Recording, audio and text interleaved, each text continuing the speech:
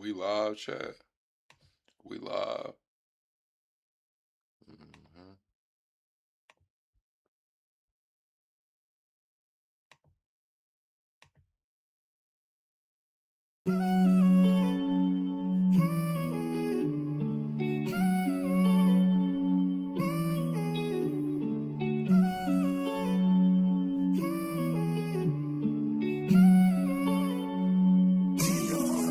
No, we started with nothing in humble beginnings. They wanna fuck with me now cause I'm winning. Chasing this chicken cause I'm on a mission. I'm known for get money and standing on business. Chasing this chicken, I ran up a ticket. Chasing this chicken, I ran up a ticket. Chasing this chicken, I ran up a ticket. Keep that shit coming, they know how we living. Come from the struggle, got lost in the hustle. Straight out the mud, no, I compliment couples. Chasing big bills just to keep this shit subtle. You ain't on my team if you wasn't in the huddle. Chasing this chicken, I ran up a ticket. Chasing this chicken, I ran up a ticket. Chasing this chicken, I ran up a ticket. Keep that shit coming, they know that I'm with it. I fit the description, I'm the definition. I'm what they prescribe like she seen a physician. She wanna ride cause she seen how we getting it. Big old booty, she my passenger princess. She like to argue, she don't like to listen. She bougie and toxic, she fine and she picky. Pretty and sedated, she get recognition. Matching nails and toes, man, she always French tip 'em. Parking lot pimping when we in the city. Don't ask her about twine, she twerk on the engine. She eat the dick in the car cause it's tennis. She pay me attention like she get commission. Pimpin' CEO, so I give her the business. She ride on the dick like she doing some fitness. She make the dick disappear like she magician. She like to swallow, man, she love when I finish. Having motion, man, you know I got plenty. Bitches choosing cause they know that I'm winning. See some thousands, now I'm out to some millions. So all my houses come with chandelier ceilings. Pillow talking, man, that shit just ain't in me. Keep it pimpin', I can't do no pretending. Jealous hearted, man, you know I ain't with it. Cuffin' hoes, I can't do no commit. No, we started with nothing in humble beginnings. They wanna fuck with me now cause I'm winning. Chasing this chicken cause I'm on a mission. I'm known for get money and standing on business. Chasing this chicken, I ran up a ticket. Chasing this chicken, I ran up a ticket. Chasing this chicken, I ran up a ticket. Keep that shit coming, they know how we living. Come from the struggle, got lost in the hustle. Straight out the mud, no, I compliment couples. Chasing big bills just to keep this shit subtle. You ain't on my team if you wasn't in the huddle. Chasing this chicken, I ran up a ticket. Chasing this chicken, I ran up a ticket. Chasing this chicken, I ran up a ticket. Keep that shit coming, they know that I'm with it.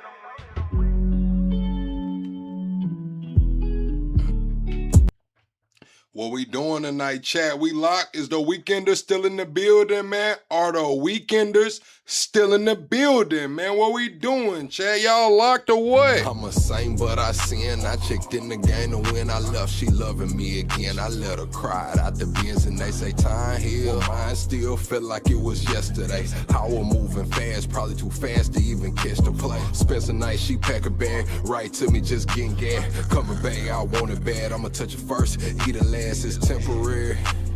Holly damn emotion said it's temporary. My pain deeper than the ocean. Temporary feelings mixed with temporary pleasures. All these temporary moments and these temporary treasures. Temporary circumstances to temporary measures. Temporary friends and even temporary schedules. Temporary smiles and temporary goals. Temporary women sliding on temporary poles.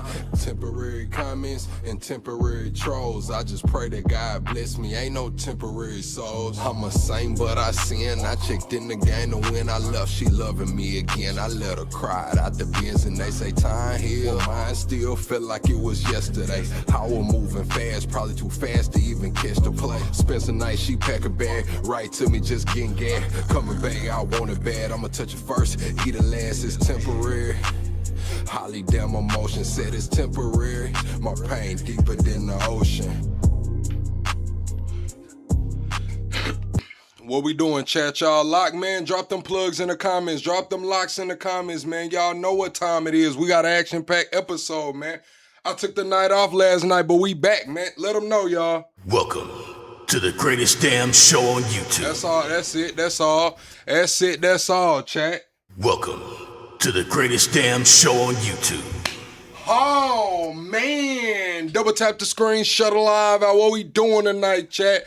Double tap the screen, shut live out. What we doing tonight, chat? Will Trump's blockade bring the world to its knees? Netanyahu pops out with militants. And we got boomers versus Gen Z. Everybody double tap the screen. Everybody shut live out, chat. We got an action-packed episode, man.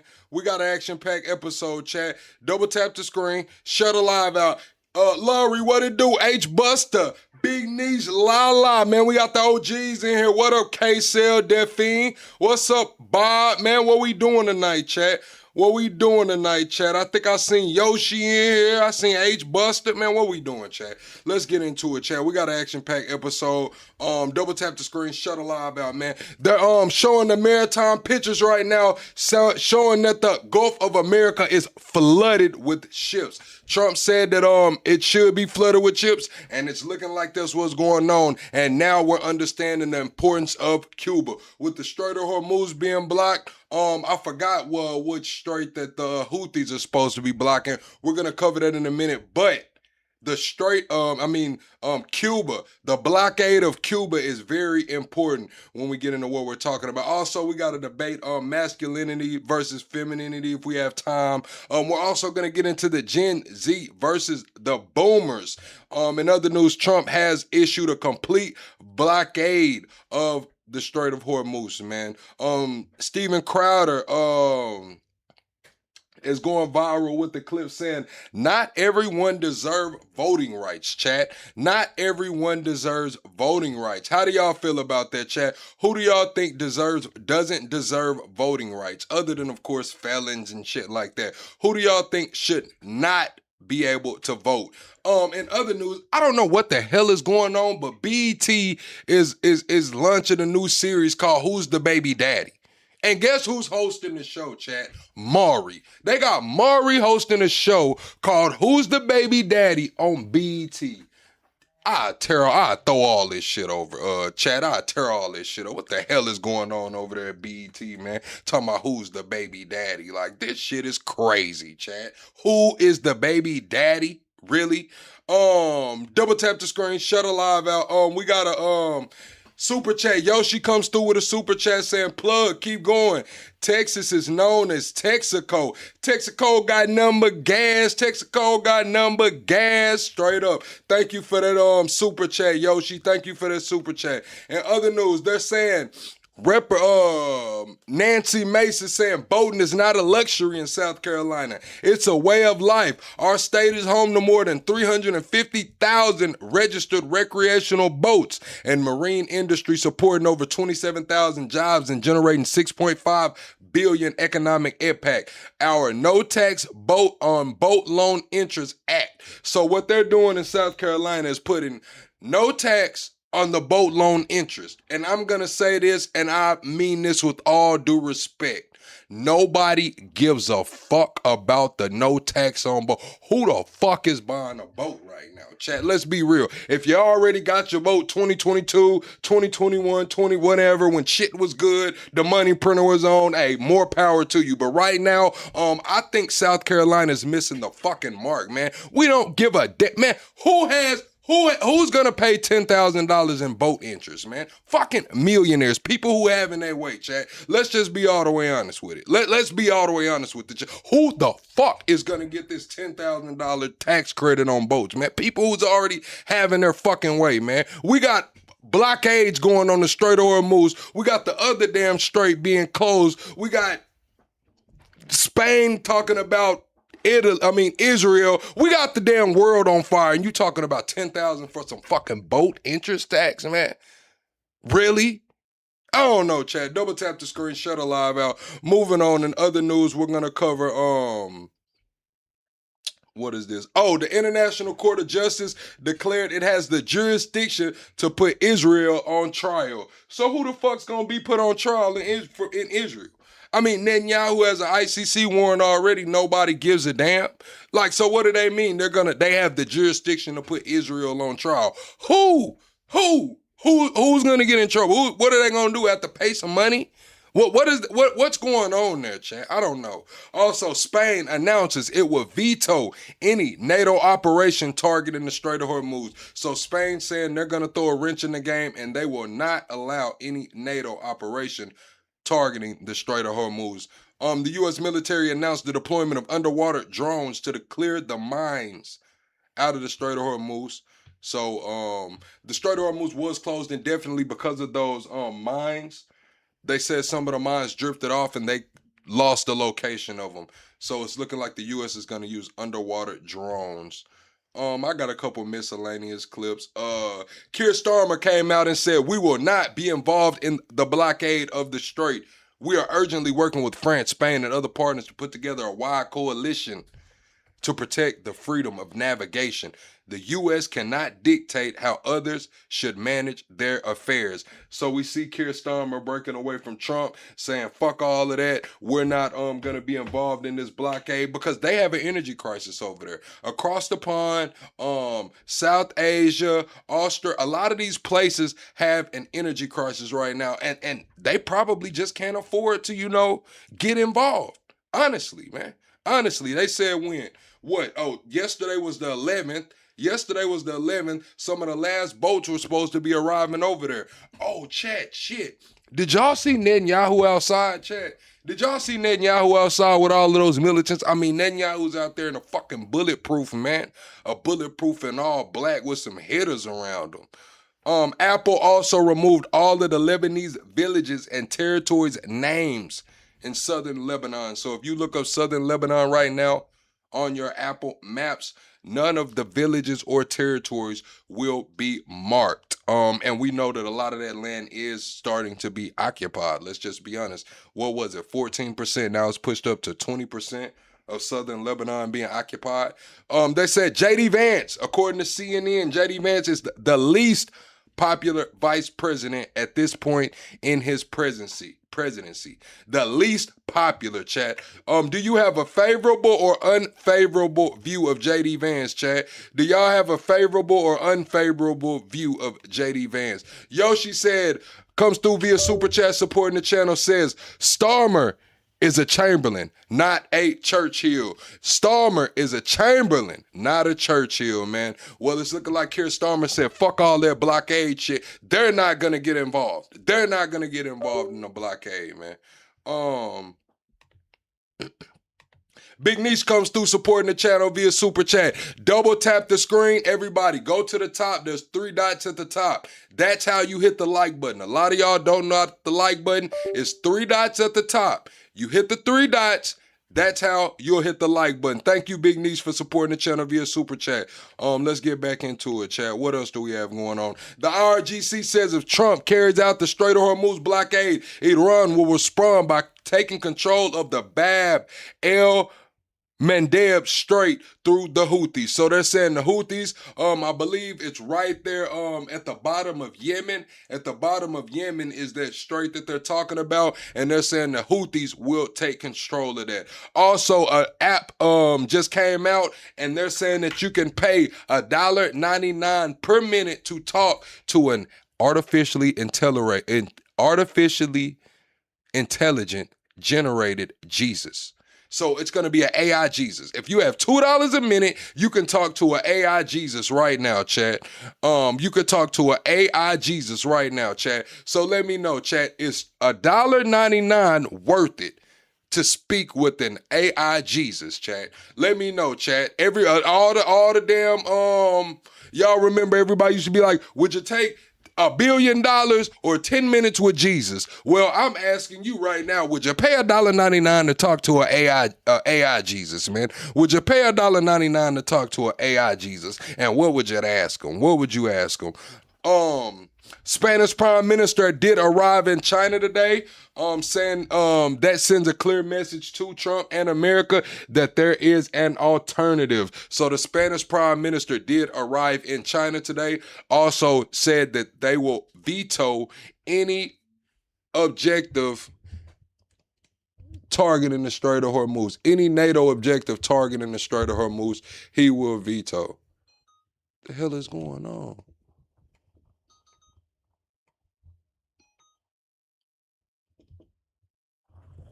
Man, I hate it when my damn...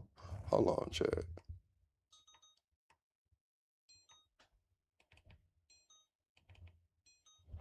This shit pissed me off when they do that, bro. Hold on, chat. I gotta get my damn camera right, bro, before we get the show started. Mods, tell everybody how to like the video, mods. Tell everybody how to like the video. What the fuck is going on?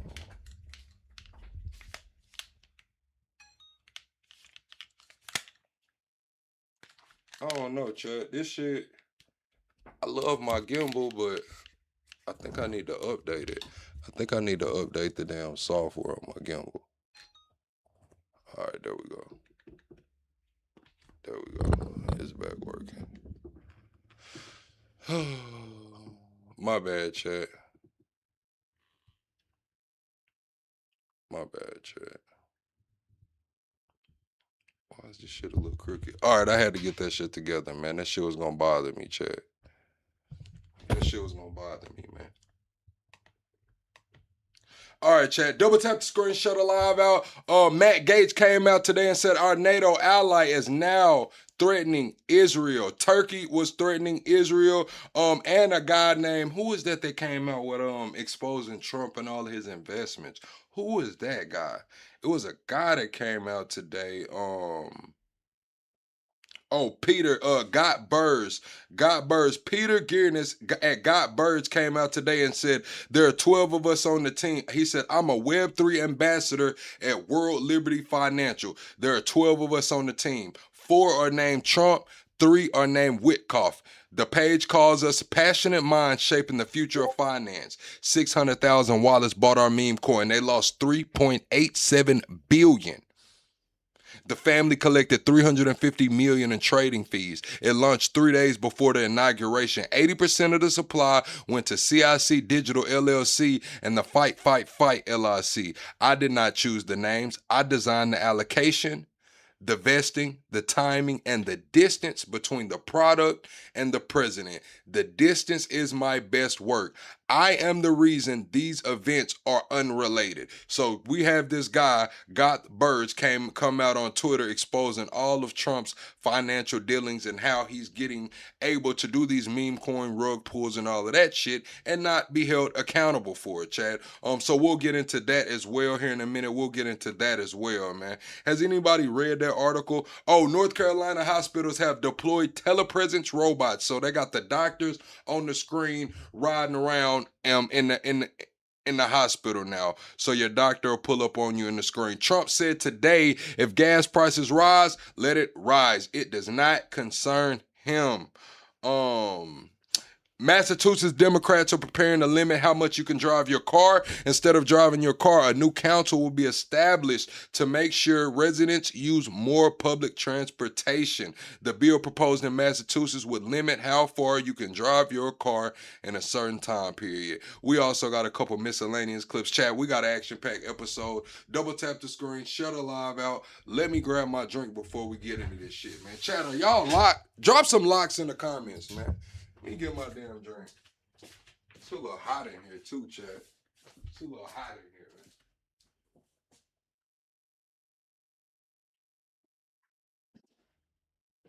Dang.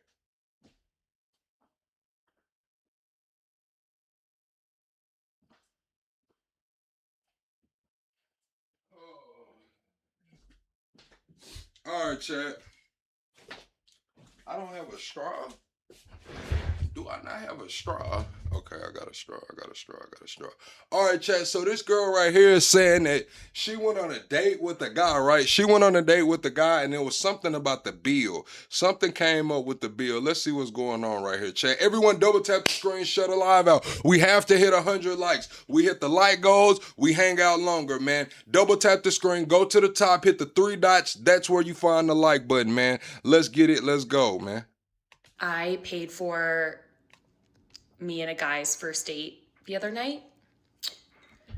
So let's get into the story. It was our first date. We were meeting for a drink at a bar, casual. I got there first. When I ordered my drink, the waitress needed a card to start the tab. So I gave her mine. He wasn't there yet. He shows up, he orders a beer. We have 2 drinks each. It was fine. I don't think I would have seen him again. I maybe would have given him a second date if this whole fiasco hadn't happened. But when it was time for the bill, the waitress came back over and was like, okay, are you ready? Should I charge the card that I have on file, or do you want to put it on another one? And I look at this man. I'm like, okay, this is your chance. You obviously haven't touched your wallet. You know it has to be my card because you didn't put down a card at the beginning. He doesn't say anything. This man's not moving towards his wallet. He's not like, oh, even if we were gonna split the bill, he needed to be like actively reaching for his wallet. But Okay, chat. What's up, Gito? What's up, lover of light? Is he wrong, chat? They're out on a date. She has her card on file. He orders a beer. They order whatever it's time to pay. Now, mind you, she said she probably wouldn't have went on a second date with this guy. She might have, but probably not. Now it's time to pay. He doesn't move for his wallet. Chat, is he wrong? Yes or no, chat? Is he wrong for not reaching for his wallet at that point? Is he wrong, chat? Yes in the chat if he's wrong, no in the chat if he's not. no. So the waitress is just standing there waiting for an answer. And so I'm like, all right, this guy's obviously not going to do anything. I look at her, I go, sure, yeah, charge the card. This guy looks at me, he goes, you sure? I was like, no, I'm not sure. But I'm not going to make this poor waitress so uncomfortable by being like, yeah, should we just split the bill? Should you pick up? So, chat, what should she have done in that situation? Should she have just said split the bill? Since he didn't move, she knows she's not going to go on a second date with him. He didn't move to pay for the bill or split the bill. Should she have just asked for separate checks? Wouldn't that have ended the whole situation if she would have just said, hey, can you put my lemon drops and whatever I had on one tab, put his beers on another tab? Could she have just said that, right? The bill? I don't know. You're the guy. Maybe that's not a thing anymore, but to me, I just feel like the guy gets the first date, especially if he's asking me out. As I'm like putting in... All right, chat, let me ask y'all this. Are you obligated to pay for a catfish's meal? If you're catfish, chat, if you get catfish, are you obligated to pay for the meal? Yeah, this one of those tonight. If you get catfished, are you obligated to pay for the meal? Yes or no? You talking about you old-fashioned. Yes or no? If you're catfished, I don't mean like fully catfish, like a different person. I mean like motherfuckers got a little Photoshop, a little edits or something, and it's not what you thought it was gonna be, man. You still gotta pay the bill. My like 20%. Ella says, are you really catfished or are you an asshole? I don't know, Ella. It could be a fine line. It's a fine line right there. Now, some of these, listen, I'm just going to be honest with you, women. It is what it is, man. Some of these women pull off some damn sorcery, bruh. Some damn sorcery, bro. I mean, the shit's damn near a witchcraft what that makeup and some contouring can do, bro. I mean, let's just be honest with you. The shit's damn near witchcraft. A little makeup, the right contour lines, fucking braided eyebrows, man. The shit's like sorcery, man. Or whatever. He's like, I'll Venmo you. And I was like, yeah, you probably should. So he walks me to my car, I give him a hug, and he's like, text me when you get home. I'm like, I'm gonna have to text this guy because, like, he owes me money. Like, it was $60, he can Venmo me 30, like, great, we'll call it even, and I never have to see him again. So anyways, I text him I'm home, he's like, great. The next day, Karen said, I didn't realize you had a filthy mouth, and I'm sorry I bothered you with whatever this is. You know not everybody likes to hear cussing. I'm sorry, Karen. That's why I come online as a nighttime show. You know, the night shows, they curse a little bit, man. If this was a daytime show, I would probably clean it up a little bit. But how ironic that Karen has a problem with me cussing. That's fucking gold, chat. That is gold that Karen has a problem with me cussing.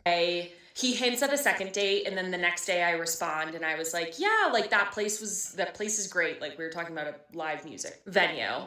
And then I sent him my username for Venmo. It has my first and last name. He didn't have it before. We met on Hinge. What does this man do? He doesn't go to my Venmo and send me the $30 he owes me. No, he takes my first and last name and follows me on Instagram. I mean, I have never been more shocked. No, I'm not gonna lie. He has some fucking nerve, bro. He has some nerve, bro. to follow her afterwards? Shocked and appalled in my entire life. I was like, okay. So he's still texting me. The date was on Oh, it was $60? It was $60? Oh, Chad, should she have just covered the $60, man? Venmo. It has my first and last name. He didn't have it before. We met on Hinge. $60? Like, yeah, like that place is great. Like we were talking about a live music venue. And then I sent him my username for Venmo. It has my first and last name. He didn't have it before. We met on Hinge. What does this man do? He doesn't go to my Venmo and send me. Carlos said, yo, I went on a date and it was happy hour. Wasn't feeling her. So why leave after a couple drinks? I told her I had to go. I was 1 beers and she ordered like 20 beers at once before I closed the tab. She ordered 20 beers before you closed the tab? Who the fuck drunk 20 beers, Carlos? She pass them around? 99 bottles of beer on the wall? Who the fuck drunk 20 beers, bro?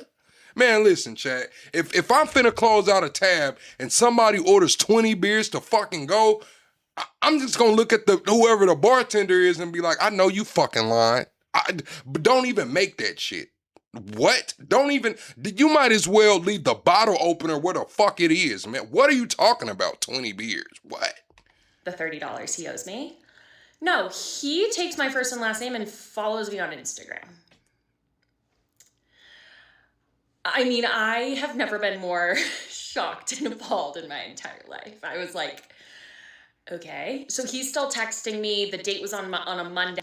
20 beers? They didn't have a bucket, Carlos? Like, she didn't even try to get the bucket deal? 20 beers, 20 singles? Man, listen, how many beers come in a bucket, chat? Like 12? Man, listen, man. 20 single beers is crazy, man. She didn't even order a bucket. By Thursday, I'm like, all right, this man hasn't Venmoed me. And also when I sent my Venmo username, he was like, oh, I'll Venmo. And I hearted it. And then he continued on with the conversation like normal, but like he never sent me the Venmo.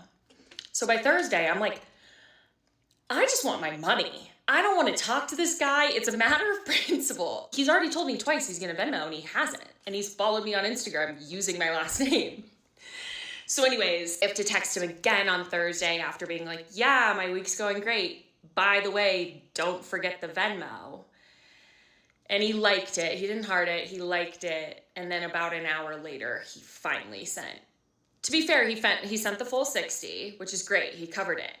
There was so much opportunity for this man to have covered it, either on the date or like as he's walking to my car, be like, hey, what's your Venmo? Like, or the first time I sent him my username, he could have just sent me the money. And he did ask me on a second date. I kind of naively was like, oh, maybe I'll give him a second chance. I don't know. Like he sent the full 60. And then he invited himself over to my place for a wine night. And I said, I'm so sorry, this isn't gonna work, sir. Yeah, the 60s, man, it's a $60 bill, man. They could have covered that $60, bro. All right, chat, this is a woman right here. Where the fuck is she at? I got one more miscellaneous clip. All right, this woman right here is saying that she's getting a divorce. She found her husband had a secret phone, chat. She found her husband with a secret phone, chat. I'm not gonna lie, this shit be going on in the hood, man. This shit right here be going on in the hood for real. Crazy. Because I'm literally on my way to my fiance's fucking work right now to call off my whole entire engagement because I just found. Oh, he finna lose his job too. I can see it right now. She's on the way to his work to call off the engagement. Oh, you finna lose your fiance and your fucking job. Oh my God. Found his burner phone that he's been talking to his girl best friend. His burner phone, girl best friend. Yo, she came through and said, bro said we friends now. I'll get you back. Yeah, yo, he was just, listen, chat, this is what I'm gonna say too. Now, she said he did invite her to her house for a wine night, right? Which is bullshit. Chat, everyone hit the like button. Go to the top, hit the 3 dots. We're 25 likes away from the next like goal. We have to get to that like goal. But I don't see a problem with him making her jump through a little hoops and hurdles. Now, should he have waited 4 or 5 days to send her the 60 back? No. But if he wanted to see if she was going to cover it now, see how much she was into it, that's cool. You know, maybe they walk outside of the restaurant, he gives her the money back. Maybe he sends it later. You know, maybe he wants to see how much she's really into him. Because we are in a dating culture, chat. I was in Austin, and I can tell you about Austin, it's a dating culture, man. Some of these girls are out here going on 21 dates a week, man. 3 dates a day, 7 days a week, fucking meals paid for. 21 meals a week paid for. So I can understand why he put her through the hoops and the hurdles, but it shouldn't have took him that damn long to pay her the money back, bro. It shouldn't have. On. Yeah, the girl best friend he told me not to worry about for the whole, 4 years I've been with this man? Let me repeat myself. I found a second phone. At this point, I'm just blaming myself because, I've ignored so many red flags over the past 4 years. Me and him have been engaged for 5 months, I think, going on 6 months, literally planning our wedding, okay? I knew from day one this... You said 21 dates a week is a lot of dates. It is, chat, but you got to understand that, I'm from the South. I'm from the country. But in the city life, that shit's probably nothing to them girls, man. They go contour their face, get their eyebrows braided, they tins, bad bees, you know what I'm saying? And now, what if they got five or six guys in rotation? Maybe they got an inbox full of guys as well, but they got 5 or 6 guys in rotation, man. They're getting fucking 21 meals a week. They go on a couple dates with new guys. They have their rotation take them out, man. That's 21 meals a week. $50 a meal, man. What is that, chat? Y'all do the math, man. It's fucking $1,000 a week in food, bro. This man had a girl best friend, and like I said, I'm telling you, chat. I used to live in different lifestyle, bro. I done had some of them doggy bags, man. Them doggy bags, girls get to going on dates and shit, getting wined and dined and shit, man. Whole time I'm waiting on my fucking doggy bag, man. The hell you mean y'all eating steak and shit? Y'all eating, you know I can't eat seafood. Don't even order that shit. When you go out with him, don't even order the seafood, because I'm allergic. My fucking doggy bag, man.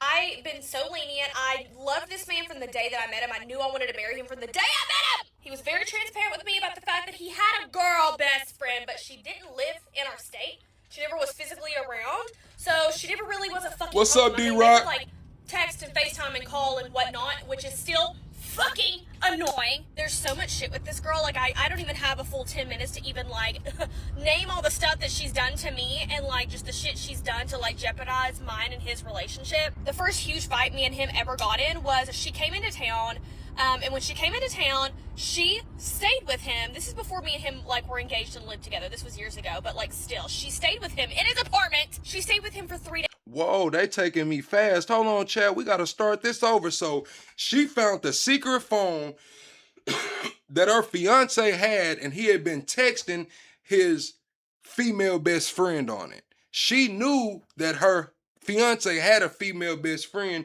She just didn't know the extent of it. Now she's talking about they stayed together for 3 fucking days. What? Whoa, that took me fast. Hold on. I'm shaking right now because I'm literally on my way to my fiance's fucking work right now to call off my whole entire engagement because I just found his burner phone that he's been talking to his girl best friend on. Yeah, the girl best friend he told me not to worry about for the whole 4 years I've been with this man. Okay, chat. Women in the chat, can your man have a girl best friend? Men in the chat, can your woman have a male best friend? Or is all of that shit over with when you step in the door, man? Or will you allow your significant other to have a best friend of the opposite sex? Yes or no, chat?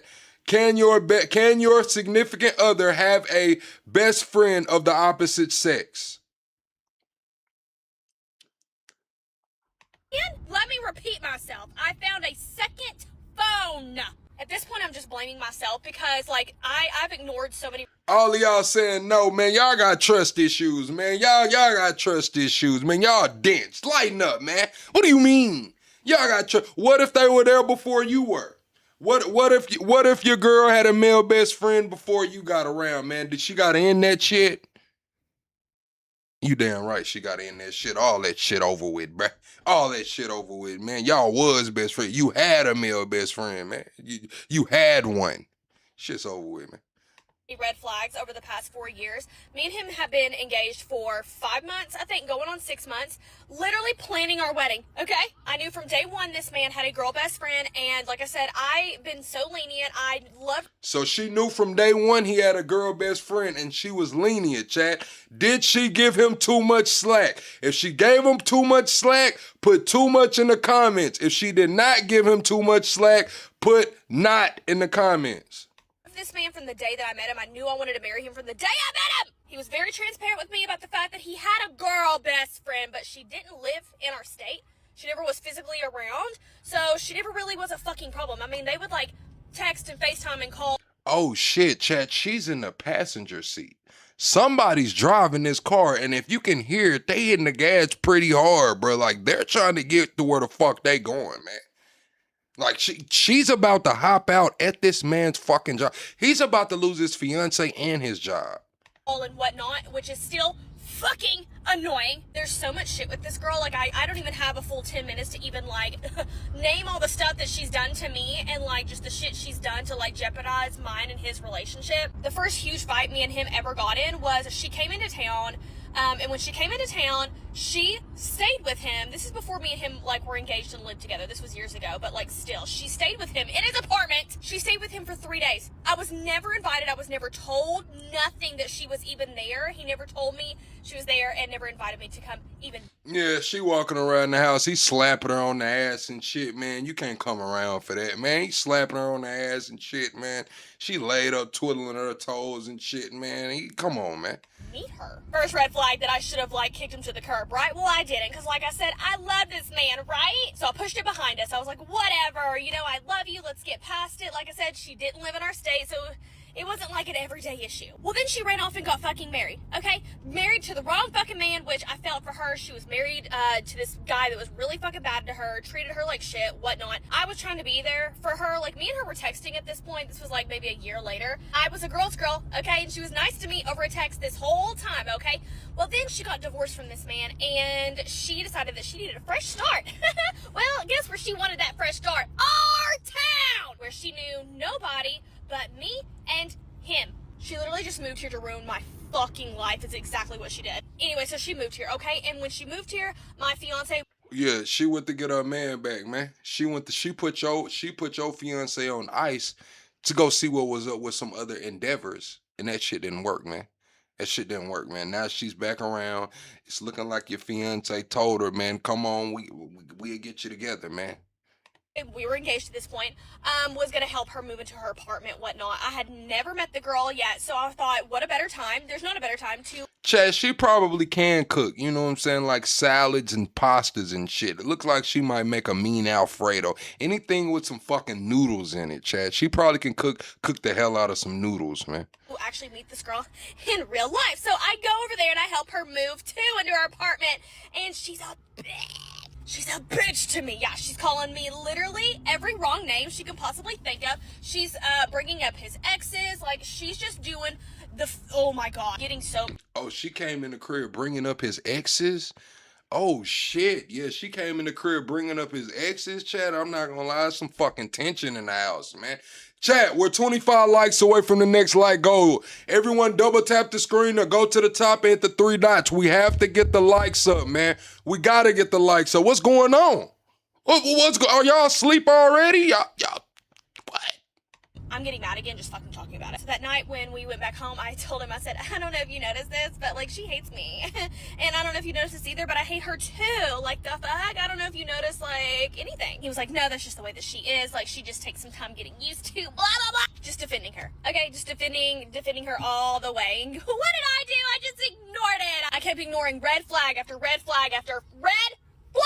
I'm here to work because I just gotta hurry. Also, I need y'all's advice. Should I go in here and make a scene? Should I go in here and make a scene? Because honestly, he fucking deserves it with all the shit he's put me through with this girl. I literally was just gonna walk in very calm, cool, and collected and tell him I was here to like surprise him with something and just give him the ring back. So long story short, it just got to the point where she was literally at our house every single night, every single weekend, like nothing. We had no time together. This girl was around all the time. I felt invisible in my own like engagement, in my own relationship. Like I felt like, why didn't you run off and just get married to her? Like I don't understand. Which brings me to last night. Okay, me and him have a date night, like once every week, whatever. We go to like our favorite restaurant, our favorite bar, whatever. We have some drinks and stuff like that, and then we'll take a spicy cube when we leave the restaurant so we can come home and spend a few hours. Bro, what the fuck is a spicy cube, bro? Like, is that the white community's version of a honey pack? Is the spicy cube the white community's version of a honey pack? Because those are the conclusions I'm drawing, bro. Like, I never hear anybody black talk about spicy cubes. It's always the honey pack. And then I never hear the white folks talk about honey packs. It's always spicy cubes. What the fuck is going on? To the bedroom having dessert, if you get what I'm saying. I'm putting this thing down, flipping it, and reversing it for this motherfucker, and tell me why this girl keeps calling him, FaceTiming him, texting him over and over and over, back to back to back to back. I literally pulled him out of me so fucking fast. I said, no, this Nita said, bro is literally a live streamer. Yes, I am. can't happen no more. Like, you're absolutely, I literally stopped what we were doing an hour deep into a spicy cube. That's how you know this shit's serious. And I told him, I said, you gotta do something about this situation. I can't do it anymore. So they in the middle of doing it and she just pops out on him like, hey, you gotta handle old girl. What the fuck is going on? Like, I'm giving you an ultimatum right now. Set boundaries, get rid of her something, or I'm not getting married to you. And he agreed. He agreed. He was like, yeah, this is getting a little out of hand. I don't know why she's calling me this much, blah, blah, blah. She's here at our place too much, blah, blah, blah. Yeah, you think? You think? So this morning, as I'm putting laundry away in his fucking drawers, the drawers I bought him, by the way, not that that matters, I find this bad boy. I find this bad boy! And this is how fucking stupid men are. There's not even a lock on it. There's not a face ID, there's not a code, there's nothing. You best fucking believe I went through it. Because what? Oh my god, I'm so hot. Like, I need so much air conditioning right now. What the hell? Yeah, so I went through it. Yeah, and tell me why her name was her name in real life with a heart emoji after it. Yeah, that's her contact. And it's conversation. Oh yeah, she saved that bad boy. If her name is in there with the heart behind it, man, believe me, she saved that shit in his phone. Pictures, you name it. For how long, you may ask? A year and a half. A year and a half! Oh, the way I want to expose him so bad on the internet right now and post these messages. I just don't get it. Why would you ask somebody else to marry you and when this is going on? I don't get it. Y'all have been just best friends and cutie patooties since you were in diapers, but fuck! I have to calmly go in here and give him his ring back. Or, honestly, or should I just make a fool of myself? Because he's already embarrassed me enough. It's his turn to be embarrassed. No, man, you should stay, man. You should work on your fucking marriage, man. Oh, they're not married yet. They're fiancé. They need to go do something, man. Listen, man. Don't give up on that man too easily, man. He didn't cheat. All right, now, chat, let's see what Stephen Crowder talking about. Over 5 million people in the U.S. can't vote as a result of felony disenfranchisement. All right, chat, double tap the screen, shut the live out, chat. This is Stephen Crowder talking about not everyone deserves voting rights, chat. What group of people should not be allowed to vote, chat? What group of people should not be allowed to vote outside of felons? Good. So denying people in prison the right to vote continues a whole history of denying people of color access to representation. Let's say a violent murderer, thief, rapist gets to vote on rape laws. You see the problem, right? What if I were to tell you that there is a way to solve 90%, if not all of the problems facing the Western world, or certainly here in the United States, where with just a couple of tweaks that, by the way, not only it wouldn't be unprecedented, it would be totally in line with human history and American history until the 1900s. You just make a couple of tweaks and you would never have a Marxist, a radical Democrat again. You said reformed felons should be able to vote. Reformed felons can vote depending. There are pathways like shit, chat. I can vote now. You know, I'm not gonna say his name, but it's another person in the community that can vote now. He actually got his voter rights restored before I did. There are pathways for felons to be able to vote. Chat, we're 23 likes away from the next like goal. Everyone hit the like button right now and we'll smash past that like goal. Double tap your screen or go to the top and hit the 3 dots. It can be done. The problem is it's an issue that everyone's afraid to discuss because they think it may be unpopular or it may alienate people. Well, we saw how that went with Donald Trump. Right, dealing with immigration. That was a third where you didn't. That's why all these Republicans were rushing to push amnesty because they wanted to buy them. This motherfucker, Orhandon 2429 comes in and says, guys, you're spreading misinformation. What the fuck? We ain't even talked about shit. We talked about 2 white women and their relationship problems, and now we just started a video about Steven Crowder. What the fuck are you talking about, little 2429? What? Them votes, Donald Trump, lifted the veil. This issue is one of those issues. So let me just give you a brief refresher. You've heard me give my thoughts on voting, and I stand by it. I want to expound upon it. Here's counterintuitive. Everyone should be able to vote. Are you starting to get the picture? 1, only those in mandatory selective service. As long as the draft exists, only those in it get to vote. Ladies, take your pick, draft or vote. Oh, okay, chat. How do y'all feel about that one, chat? If women want the right to vote, should they have to sign up for the draft? Now, we know that all males age 18 to 25, starting in December, will automatically be registered for the draft. All males 18 to 25 will automatically be registered for the draft. So should women have to automatically register as well if they want to retain voting rights? Yes or no, chat? Should women have to be sign up for the draft to be able to vote? You want to, then draft.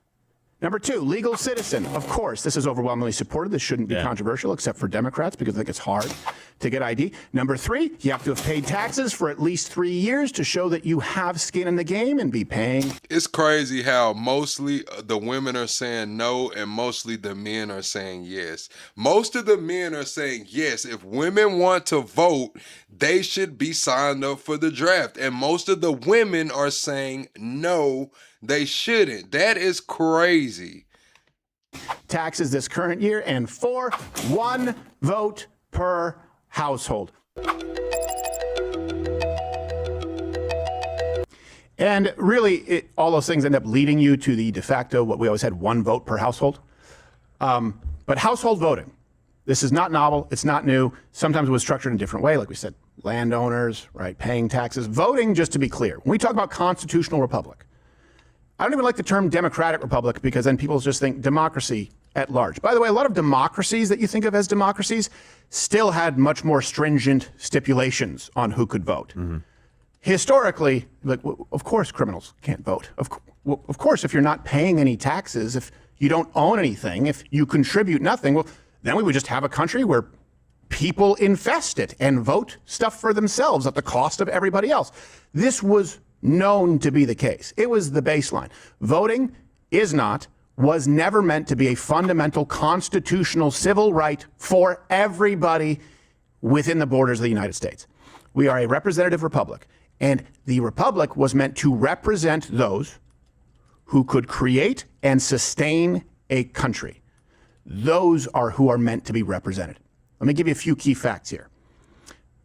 1, historically, voting in the United States was restricted to land and property owners, over 21 years old, 21 plus. There were religious literacy tests, largely white men. That brings us to fact number 2, because I know what people are going to say, slavery. Here's the thing. The founding fathers, and I'm going to give you some references, some quotes.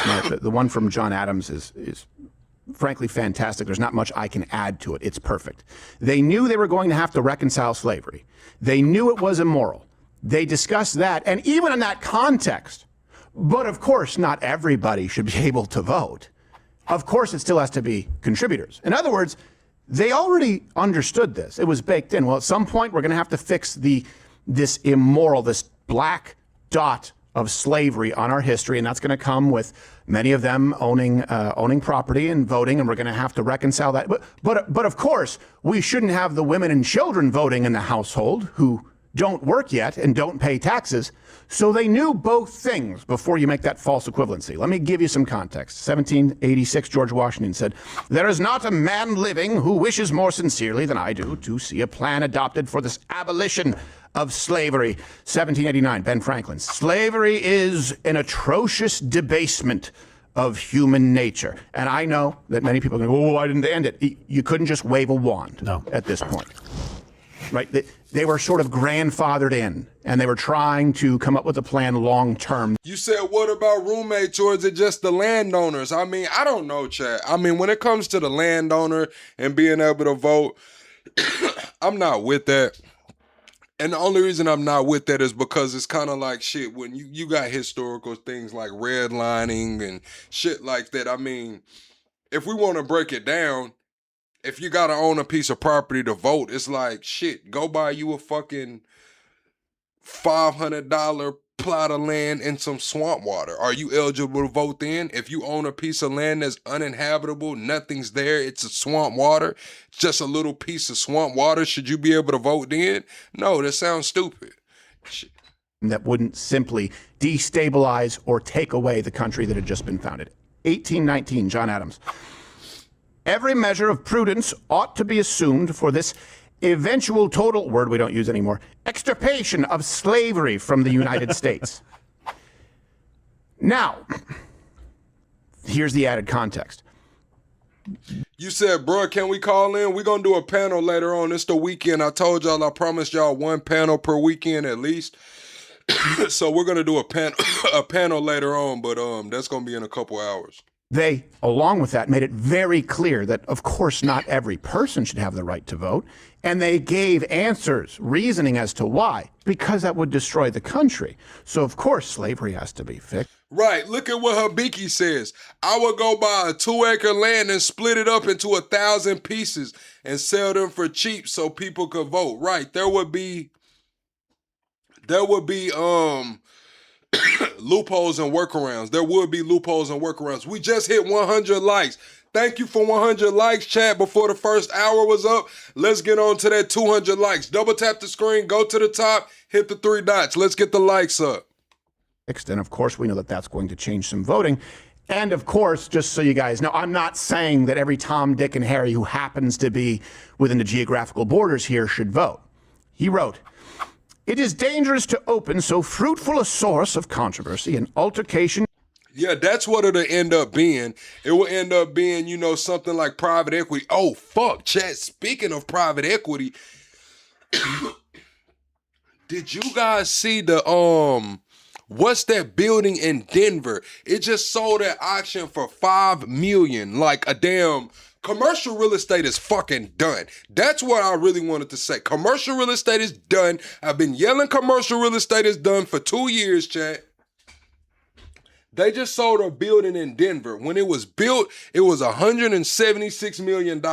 It just sold in 2022 for like $122 million. That bitch just went at auction for $5 million, chat. It's no way. Nope, none of this shit is being reported, bro. We're talking about private equity that owns this shit. Who's gonna be left holding the bag, chat? This shit is insolvent. It's insolvent. A lot of this shit is going into private equity. These commercial real estate bills. On the books, it's $122 million. They sold this shit for $5 at auction. Foreclosure, bro. It's fucked up, chat. It's fucked up, man. And there's nothing they can do about it unless they convert this shit to apartments. Let's be real, chat. Nobody's going back to the office. Why? Why? The pandemic, work from home, hybrid work, that ushered us into what? The AI era. Now all of those people that were going to go to the office, white collar jobs, AI is going to do it anyway. So this office space is done. It's finished. It will never hold the same value it has before unless they convert it. They have to convert it into apartments, chat, or we're fucked. But they can't let anybody know that because why? Private equity holds so much of this shit. Who's going to be left holding the bag, chat? I say this shit every night. We're witnessing the greatest rug pull in history, bro. The greatest rug pull in history. It's fucking crazy. As would be opened by attempting to alter the qualification of voters. There will be no end of it. New claims will arise. Women will demand a vote. Lads from 12 to 21 will think their rights not enough attended to.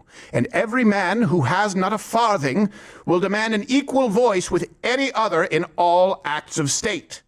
It tends to confound and destroy all distinctions and prostrate. Why the fuck is he reading it in his voice, bro? I can't They deal. really just approach everything with moral relativism and a pragmatic worldview, or at least what they view as pragmatic. Some people would argue slavery is pragmatic for those who benefit from it. These people were forward-thinking, and they were very clear and adamant that voting should be limited to those who contribute, have skin in the game, can make and sustain a country, and it needs to be bound to duties as well, like paying taxes, like owning property, like... No, I didn't see that they proposed taxes on closed businesses in Portland. But I did see, what was that, chat? Was that Arizona or New Mexico that made public colleges free? I believe Massachusetts, I think California, and then one other state came out, I believe recently. I think it was New Mexico or Arizona. It was either New Mexico or Arizona just made public college free. Also, Microsoft just dropped the AI courses, like all of the AI courses that people were paying, $1,000, $2,000 to go get certified in, man. Microsoft just dropped all of that shit for free. And now you can go take all the courses, get AI certified, and you just have to pay for the test now. I think one test is like $165, the other one's like $199. But you can take all of the coursework for free right now. It's crazy, Chad. They're giving this shit away. The draft, like in many states, mandatory volunteer firefighter service. In other words, before we talk about universal suffrage, many men did not have the right to vote. Let me be even clearer. Many white men in the United States did not have the right to vote. Don't turn it. But no, Carlos, you remember the other day they were saying that if you don't have one of these certificates or these AI certificates, some of these jobs won't even look at you. Remember that conversation we had? I was kind of against it, but y'all were trying to tell me like, no, a lot of these jobs won't even look at you if you don't have that shit. And now we got Microsoft giving it away for free. And you just have to, the coursework is free. You just have to pay, the $100 for the test or the $199 for the other test. I'm saying that as, giving game some information. Hey, if y'all didn't know that shit, now you fucking know. You go take that coursework for free. Turn it into a race or a gender thing. In some states, most. And it wasn't controversial. I wonder how the Founding Fathers would have reacted if they learned that women, welfare queens, and criminals may be able to vote now.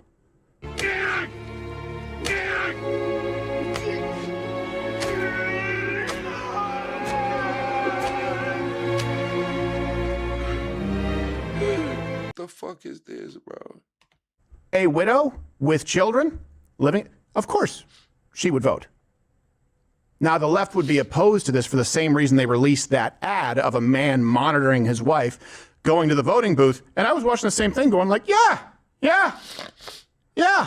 that's a character issue. Hey, Chad, it's a law in Arkansas. Like, I think, of course, you can't do it because it's federally violated, but in Arkansas, it's like a law where you could beat your wife once a month or twice a month as long as you at the courthouse I forgot, it's like you got to be at the courthouse on a certain day and you can only use certain objects, but you could beat your damn wife. It's crazy. Crazy. Canceling each other's vote out. That's not how this country is supposed to be. And that certainly is an environment that encourages a nuclear family So this is why the left has been on a crusade to expand voting to everyone, legal, illegal, law-abiding, non-law-abiding, minor or adult. Right now, over 5 million people in the U.S. can't vote as a result of felony disenfranchisement. Good. So denying people in prison the right to vote continues a whole history of denying people of color access to representation. What we have to do is pass a national federal law. Yeah, if you do it, your ass going to jail because you got to do it at the courthouse. So if you go to the courthouse in Arkansas and try to beat your wife, your ass going to jail. But technically, there is statute to where you can do the shit. But you would be violating some other kind of, I'm sure, federal law or something. But yeah, that shit's crazy. You said, why is this a conversation? I don't know. This is Steven Crowder talking about not everyone deserves voting rights. And he was talking about women and how the founding fathers felt about women voting. And he showed a video of Mel Gibson fucking whipping his wife or whatever on whatever movie. So I was like, well, damn, chat, did y'all know technically in Arkansas, you can beat your wife, shit, twice a month on the courthouse.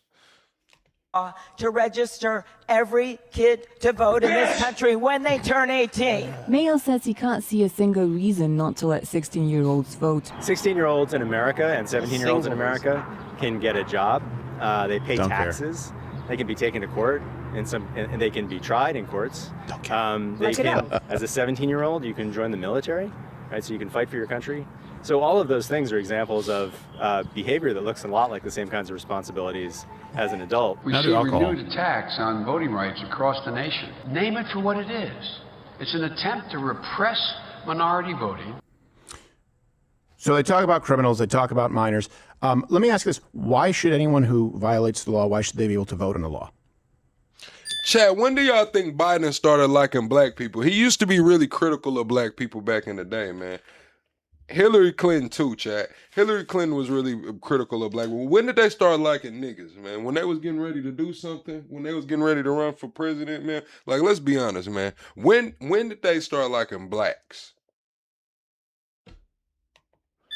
Especially while in prison. Yeah. Let's say a violent murderer, thief, rapist gets to vote on rape laws. You see the problem, right? That's an extreme example to make a point, but it's an example that the left actually believes in. Now apply the same to social services, to the budget, to taxes. Why should someone who contributes nothing and only takes get to vote how to take? That has never been the case throughout this country until people started believing, because of the progressive left, that everyone should get a vote and everyone has a say. You know what? I'll even give you a compromise. 16, 17-year-olds who work and pay taxes, you know what? Okay. Look, Alan comes in here talking about thumbs down, also an option. Hit the fucking thumbs down, then Alan, do something. Don't come in here looking around, Mr. Xander Allen. Do something. Thumbs up, thumbs down, like, comment. Hell, you're already halfway there. You dropped a comment. Do something. Shit. They can vote. That's not enough. You know why? We know how those people would vote. That's usually an industrious young lad out there mowing lawns. He's going to want to keep more of his money. What they want to do is dilute the vote of the American people who were meant to be represented, meaning you, the American worker, the person who is trying to keep a family together, trying to keep a company together, trying to keep a farm together, trying to keep a job going.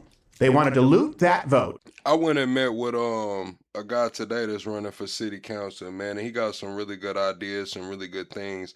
I don't live in his district, so it's not really much I could do to help him at this point, but I sure do hope he wins, man. I sure do hope he wins. We had a nice little discussion today, man, about 15, 20 minutes, and he got some really good ideas, really good way he's looking at the city. He has a really good outlook on the city, man. I hope he can get in, though.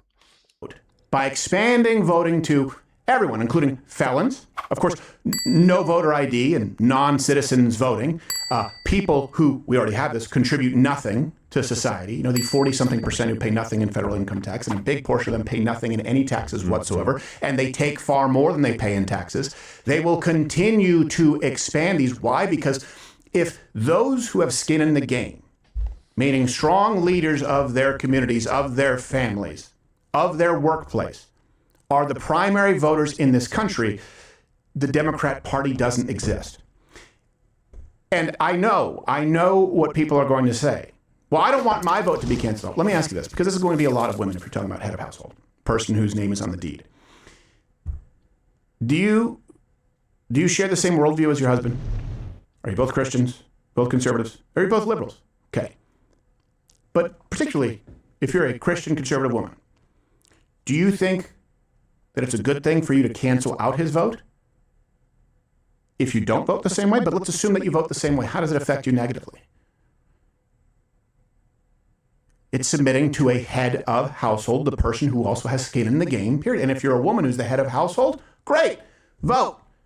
Doesn't that seem fair? Doesn't that seem reasonable? And doesn't that actually safeguard the vote that really should matter? It's not a universal right. It is a privilege. And it is a privilege afforded to those who keep a country alive. Put it this way. Let's take one extreme. Man, do you know how many fucking divorces it would have been, man, and motherfuckers falling out, man, over this last election, man?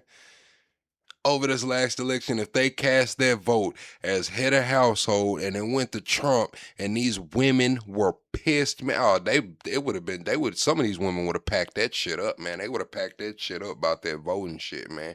I'm just gonna be honest, they would have packed that shit up, man, about that head of household voting, man. What we always had, household voting. Property owners, taxpayers, only they vote. What would you have? You'd have a much more balanced budget. You have a much more fun. Who the fuck got $26K back in taxes, man? It's just now April, man, and you got $26K back in taxes? I need a $500 super chat right now. You got $26K? I need a $500 super chat right now. What are you talking about? Man, it's just now April. How the fuck you get $26K back? Man, I need a $500 super chat, man. Support the channel. Much more highly functioning country. May have some laws that you don't like because you don't agree with their opinions. Fine. Take the flip side. The ideal voting base for the current Democrat Party. People who pay nothing in taxes, criminals, non-citizens. What would you have? You would have no country. That's the direction they want to go.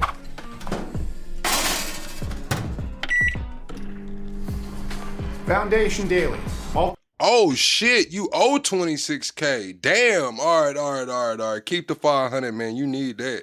Hey, listen, keep the 500, man. Your ass might need to, you know what I mean? Hey, man, if you owe $26K, man, keep that 500, boy. You got some. You need to pay them folks, man. Hey, listen, I heard they don't be bullshitting, man. I heard MTG was saying fuck all that though. I heard MTG just told everybody to fuck all that. Ain't nobody paying taxes. But if you owe $26K, man, you might want to go holler at MTG because I think they got a little shit going on over there. Want non-citizens voting. They want people who pay nothing. They want felons voting, and in some cases, even dead people voting.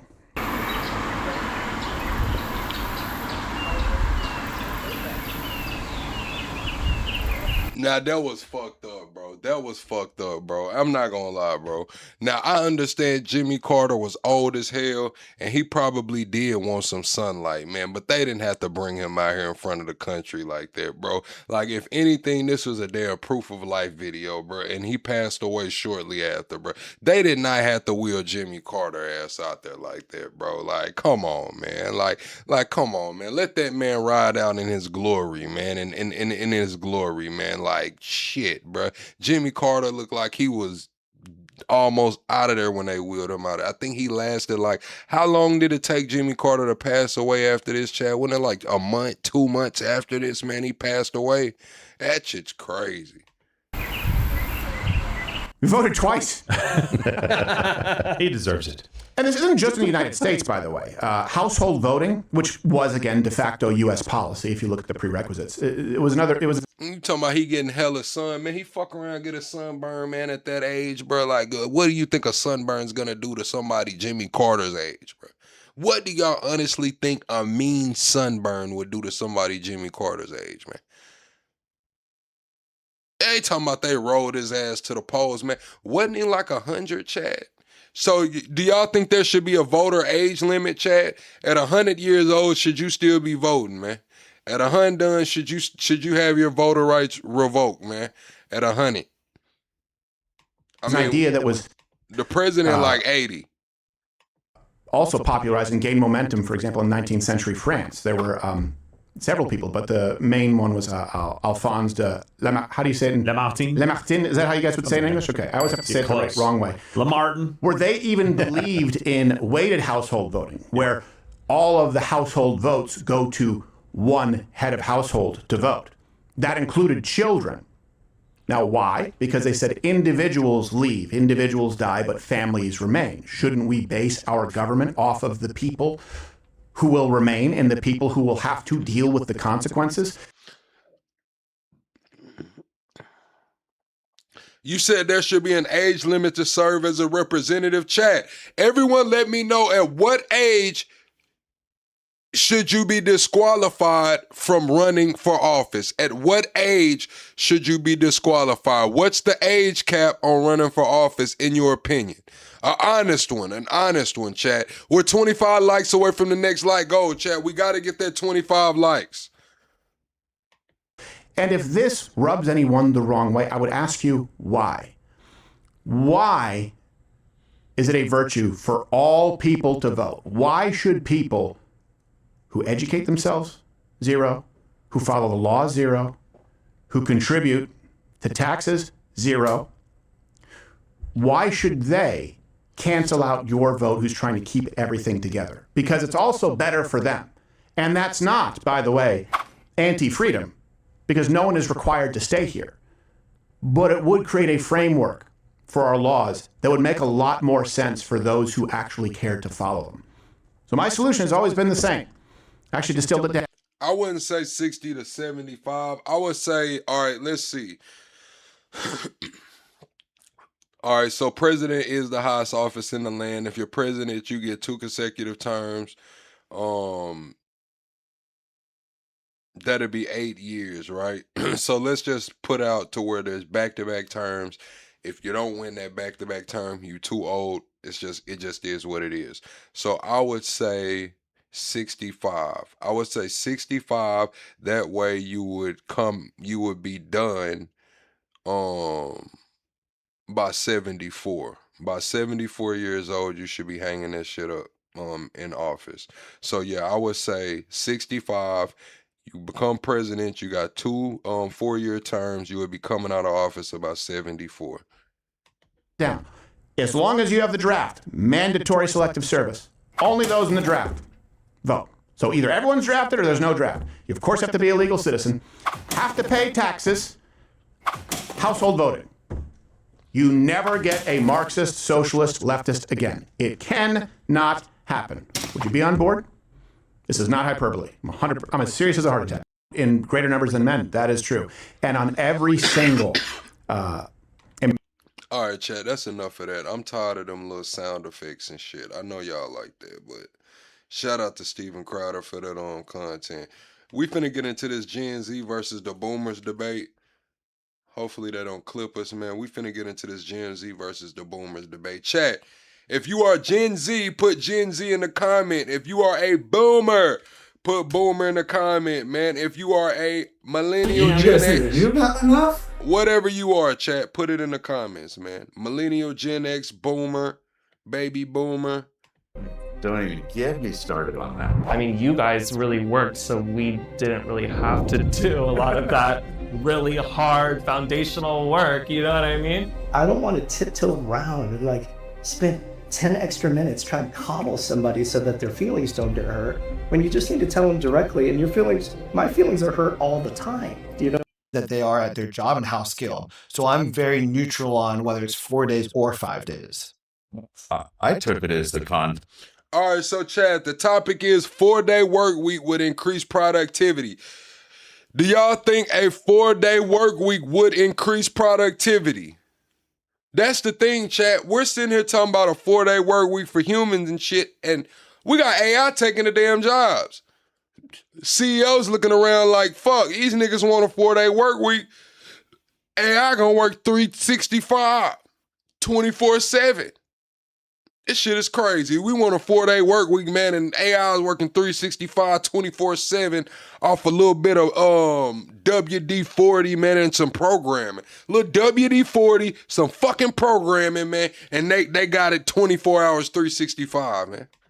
Context, and this is 2025. We don't think 9 to 5 as much as large and structural, right? So that's the complete, platform. I took it as the traditional 9 to 5 in what they want to call factory worker job. But 9 to 5 desk jobs, I truly believe would be much better.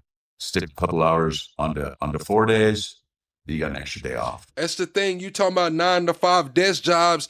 That shit's done. That shit's done. I just watched a video of a dude that say he got a master's degree. He went to school for 12 years and Walmart wouldn't even hire him as a cashier. Walmart wouldn't even hire this man as a cashier. He got a fucking master's degree, Chad. What are we talking about, man? I mean, only because I've done that route. That would have been much. You said, should men have to be draft eligible to be able to vote? Lady D, you behind on the live, but I'm going to say this. All men are draft eligible. That's the thing. As a man 18 to 25, you're draft eligible.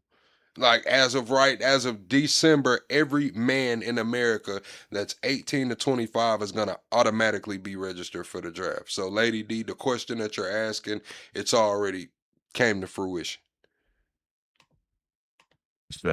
So that's just my opinion, but you're absolutely right. I mean, productivity isn't you can't quantify. No, the enlistment age went up to 42, but the draft age is still the same. You can enlist up to 42, but the draft age is still the same.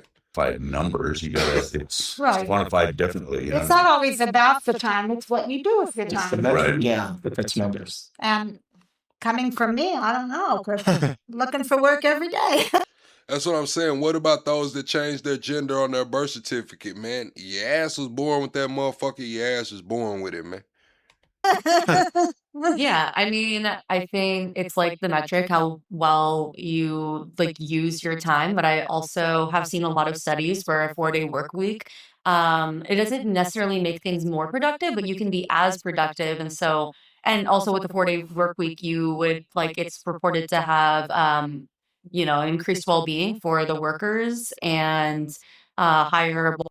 You said, should felons be able to vote? Felons should have a pathway to be able to vote. I'm not going to say that all felons should automatically be able to vote, but felons should have a clear, concise pathway to be able to vote. Like maybe a program. Maybe you know how they have a lot of programs while you're in jail. Maybe there's a program you can go through with some more stipulations.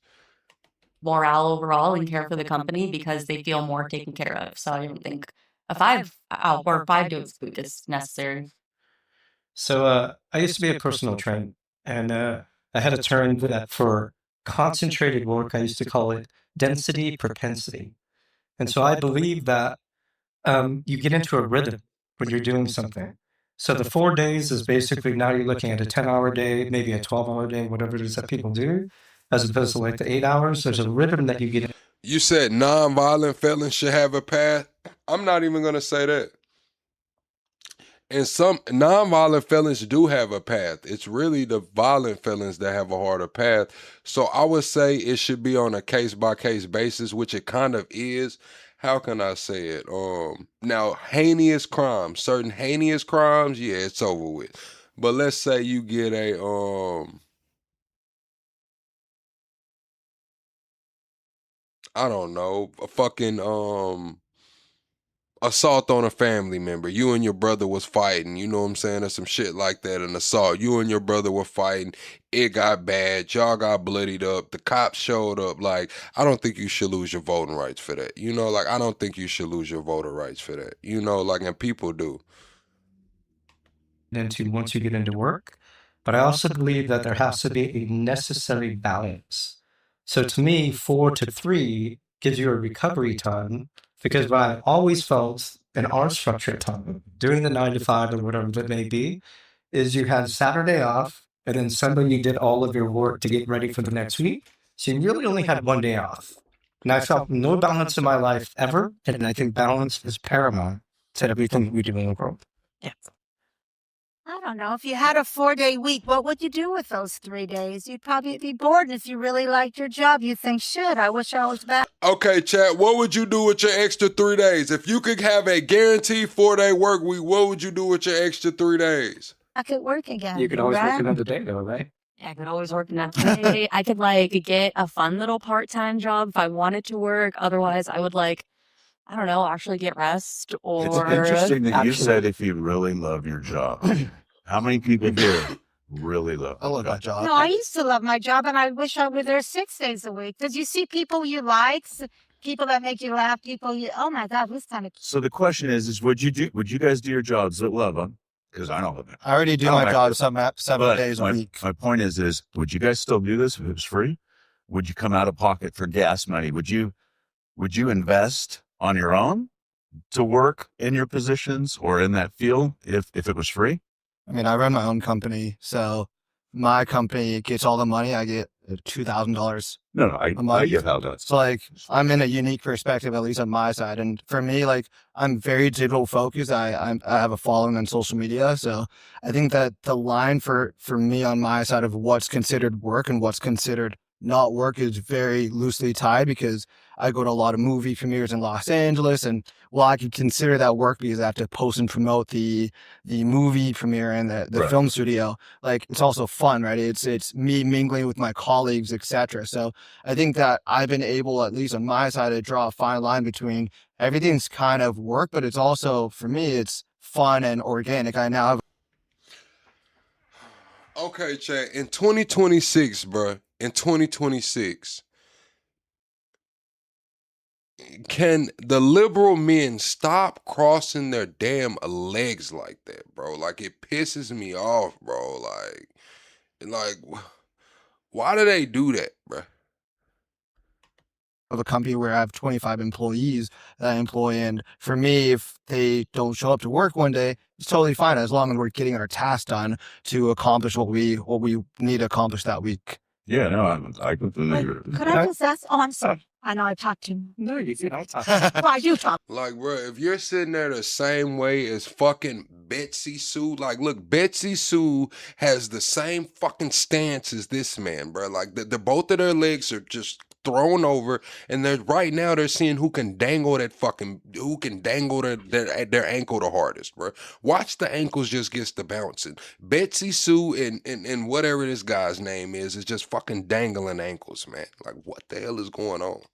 It's up. Just being Yes, honest. But You go run it. to say, just because you love doing your job, why would you do it for free? I mean, Well, you love doing your job because maybe you love the paycheck also. Maybe you just like being around the people you work with. Maybe you're bored at home and say, oh, I wish I were at home here on the TV or whatever. And to be honest with you, I would try to do something You said, why don't you just stop looking at his legs? So, I mean, he's fucking dangling them. Like it's in the middle of the thing. If you want to know my honest opinion on the chat, that signals, like, nervousness. You're closed. Like, a man comes in the room, he's confident, he has a fucking power stance, man. Open them legs up, man. Have a power stance, man. You got your legs all thrown over and closed and shit. You're scared. Fuck you scared for in here, man. Dangling your leg and shit, man. What the hell is going on? constructive if I were so wealthy and loved my job. Maybe I'd go do volunteer work at Children's Hospital, or maybe I would do something where maybe someone actually needs my help rather than sitting home fiddling, thinking, wow, I'm so glad I have 3 days off now. What the fuck am I supposed to do? So first question is, what is the job? What is your work? My company, I run a marketing agency. All right, very cool. And then just to kind of like follow up on what you said is that I believe that if you have a passion for what you do, it's no longer work. And it's a beautiful thing. It's just something that you love. 100%. Work and lifestyle become one and the same. And that is a beautiful thing. And I feel like as we sit here looking at our past experiences from linear structure, is that there's an evolving aspect taking place in the world that we really have to look at. And it really has become something to where people are pursuing careers that is something that they absolutely love. rather than just going to make money. And I truly, truly appreciate that. And hearing somebody of your age already having a company with 25 people. Hey, listen, chat. Look at Lincoln. Chat. Lincoln says, "Can I be a mod now? I'm always here. I left my kids at camp for this. Please." Lincoln, no, because you lying. We know who in here all the time, man, Lincoln. We don't know you like that, Lincoln. You ain't from around these parts, Lincoln. What part of YouTube, the YouTube streets, did you stumble in here from, Lincoln? We know everything going on this block, Lincoln. We got enforcers and shit. We got lookouts and scouts and shit over here, Lincoln. You thought you was just gonna slide in here and say, "Can I be made a mod now? I'm always here." Lying? Too strong, Lala. What's wrong with Lincoln, man? J-Bo, man. J-Bo didn't even ask for a mod wrench yet. I'm incredibly impressed. You said, why am I scared to make him a mod? I don't fucking trust him. I don't know him. Being a mod comes with a lot of responsibility. What do you mean? Shit, let him come sleep in your house, man. Give him some authority over your shit. Thank you so much. That's amazing thing. Well, and I'm jealous of your generation in a sense. Our generation.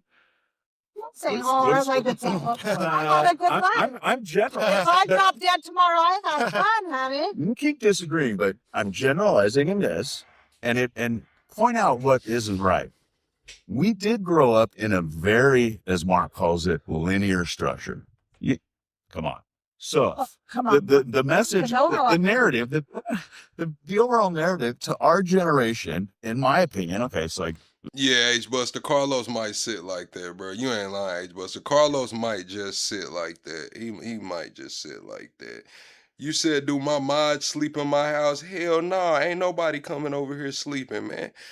D-Rock, what's up? D-Rock supports the channel via Super Chat saying the chat needs to chill. D-Rock, man, you know how it gets down over here. We just now getting started for the night. Thank you for supporting the channel, D-Rock. But yeah, man, what do you mean, man? Can the mod stay in my house? Hell no.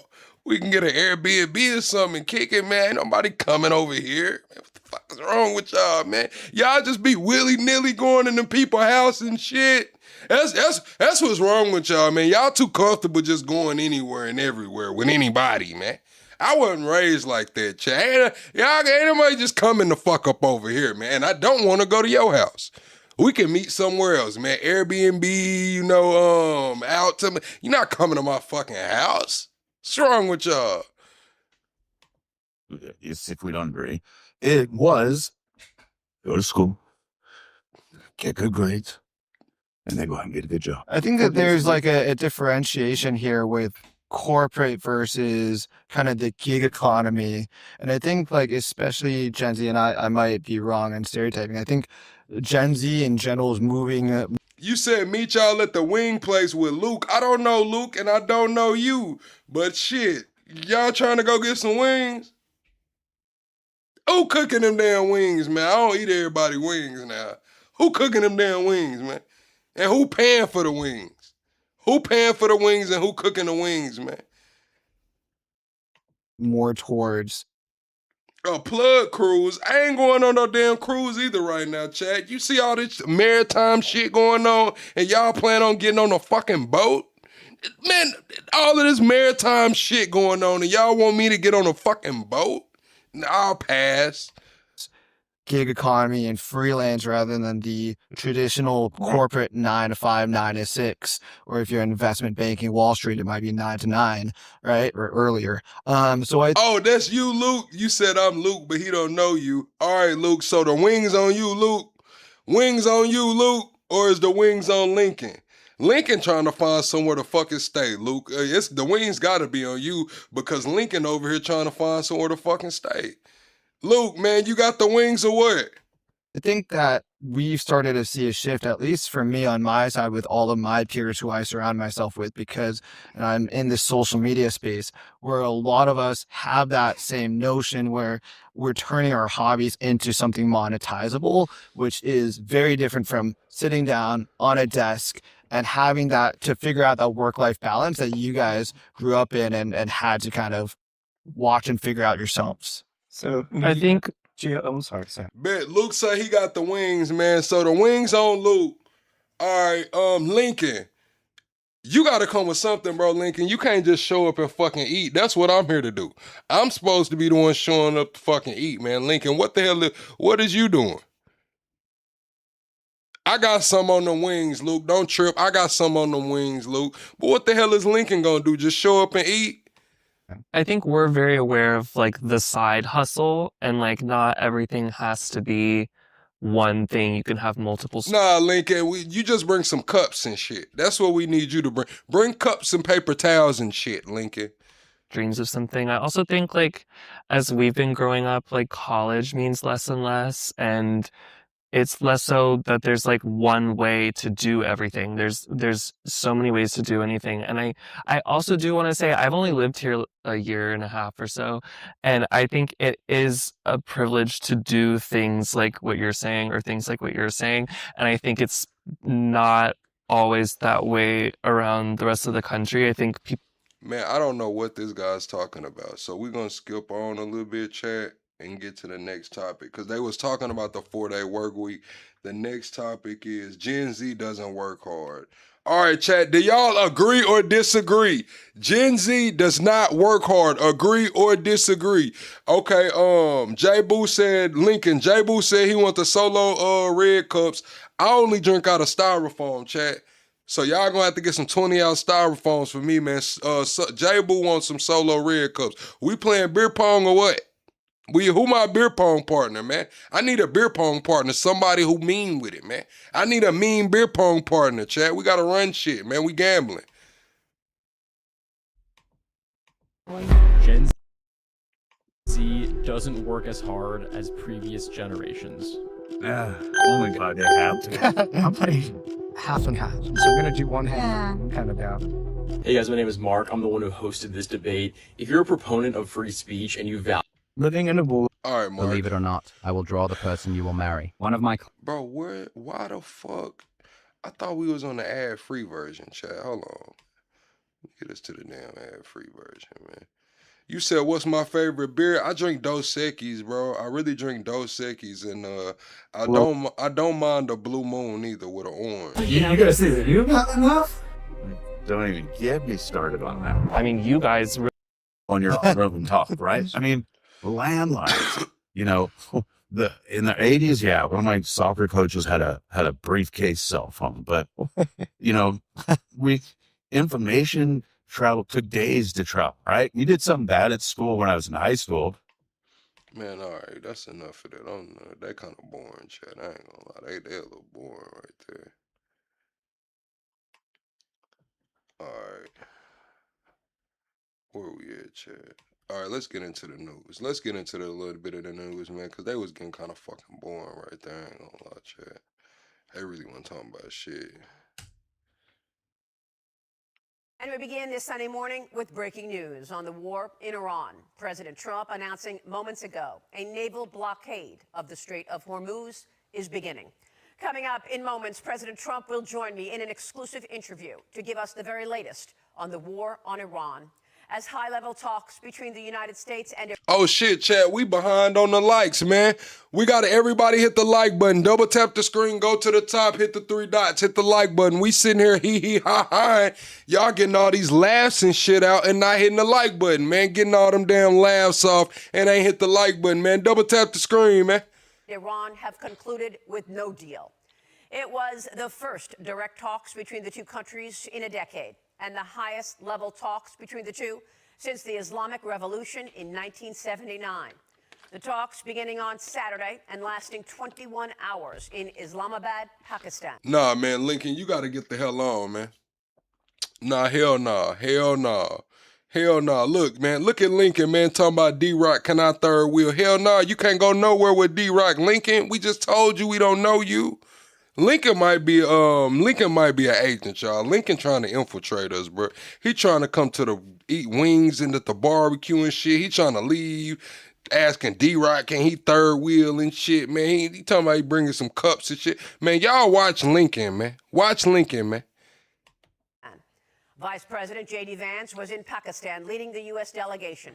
along with Jared Kushner and Special Envoy Steve Witkoff, as a fragile ceasefire has been underway between the two sides since Tuesday, after President Trump agreed to give Iran 2 more weeks to open up the Strait of Hormuz or face further destruction. Now the president will implement a naval blockade on the strait. Here's Vice President J.D. Vance after the talks in Islamabad this morning. We've been at it now for 21 hours, and we've had a number of substantive discussions with the Iranians. That's the good news. The bad news is that we have not reached an agreement, and I think that's bad news for Iran much more than it's bad news for the United States of America. Joining me now live on the telephone with the very latest is the nation's 45th and 47th President of the United States, President Donald J. Trump.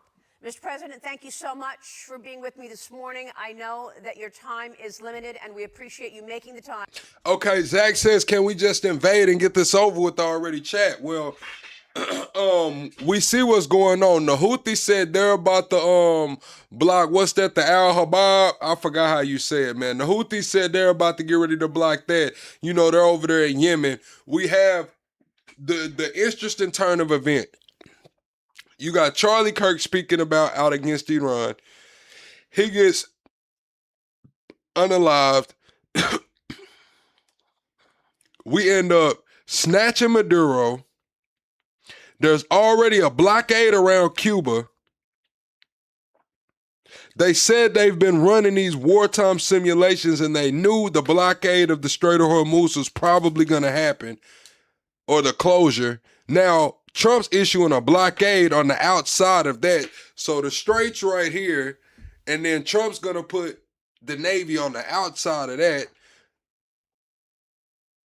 That's why Cuba is so important. That's why we had to do. That's why Cuba was important. He kept saying Cuba's next, and we had the blockade around Cuba. Now, we've already had these, what do you call it, embargoes. We've been dealing with Cuba for a long time, right? But as of January, what day was it in January? That was like the end of January is when he actually sent all of those ships out there to blockade Cuba. It really didn't make sense at the time, but now it does when you look at the maritime charts. When you look at all of these ships in the Gulf of America right now, the same tactic that we're putting on Iran right now, blockading outside of the Strait of Hormuz, they could potentially do that with Cuba as well. So I guess predicting that could happen, they went on in January and took control of those waters around Cuba. It's kind of crazy when you think about it. Time to explain all of this to our audience. Thank you, sir. Well, thank you very much. Thank you, Maria. Mr. President, can you explain to us what is going on right now with the blockade in the Strait of Hormuz? Well, we're going to be blockading. It'll take a little while, but it'll be effective pretty soon. And we had meetings yesterday. They, as you said, lasted 21 hours. That was a long meeting. So, yeah, they said in the 11th hour some shit changed. I'm not taking a Carnival cruise to Cuba. I'm not getting on a boat with y'all, man. I'm not getting on no damn boat with y'all. I'll be a damn fool to get on a boat, man. What the hell is we talking about? It's some very, very good representatives, as you know, JD and Steve and Jared. So we were well represented, but we didn't get there on the important issue. They want to have Good night, Lincoln. Weapons. They're not going to have nuclear weapons. I've been saying that for 30 years. I would never allow that to happen before I was in politics. And that country will not have nuclear weapons. Most countries shouldn't be allowed to have, but that country will not have nuclear. Boom, right here. Okay, so that's the Strait of Hormuz right there. I know y'all probably can't see my pointer, but y'all see it at the top. You know, all of those white dots. That's the Strait of Hormuz. The other strait that the Houthis are talking about blocking is towards the bottom of the screen in the Red Sea. Y'all see the Red Sea on the other side? That little bitty strait right there towards the bottom of the screen. That's what the Houthis are talking about blocking at down there south of Yemen, in southern Yemen. Their weapons. So, Mr. President, was that the red line? Now, I'm going to pull up this right here. I'm going to pull up this chart right here. I'll pull that clip right back up. But I want to show y'all this right here so y'all can understand why putting that blockade around Cuba in January was so important. This is why putting that, I didn't understand it then, but now it makes a lot more sense. This is why the blockade in Cuba was important right here. So this is earlier today. This is what's going on right now in the Gulf of America. Now you see Cuba is the yellow right here. So anything coming in and out of the Gulf of America has to go through either this strait right here to the west of Cuba, or this strait right here right there through the center of Cuba and Florida. So those are the two ways. So that's why we put that blockade right there in January, to make sure nobody could further blockade us and close off our shipping lanes like we're about to do to the Strait of Hormuz. So it kind of it does make sense. Hindsight is 2020. Now the whole operation doesn't make sense, but the Cuba blockade makes a lot more sense now that we see what's going on in the Strait of Hormuz. All right, hold on.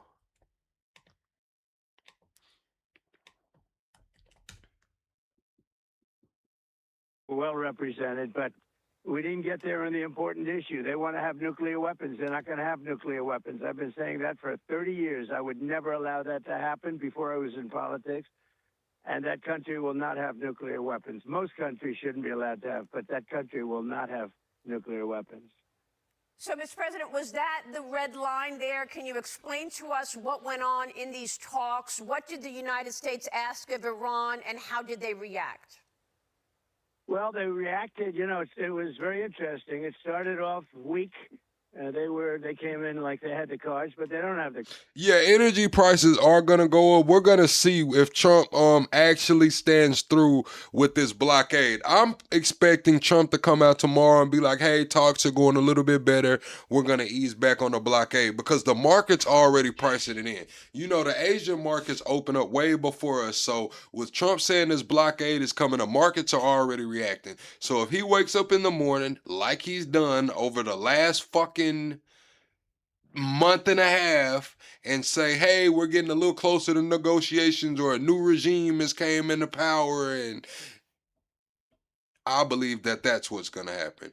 But the blockade might go through. If the blockade does go through, and it remains, it's going to be crazy. They did say an Iranian drone was shot down by a U.S. naval vessel in the Strait of Hormuz earlier today as well. But I expect the blockade to be lifted in the morning, and it's gonna be a reversal in the market. Like I say, these people make money on the way up and on the way down. Because their army and their whole military is obliterated. The whole place is obliterated, and as you know, levels of leaders are gone. They're literally gone. Khomeini's gone. The whole thing is gone. The whole place is gone. They have one thing that they can do. They can say, well, gee, we're going to put a mine someplace just a mine. We'll drop 1 mine, 2 mines, 10 mines. And that will, if you have a ship that costs $1 billion, you'll say, well, I'd prefer not getting whacked by a mine, losing my ship. Because this is the thing. Now, once America puts the blockade on Iran, it's not going to be, the narrative's going to change, chat. The narrative globally is going to change. As of right now, the narrative being pushed is that Iran has the Strait of Hormuz closed. America started it, but Iran is the one who formally closed down, did a soft closure of the Strait of Hormuz. After this blockade is fully in place, the global narrative is going to change. Once the energy crisis really sets in Southern Asia, in Europe, Australia, Japan, once that energy crisis really sets in there, it's gonna be America. They're gonna be looking at America because we're gonna have a blockade outside of the strait. Ship or damaging it badly, at least. And so that's a little bit of a thing that they can do. That it's military might and military power don't do it, but it's extortion, and they're extorting the world. We don't get our oil from there. We have so much. And one thing you said, and I don't know if anybody heard it well, but we have boats pouring up to the United States. They'll be filling them up, and they'll be leaving, and they're going to be packed with the best the best oil you can get, light, sweet crude. They're going to have the best oil that you can get. But so that's interesting, and it's great because we have a lot of oil. We don't get any. I mean, literally last year it was 1%. We did that as a favor. We don't need the Strait. But other countries do. And I will tell you, while we're on the subject, we're very disappointed with NATO. Very, very disappointed that they didn't come. Now they want to come and they want to help with the Strait, and it won't take long to clean it out. So we're going to clean out the Strait, and they'll be able to use the Strait in not too long a distance. But we had a very intensive negotiation, and toward the end it got very friendly, and we got just about every point we needed, except for the fact that they refused to give up their nuclear ambition. And that's the only point, frankly, to me, that was the most important point by far. And I want to ask you about that, and I will get to NATO as well. But, Mr. President, you wrote on Truth Social this morning saying that we will begin the process of blockading any and all ships trying to enter or leave the Strait of Hormuz. And at some point, we will reach an all being allowed to go in and all being allowed to go out basis. Right. So tell us what you're trying to accomplish with this blockade, sir. All out. Yeah, it's called all in and all out. There'll be a time when we'll have them all come in and all come out, but it won't be a percentage. It won't be a friend of yours, like a country that's your ally or a country that's your friend. It's all or nothing, and that'll be that won't be in too long a distance. No, we're just bringing the ships up. We got a lot of ships, so we're bringing them up. How do y'all feel about all or nothing, chat? Do y'all agree, man? Chat. If you agree, put 3 in the chat. If you disagree, put 4 in the chat. Should the Strait of Hormuz be all or nothing? All or nothing. Iran does not get to dictate who gets energy and who doesn't. Should it be all or nothing?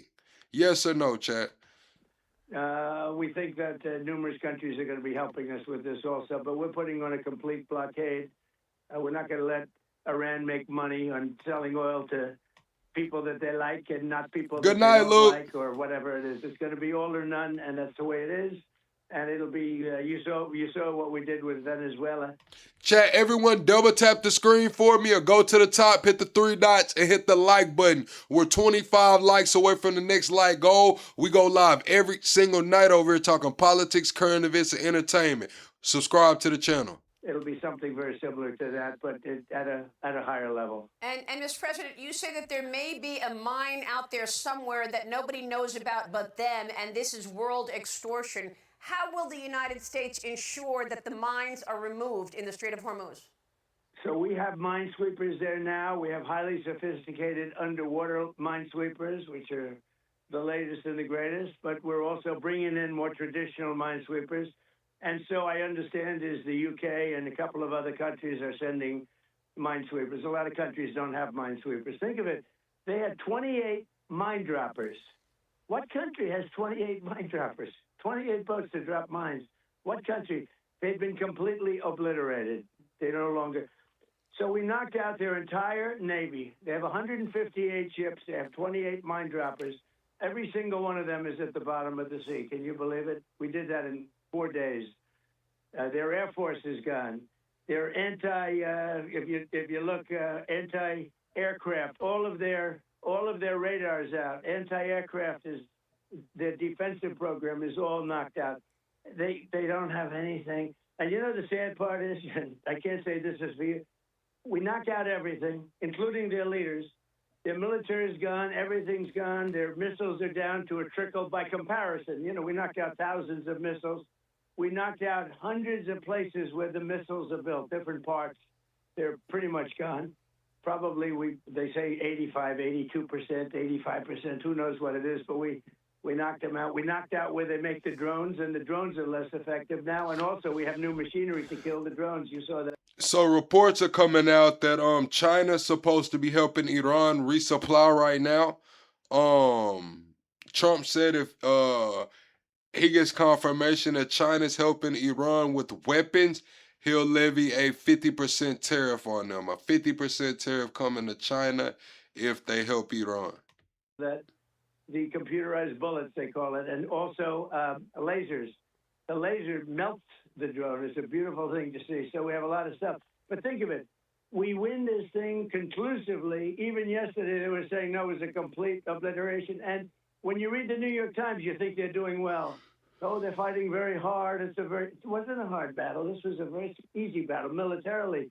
But when somebody says, we're going to drop a mine in the middle of the Strait of Hormuz, not much you can do to persuade a ship owner that has $1 billion ship that we're going to take a trip up the strait. Now, yesterday you probably saw, we sent 2 highly What's up, OG sophisticated, pal? beautiful, brand new destroyers right through the middle of the strait, and nobody did anything to us because what we do is we follow the weapon back, so it follows back and it knocks out the people on the other side. Literally within 3 minutes, they're knocked out. The technology is unbelievable, but.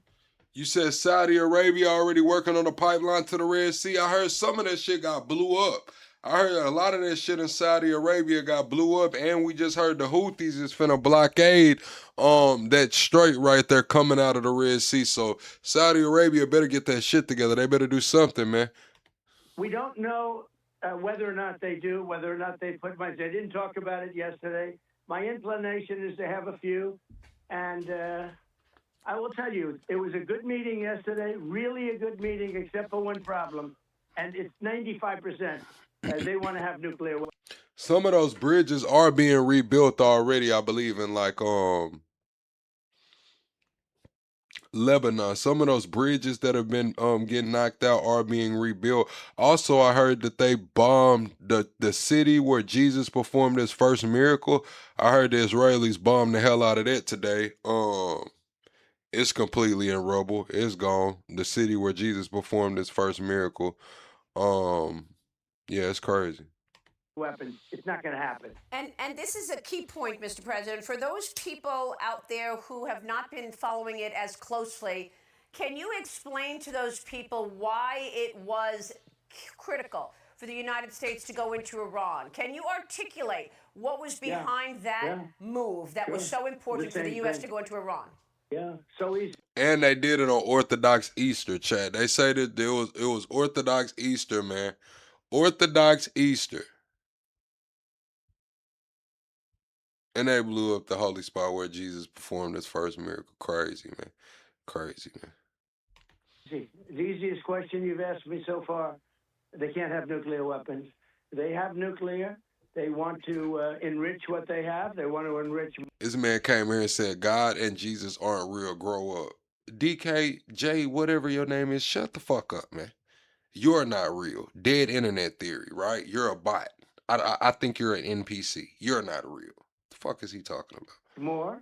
As you know, we knocked out with the B-2 bombers. Had we not knocked that out, they would have had a nuclear weapon within 1 month after we knocked out. In other words, had the B-2s, those beautiful B-2 bombers, totally obliterated their 3 sites. They have 3 sites. And they are now deep in the earth with, tons of rock. Now, that material should be gotten, but we have cameras on it. We have satellites with Space Force. That was one of my beauties, Space Force. So important. But we're watching those. We're watching every single aspect of that area. They can't move without us knowing exactly what's going on. But it's deep down, and it takes a long time to get it out. It's an amazing attack.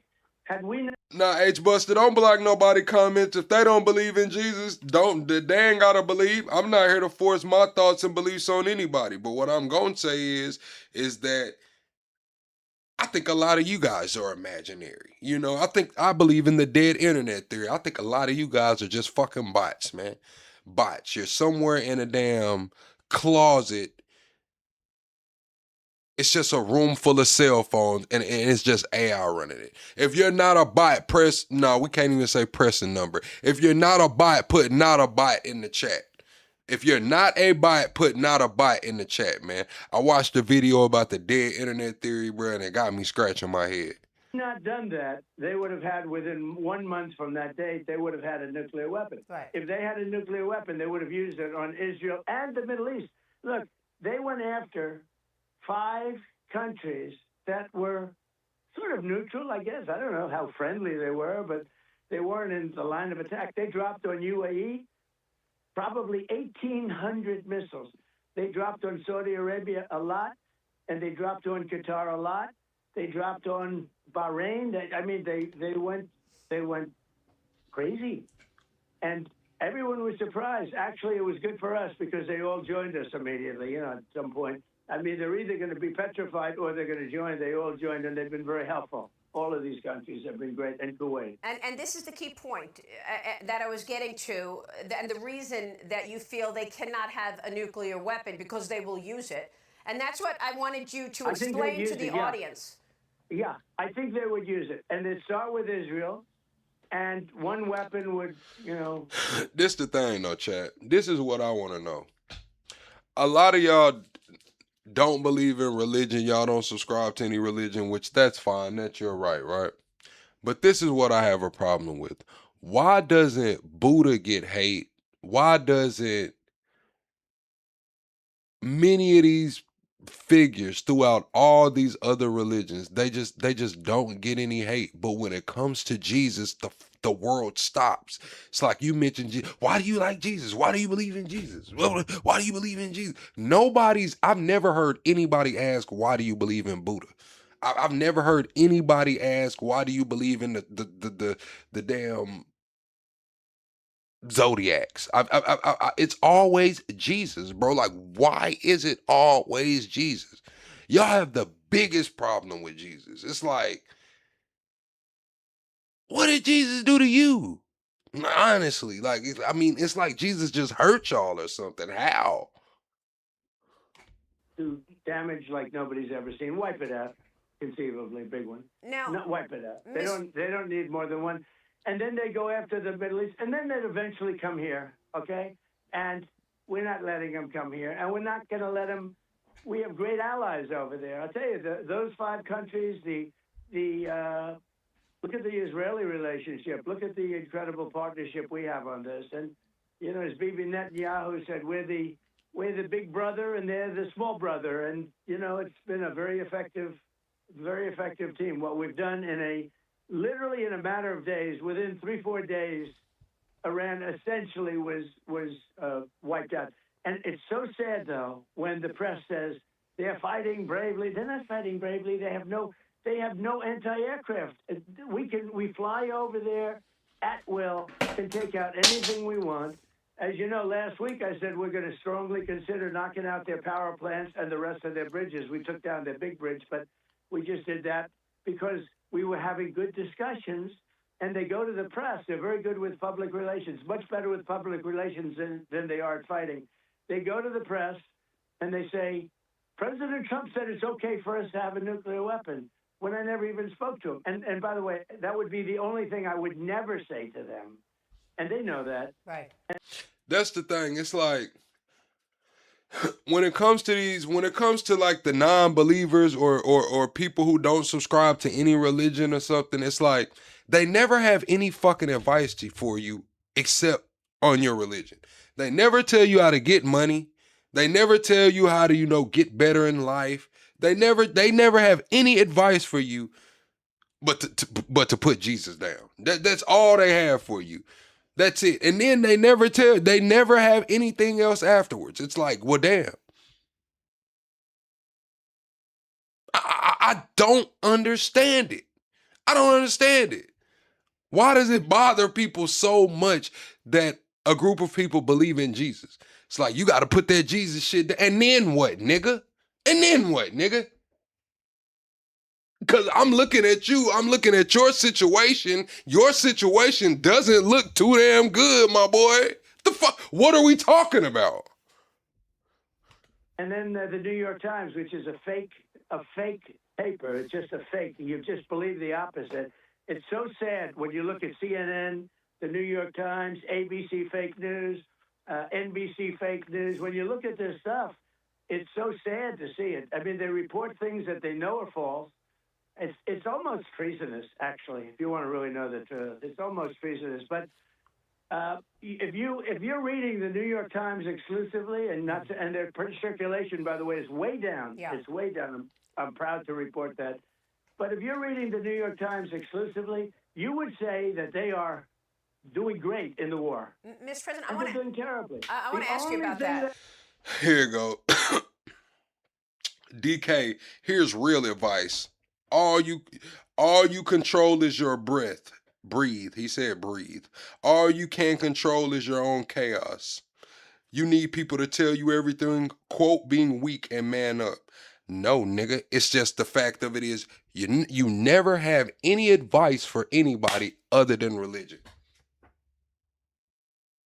Other than religion. You never, no other advice, Chad. They don't have a fucking parlay for you. They don't teach you how to parallel park. When you're going through it with your girlfriend or baby, they're nowhere to be found. When you're short on payday and you got some shit to do, they're nowhere. They're nowhere. But the moment somebody says Jesus, it's like, everybody head just pop up. Everybody has an opinion. Everybody has something to offer you. The moment you talk about Jesus, hey man, you gotta leave that alone and your life will get better. Well, nigga, I'm looking at you and your life is not better. What are we talking about? Niggas ain't got no advice for nothing other than to tell me to put my religion down. What? That don't sound crazy to y'all? Fuck, nigga, where was you at when I was broke and fucking homeless, nigga? What was the advice then, nigga? They have is the ability to say, well, we may have some minds. And, if you have a ship, who wants to take a chance? You're not going to take a chance. Mr. President, I want to ask you about that because you put out a tweet and it really gripped the nation a week ago when we were all waiting and watching for the United States' next move should the Iranians not open the Strait of Hormuz. And you wrote this on Truth Social, a whole civilization will die tonight, never to be brought back again. I don't want that to happen, but it probably will. However, now that we have a complete and total regime change where different, smarter, and less radicalized minds prevail, maybe something wonderful can happen. Mr. President, you were criticized for this tweet because you said a whole civilization will die tonight. What do you want to say about that, and what can you tell us about next steps here? Are you planning further destruction? Yeah, I'm fine with it. That statement brought them to the table, with the exception of the one thing, which I believe that they're going to give up on. I believe they're going to give up on that pretty soon, to be honest, because it's not going to work. We actually thought we had them, and then all of a sudden. I see that, Possum, you said Trump coin was $5K down to $385. That's nothing surprising. 90% of those cryptos are going to zero anyway. 80-90% drawdowns are regular when you're looking at crypto. So Trump's meme coin going down that much, that's not the tale of the tape. The tale of the tape is the $350 million that they got in trading fees. Because if you know crypto, you know the market, you know the 4-year cycle, how the market follows Bitcoins. You got altcoin season and shit. So you're used to the 80-90% drawdown. So Trump coin doing that is not too crazy to me. But what that Web3 developer put out, I'm gonna read that statement in a minute, where he put out exactly how he's hiding Trump's money, how much a dinner plate cost at that table, how Justin's son paid $18 million for a seat at the table, and then he ended up getting pardoned. Yeah, he put out a tweet and exposed all of that shit. But we'll get into it in a little bit. And they said, no, we want, so, but I believe, no. And when I say that, but remember, what do they say to us? For years, I've had to listen to them say, death to America, right? They say, death to America, death to Israel, America, the Satan, we will destroy America, death to America. Now, does anybody ever complain to you when they say that? I think that's a big step worse. Death to America. So they're allowed to say death to America. And what I'm referring to is, when I talk about civilization, it'll be much different because their military will be totally gone. It's pretty much gone now. But their military, look at their leadership. I ain't gonna lie, Chad, they do be screaming death to America. But as an American, I say fuck all them countries, man. I'm just gonna be honest with you. Hey man, Chad, you put it up, you put some damn flashcards up, you put America up against anybody, man, I'm gonna say fuck all of them, man. I'm just gonna be honest with you, Chad. I'm gonna say fuck all of them. I've never been out the country, never seen nowhere else, so I'm just gonna say, hey man, fuck all of them, man. It is what it is, man. We have had regime change because the people we dealt with yesterday were, frankly, very smart, very sharp, very good, very good. I think they were smarter than the people from before, Khomeini and that group. Because look what it got them. Look what all of their antics was spending trillions of they spend. Now, when I say fuck all of them, Chad, I don't wish harm to them. I just, it is what it is. They got it. Mind they damn business, we mind ours. Spent all their money on weapons. We've destroyed most of those weapons.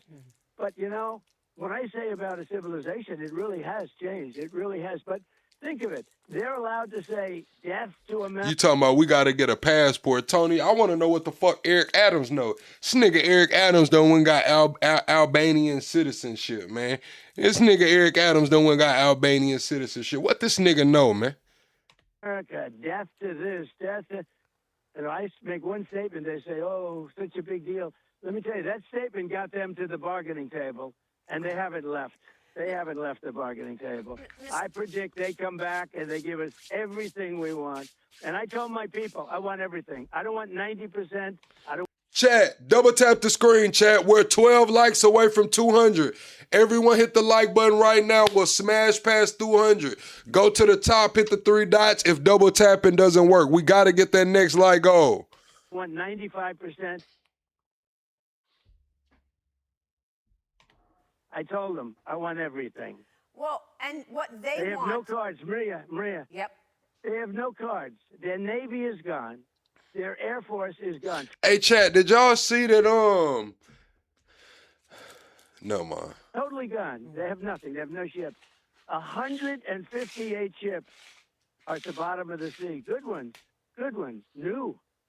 The Soleimani, they had one called the Soleimani, was taken out by one of our Tiger Sharks, by one of our rapidly moving submarines.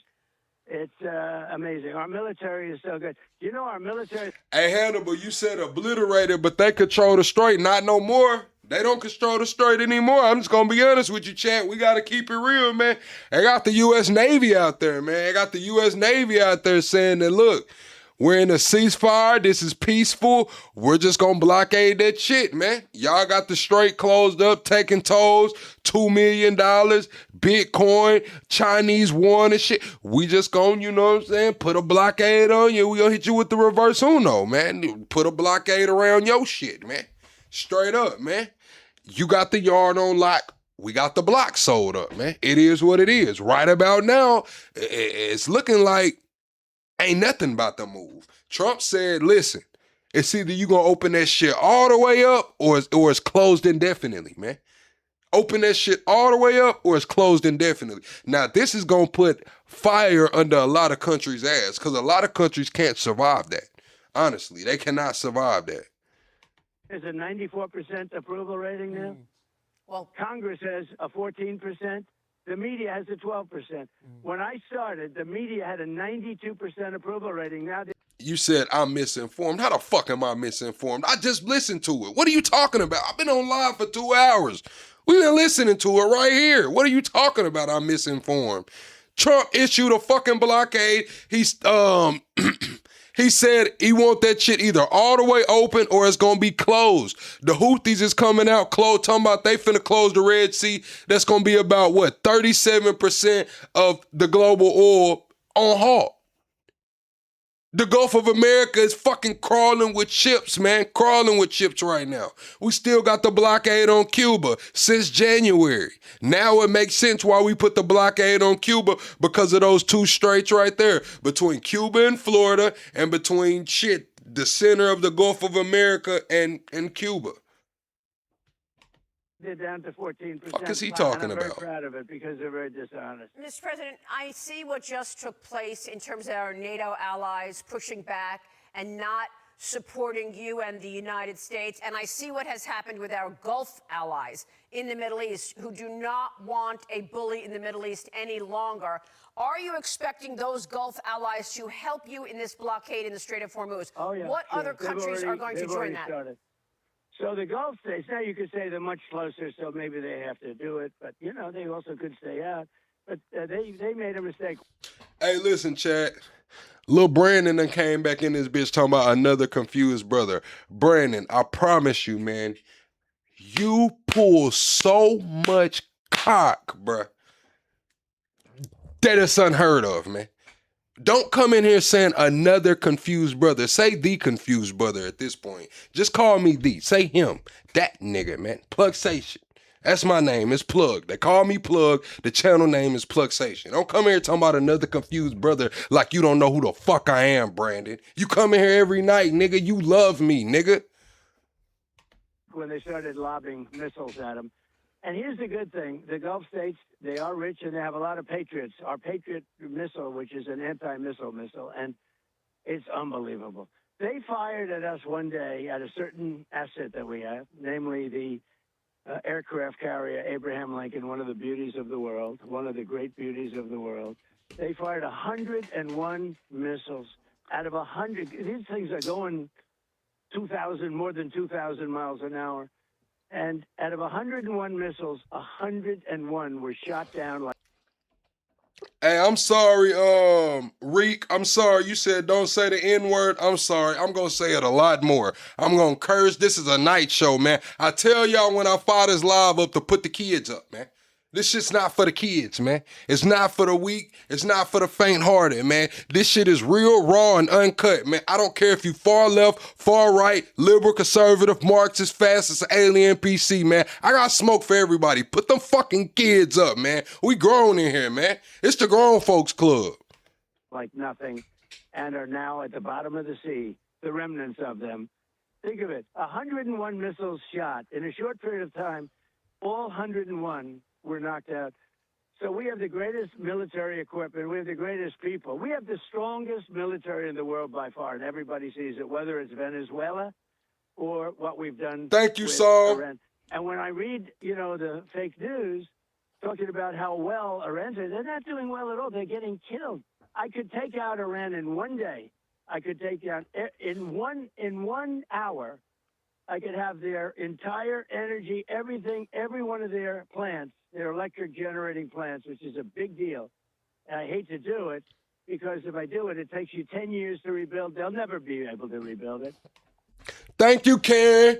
Karen comes through supporting the channel via Super Chat. Thank you, Karen. We had a fake Karen in here earlier, Karen, and I had to go off on her, man. I had to go off on the fake Karen, man. I was waiting on the real Karen to come in here, man. It was a fake Karen in here being a Karen, and it pissed me off. It pissed me off. We had a fake Karen in here trying to be a Karen, and it pissed me off, man. And the other thing you take out are the bridges. I took out one just to show them because they went public with a statement that wasn't true. They admitted it. I said, I'm going to take out a bridge. And I took out a bridge. And that was the end of that. Now they've been really behaving quite well. But in one half of a day, they wouldn't have one bridge standing. They wouldn't have one electric generating plant standing. And they're back in the Stone Ages. I'd rather not do that. But I know, right? We know you the real Karen. Karen the OG to the channel, man. Karen gonna show up, man, every time. Thank you, Karen, for always supporting the channel. Chat, if this is your first time in my live stream, type first timer. My mods and my members will be sure to give you a warm welcome. We're 25 likes away from the next like goal. I need y'all to answer this. Do you think it's justified for Trump to send Iran back to the Stone Ages if they do not open up the Strait of Hormuz? Now, mind you, if the strait's not open, millions of people will perish.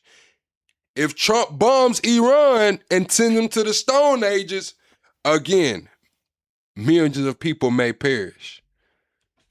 I do believe they're going to come to the table on this because nobody can be so stupid as to say that we want to have nuclear weapons and they have no cards. They have no cards whatsoever. So if they do not give up that effort, is that the plan? Will you further destruct Iran? Yeah, I will. If they don't give that plan up, yeah.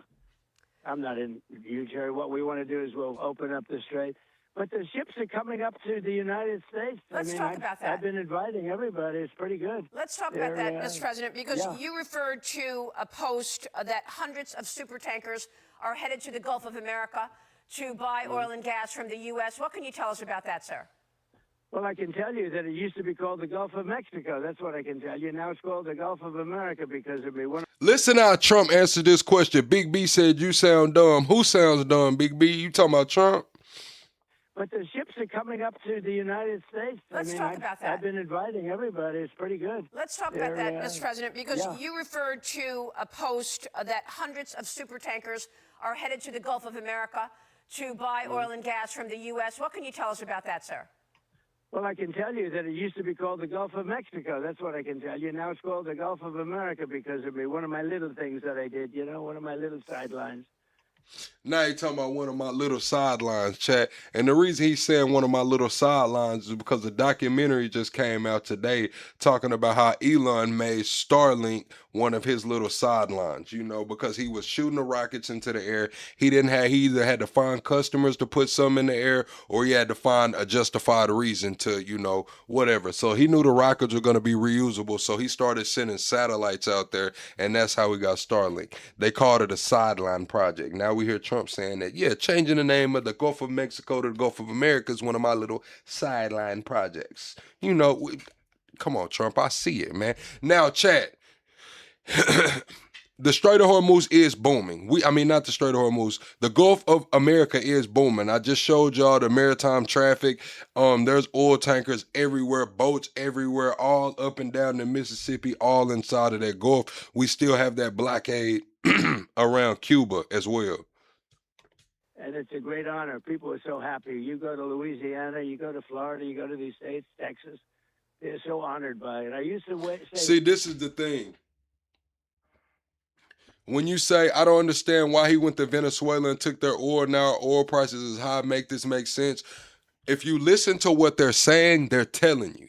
They're actually telling you. If you listen to Trump, you listen to Hegseth, they're saying, and you listen to Keir Starmer, you listen to Macron, you listen to Mark Carney, all of these leaders are transitioning into wartime economies. So when we say he goes and gets Maduro in Venezuela, our oil goes up, or he's blocking the Strait of Hormuz, it's all wartime economy. During a wartime economy, it's fucking bad. Your gas is gonna be high. You're not gonna be driving. Everything's gonna be high. All industry will be geared and focused towards supporting this war. So it would be a wartime economy. Is it going to suck? Yes, it's going to suck. Is it going to hurt the average American? Yes. But if you listen to what they're saying, they're telling you. They're telling you. They're telling you. Shit's finna get bad. We're in a wartime economy. What did he just say? We don't have money for free healthcare. Let the states do it. We only have money for war. He said it. We only have money for war. Why is it the Gulf of Mexico when we have 93% of the frontage? And, it fronts 93% on the United States. I said, I think I'm going to change it to the Gulf of America. Chat, everyone hit the like button right now. We got to get the 250 likes right quick. Let's get the 250 likes. Double tap the screen, go to the top, hit the 3 dots, hit the like button. You said Trump is Julius Caesar 2.0. Chat, do you agree or disagree? Is Trump Julius Caesar 2.0? A beautiful name, and I did. And I give a lot of credit to Google, because once I filed the papers, I did it, and Google Map. Once Google Map changed, did it. It was a done deal. But we had lawsuits. We won everything, and it's now the Gulf of America, which I'm very honored by. But do you expect super I might tankers? tell you, I was thinking about calling it the Gulf of Trump, and I decided not to do it. I think maybe it was a wise. I think that one maybe wouldn't have worked out. I'm not so sure. You'll have to tell me. But I was thinking about. It's going to be called the Gulf of Trump. And then I said, that's not going to play too well. I think you're I'm kidding. You're being facetious. I know that, Mr. President. But what about oil exporters? Tell me about this, because do you expect empty super tankers to go to the Gulf of America, to go to Louisiana, go to Texas? Well, they're already coming. Well, Texas, they're going to go to Texas. They're going to go all along our shoreline. You said I sound and look like Duke. No, I don't. See, Duke from like the damn East Coast, man. He from somewhere. I'm from the Deep South, man. This shit not on me, it's in me, man. This shit from the Deep South, man. Shout out to Duke, man. Salute to Duke. Hopefully we can link and collab one day on some YouTube shit, man. But Duke not this, man. Duke not this, man. I mean, we We have the biggest ports, and they're going to go. Remember this, and this is pretty amazing. And this is my time that we were, when I came into office, we were third and fourth in energy and in doing exactly this, the oil and gas and other things. Now we're bigger than Saudi Arabia. Think of this, and we're bigger than Saudi Arabia. Add Saudi Arabia with Russia, and add another country in there, whichever one you want. We're bigger than all of them combined. Think of that. That's all because of Trump. And when Biden inherited... So, chat, how do y'all feel about Spain? So Spain is condemning Israel, right? They're also saying that they will block NATO. They said if NATO moves, if NATO wants to do an operation targeting the Strait of Hormuz, they will veto it. They will not allow NATO to do any operation inside of the Strait of Hormuz. How do y'all feel about Spain's decision on that? Do y'all agree or disagree with Spain's decision? That system, he changed it. Then he tried going back to it because the oil was going up. You know, you remember it was going up $7, $8, etc. But look at even now. We have to get rid of this new. Y'all see how quickly he said, gas is not even as high as I expected it. Y'all hear him float $7 or $8 gas, Chad? He just floated $7 or $8 gas like it was nothing. And that's why I got the poll question the way it is, man. Oh, no, damn, I switched the poll question. The poll question was, could you survive $6 or $7 gas? Could you afford $6 or $7 gas? Arabia, add Saudi Arabia with Russia, and add another country in there, whichever one you want. We're bigger than all of them combined. Think of that.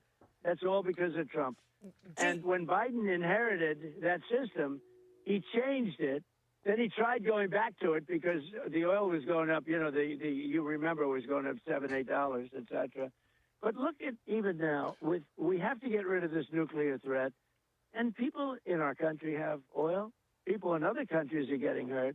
One of the things that most amazes me, though, the strait is for Japan, where they get 93% of their oil. You know that, Japan. South Korea gets 45% of its oil. These people haven't helped us. I say, are you guys going to help? All right, so right now, the national average on gas prices was like $4.10 last week, right? So if we're talking $6, $7 gas, just add $2 to $3 from wherever gas prices are right now. Wherever you're at right now, add $2 to $3. Add $2 to $3 to that price that you're paying now. Could you afford it? And you know, we have 45,000 soldiers and 50,000 respectively at those two places. 45 and 50,000 soldiers. We guard them and protect them. And when we want a little help, they don't help us. And when we wanted help from NATO, they don't help us. And we paid, I don't know if you saw, almost $1 trillion toward NATO in a very short period of time to protect them against Russia, mostly. Yeah. And then when we're there, and, you know, Biden, I wouldn't have done this. You wouldn't have had the Ukraine problem. Russia would have never attacked Ukraine. But under Biden, who was an incompetent president, he was grossly incompetent. Look, the election was rigged. You know that. I know that. Everybody knows that now. And it's all come out, and it's coming out. But under Biden, if you take a look at what happened, when he was president, that's a war that would have never happened. Russia attacking Ukraine. Yep. And I ended 8 wars, including Pakistan. You know, Pakistan was great yesterday. They were the ones that really facilitated the meeting. Right. But they thanked it. Every time I see them, they thank me. They say, we're going to have a war with India. And as the prime minister said very openly to everybody, between 30 to 50 million people would have been killed. And I got it ended. I said, if you guys are going to have a war, we're not going to do any trading with you. Well, and believe it or not, I got it ended because of tariffs, which the Supreme Court was not nice to me about. Is this all going to be? Hey, Yellow, that was for you. You gonna tell me to put myself on mute if I have to cough? No, respectfully. Enough, the blockade in the strait, the opening up capacity in the United States is this going to be enough to lower the price of oil and gas, sir? Well, it's going to be, eventually it's going to be lowered. No, it might not happen initially, but it's going to go down. When this is all over, look, the stock market, the Dow hit 50,000. It was supposed to be in 4 or 5 years. They said it won't happen during his term, but it'll be maybe 4 or 5 years. It hit 50,000 in my first year. You know it better than anybody. You cover it better than anybody. The S&P hit 7,000 in my first year. Before my first year, you know that. And I said to myself, "Oh, here we go. I gotta stop this country from having a nuclear weapon." You want to see a stock market go down? Let a couple of nuclear bombs be dropped on us, or frankly, any place else, and you'll see a stock market that goes down. So the stock market has not gone down very much at all. It's gone down a little bit, much less than I thought. And frankly, the gas hasn't gone up as much as I thought. But regardless, even if it did, we have to stop this group of people from having. And again, it was worse because Khomeini was a total, radical. I'll be nice, maniac. He was a maniac, and you can't let them have a nuclear weapon. Right. So I just have the greatest economy ever. Everything's going along, and I say, I'm sorry. I tell my Chat, what's the cheapest gas you've ever bought? What's the cheapest gas you've ever bought, chat? I'm going to be honest. I started driving around when Obama came in office. I started driving around the time Obama came in office, so shit was kind of high. I ain't gonna lie, shit was a little high back then. I ain't gonna care. Economic advisors and say, I'm sorry, fellas, we're in great shape. We have to go and take a little journey 32 cents a gallon, damn. Down to Iran, and we have to stop them from having a nuclear. I would have drove this bitch to Alaska. 32 cents a gallon. I would have drove this bitch to Alaska. Weapon. They all said we agree. So do you believe the price of oil and gas will be lower before the midterm elections? I hope so. I mean, I think so. It could be, or the same, or maybe a little bit higher. But it should be around the same. I think this won't be that much longer. They're wiped out, man. They're wiped out, and you don't get a fair shake. You don't get. We need a free and fair press in this country, and I don't even know why people would do that. Why would they say how wonderful they're doing militarily? They're doing so well. The country is wiped out. We lost one airplane, and we captured the two pilots. How about we saved those two pilots? Unbelievable. Which no other country has the capability of doing. Usually when that happens, countries wave goodbye. They say, lots of luck, because you're going deep into, and we went 7 hours into, it was a 7-hour flight. Yes. To go in and get them. We had one of the roughest areas, one of the most dangerous areas in the world, and we got both of them. It was incredible. Extraordinary. And thank God that for our military, and I know that you rebuilt the military. Now, Mr. President, before you go, it was you who did the maximum campaign against Iran in your first term. Right. Is it going to be back to the maximum campaign? You deemed them the leading sponsor of terrorism. And I have to ask you about all of these efforts and the impact on China. What you've done in Venezuela, Iran, even your comments about Cuba. Where does that put China as you approach this meeting with Xi Jinping next month? Sure. Well, in the maximum campaign, you can't do any more maximum. We've wiped out their whole country, essentially. The only thing left, really, is their water, which would be very devastating to hit. I would hate to do it.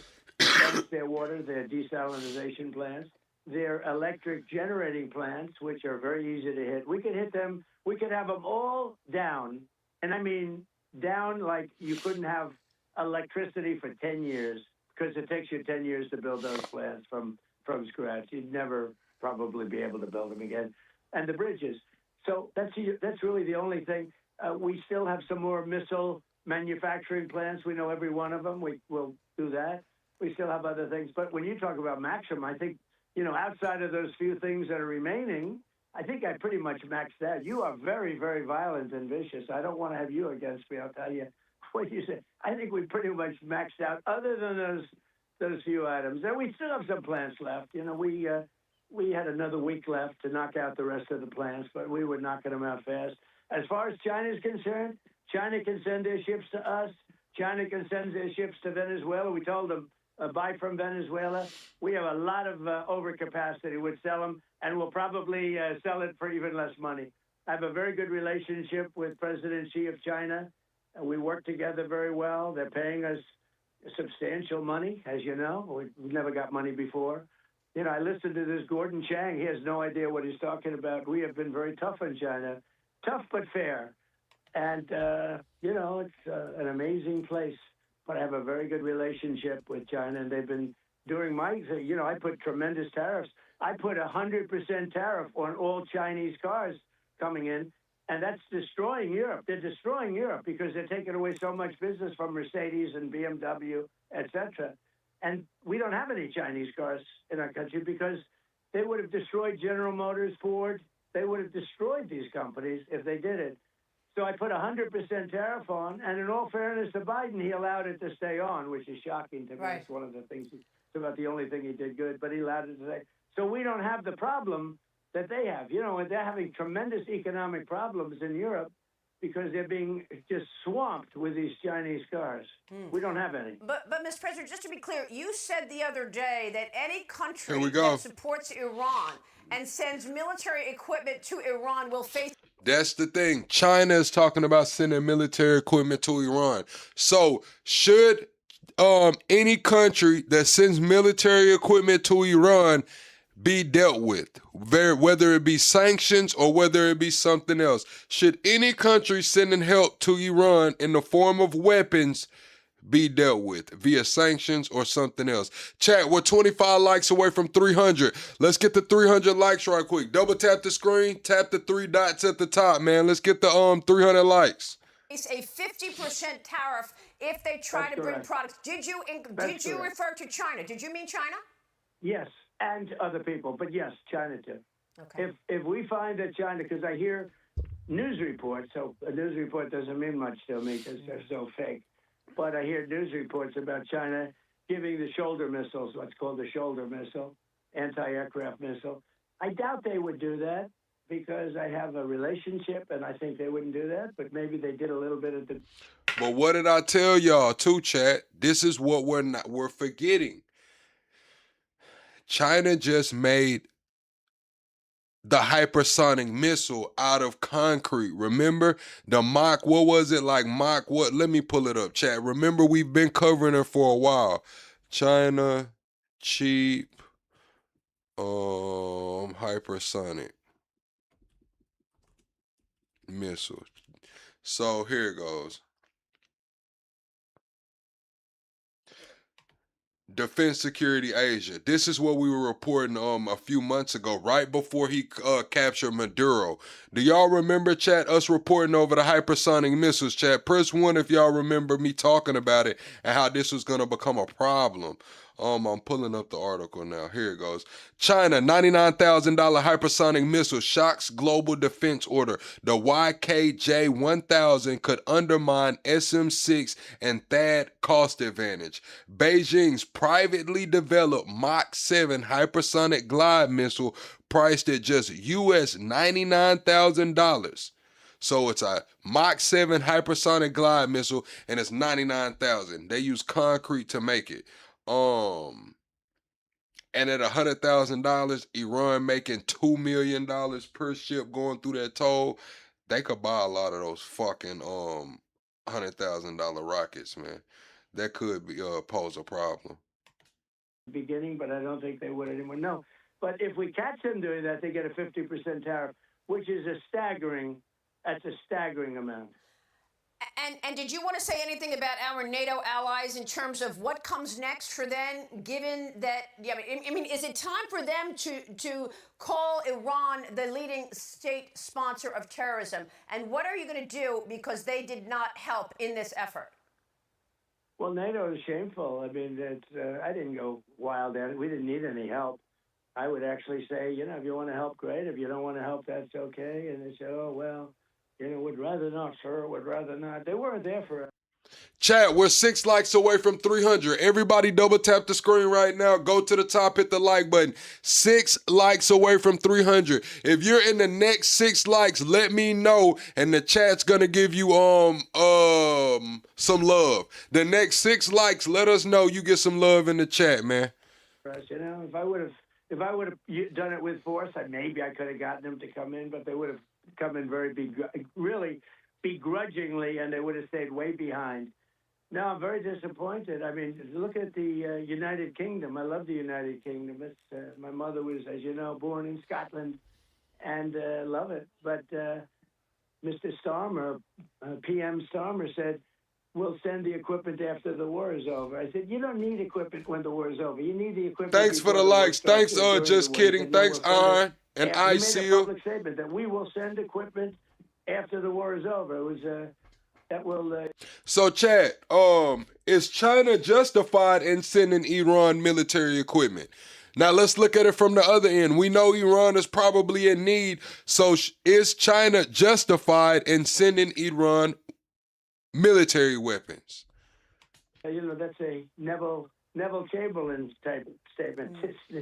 And Germany, the same thing. He said, we didn't start this war. Well, we helped them with Ukraine.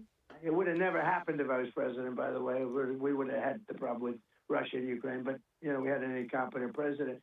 But Germany said, talked all about that we demand, and strong, we demand that this war stop. But most importantly, he said, we didn't start the war. Well, we didn't start the war with Ukraine, but we helped them.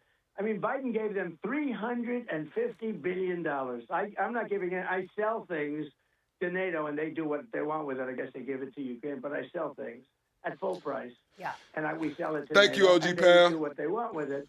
But think of it. To make that statement after we've spent $350 billion, they made a statement. The German statement was bad, but all the statements were bad. No, we have to re-examine NATO because they weren't there for us. And let me tell you, and I've said this for 25 years, they weren't there for us, and they won't be there for us. Yeah. They weren't there for us. This is just a military operation. This is not a hard thing for us. We are so much more powerful.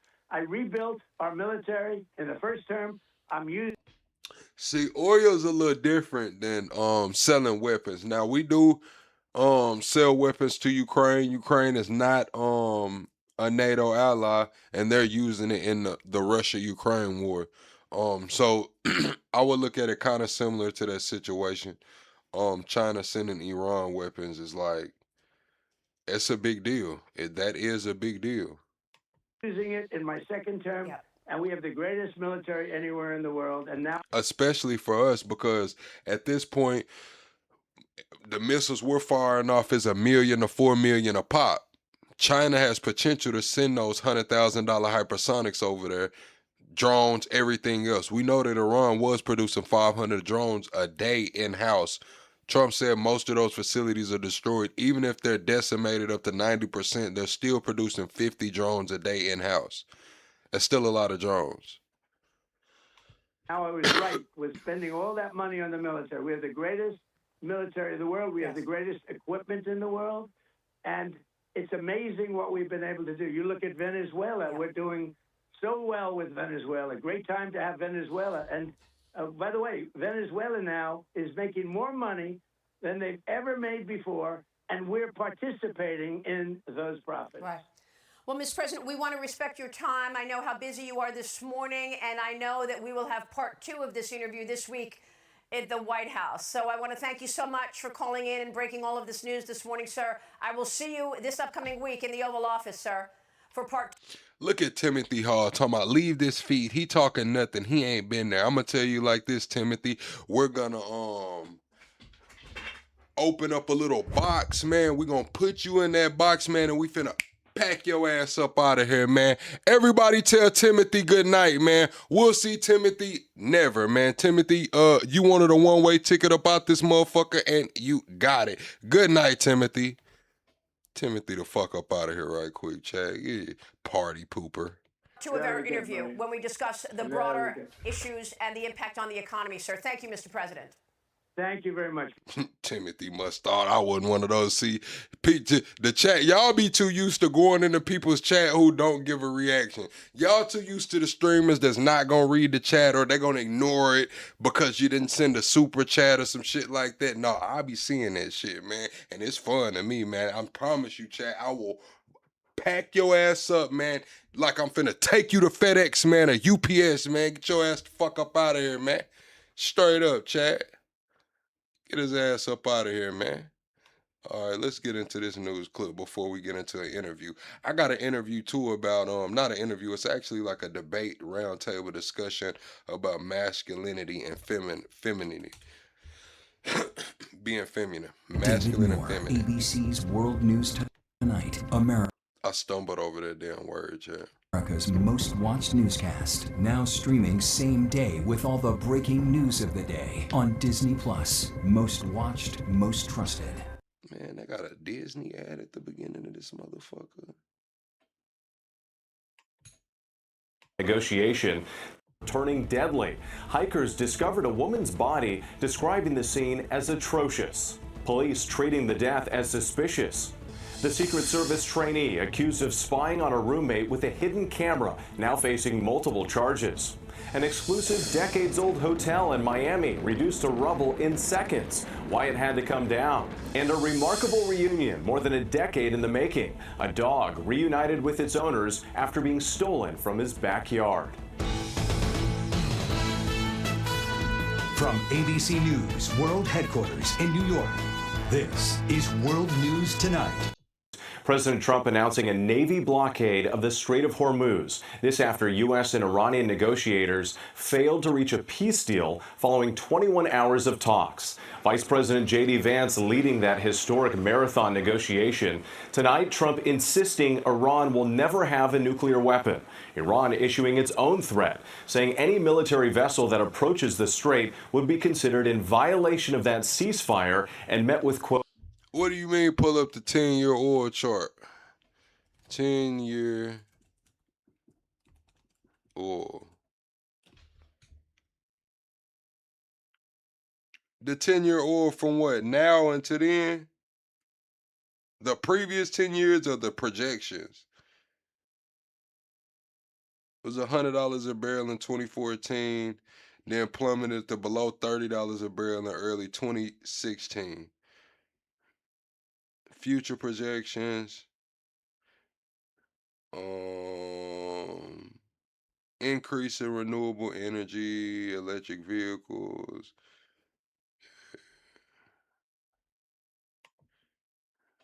ten-year daily chart.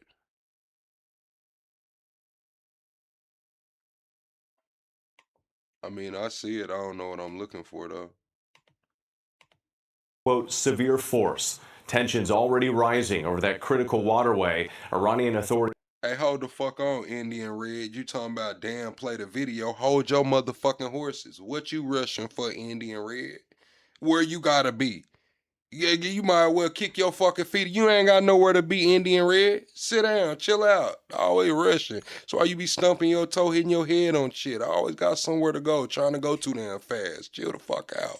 Shared a video this morning of a radio communication between the Iranian Navy and a U.S. destroyer. The Navy appears to threaten the U.S. ship.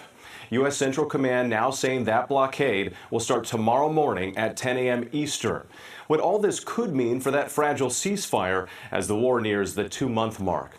ABC's Chief Global Affairs Correspondent Martha Raddatz leads us off tonight from Islamabad. Tonight, with no peace deal in sight, President Trump announcing that the U.S. will now blockade any and all ships crossing the Strait of Hormuz and posting a warning to... Nah, I can read charts. I just didn't know what I was looking for then. He said pull up the 10-year oil chart. I wasn't finna take down my video to pull it up to show y'all. I'm asking him, like, what am I looking for? That's why I gave the references. I said, like, shit, yeah, it was at $100 a barrel in 2014, dropped down to $30 a barrel 2016. Like, what you just said, pull up the charts, and then what, nigga? Pull up the charts, and then what? Iran. Any Iranian who fires at us or at peaceful vessels will be blown to hell. We're putting on a complete blockade. We're not going to let Iran make money on selling oil. U.S. Central Command saying tonight the blockade of maritime traffic will begin Monday at 10 a.m. and will affect all vessels entering and exiting Iranian ports and coastal areas, including those on the... Hey, I don't like when people call me boss, either alpha. You cool and shit, but I caught on to what that boss shit mean, man. So I don't let people call me that shit in real life, and then they be like, have a good day, boss. No, I know what boss means, man. I know, they told me what that shit means. Don't call me that shit, man. No disrespect to you, alpha, but they told me what that shit means, man. I don't do that. the Arabian Gulf and Gulf of Oman. Iran's Revolutionary Guard Corps firing back, saying that any military vessel that approaches the strait would be in violation of the ceasefire and would be met with severe force. Iranian authorities releasing this video claiming to show a tense standoff between Iranian forces and a U.S. destroyer crossing the strait. Oh, you said, what does it mean, Tony? It means sorry son of a bitch. You got to put it backwards. SSOB, sorry son of a bitch. And when I found that out, man, I don't even listen. I don't let nobody call. I don't even care if they don't know about it or not, bro. I drew a fine line right then once I heard what it means. I don't care if you know what it means, you don't know it, don't call me that shit. Cause I'm gonna call it to you right back. And I promise you, Chad, I had a white man one time. He was like, all right, boss. And he said it 2 times. I'm at the Dollar General checking out, bro. He said it 2 times and I was like, no, all right, boss. He was like, he looked at me crazy like, yeah, motherfucker, I know what you mean. What the fuck is going on in here, man? At the Dollar General. Finna get into it, Chad. Straight on Saturday. You must alter course and go back. This is Coalition Warship 121. Engaged in transit passage. No challenge is attended to you. The escalating tensions straining the fragile ceasefire after less than a week. The U.S. is... See, y'all don't know where y'all saying it don't mean like that because y'all ain't been in the same environments I've been in. See, a lot of shit mean shit in context. It's about where you're at and what's going on, right? Y'all don't know the context. Y'all haven't been into some of the spaces I've been in, just like I probably haven't been into some of the spaces you've been in. And the spaces that I'm talking about, it means just that. Calling Iran's bluff and saying, we're going to create a blockade and take away your oil revenue. These new warnings follow the marathon 21-hour peace talks here in Islamabad, the highest level talks between the two countries in 47 years. The simple fact is that we need to... All right, you know what? It is what it is, man.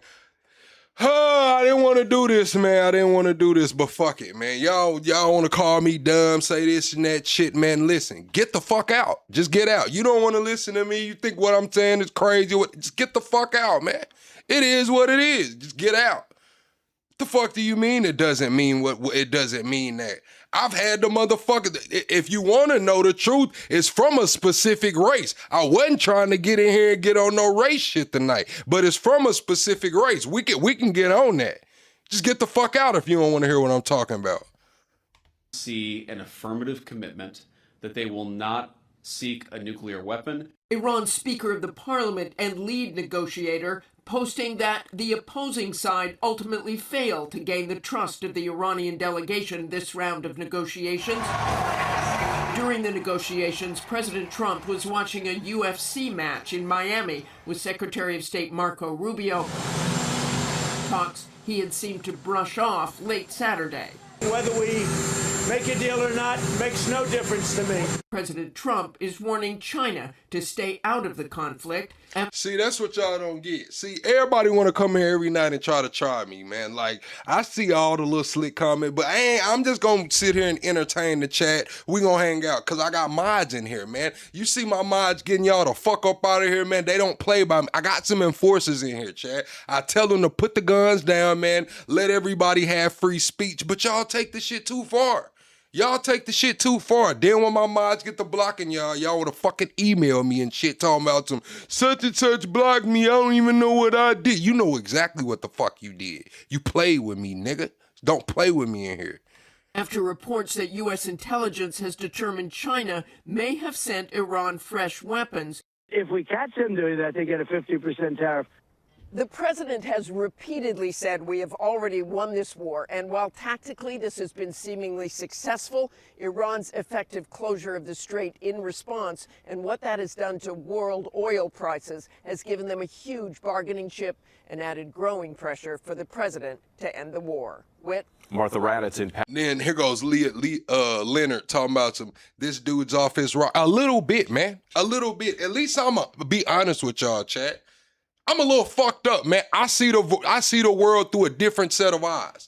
I can be honest. Y'all, a lot of y'all motherfuckers can't be honest and say that you have biases because of how you were raised, where you were raised, and cultural differences. I can be honest and say I might be a little fucked up. That's why I come here every night and I say, I don't care if you're far left, far right, liberal, conservative, Marxist, or fascist, you got a voice over here because I understand perception and perspective and we're all different. But some of you motherfuckers aren't wrapped tight as you think you are. Some of you motherfuckers got a loose screw or two. Pakistan again tonight, and the war with Iran is already causing gas and food prices to surge. So the Trump administration is facing renewed pressure to bring down prices and now growing concerns about what a U.S. blockade could mean for America's economy. ABC's Alex Brachet at the White House tonight. Tonight, with no deal reached between the U.S. and Iran and now a pending blockade of the critical Strait of Hormuz, there's mounting pressure on the Trump administration to figure out how to ease the stress on the U.S. economy. Last month, consumer prices surged at their fastest monthly pace since 2022. The gas index increased by 21%, the highest single-month increase since records began in 1967. Economists say both upticks are largely fueled by the uncertainty from the conflict with Iran. And the president today hinting that oil and gas prices could... That's the thing, though. It's not even about the uncertainty. It's a totally, completely fabricated and manipulated market. Because why? What's moving the market right now? Fucking Retruth, True Social, and Twitter, X. That's what's moving the market right now. We get all of our updates through True Social and X. It's completely fabricated. It's completely manipulated. It's big threats. Before the markets open up, they pull them back. We know the Asian markets open earlier. They're making money on the way up and the way down. It's fabricated. It's manipulated. The private equity is bullshit. They're holding all this commercial real estate that's not worth a fucking damn, bro. Like, it's bullshit, bro. It's a house of cards, literally. A fucking house of cards. Remain high for months to come. So do you believe the price of oil and gas will be lower before the midterm elections? I hope so. I mean, I think so. It could be, or the same, or maybe a little bit higher, but it should be around the same. Increased fuel prices trickling down to higher food prices I don't smoke cigarettes. As well. Ever since I smoke cigars. The war started in the Middle East, we have been facing increased prices and freight costs. You said, why does that upset me, Jeb? Why does that upset me, Jeb? A lot of people investments are into private equity. Most of these private equity funds hold this commercial real estate. This commercial real estate is not worth a fucking damn. It's not worth a damn. Markets being manipulated. They're insider trading in our fucking faces. People's 401ks are being siphoned. This is an emotional roller coaster. People don't even want to open up their accounts no more. It went from the Dow Jones just hit 50,000 to I don't know what the fuck's going to happen tomorrow. Year over year, coffee is up more than $2 a pound. Ground beef now up nearly $1 a pound. In Culpeper, Virginia, farmers and distributors telling our Elizabeth Schulze they're feeling the soaring costs from diesel and fertilizer. The last 2 months have been pretty crazy. Yeah. It's really unstable. Every day we're getting called. If they actually put that shit on the balance sheets, bro, this commercial real estate, I just told y'all, a building in Dallas in 2021 sold for $110 million. They sold it at auction for $10 million. Just last October, November, it was a building in Denver. It was in the whenever the 80s or whatever, it was built for $172 million. It sold for $122 million in 2022. That bitch just went for $5 million at auction, bro. $5 million. If they update this shit and actually put this shit on the balance sheets, bro, people are gonna start fucking jumping off of shit, man. We'll say chairs and tables to keep this shit YouTube friendly, man. People are gonna start jumping off of chairs and tables and shit. So prices are going up, freight's going up, fuels. It's been very unsettling for us as a business and also for our farmers that we serve. And ahead of the summer travel rush, the EU and UK are now warning that airports there could soon run out of jet fuel if supplies don't start flowing regularly through the Strait of Hormuz. Another major concern in all of this. All right, Alex Boucher, we appreciate it. Next tonight, a horrific scene at a Chick-fil-A restaurant in New Jersey. Gunfire erupting, killing one person and injuring. You said, what do I mean by chairs and tables? Buildings, bridges. The chairs are the buildings, the tables are the bridges. That's what I mean. 6 others, and now the manhunt underway. Here's ABC's Morgan Norwood. Tonight, panic inside a New Jersey Chick-fil-A after gunfire erupted, killing one person and injuring 6 others Saturday night. Dramatic dashcam footage showing the moment a man wearing a mask bolted from the restaurant with a handgun. First responders arriving to find multiple victims. I've got an unconscious witness. I've got 1 shot in the face, and I believe 2 in the leg. According to 2 officials briefed on the investigation, this was a targeted incident stemming from a drug or gang dispute. The person killed believed to have been the target of the shooting.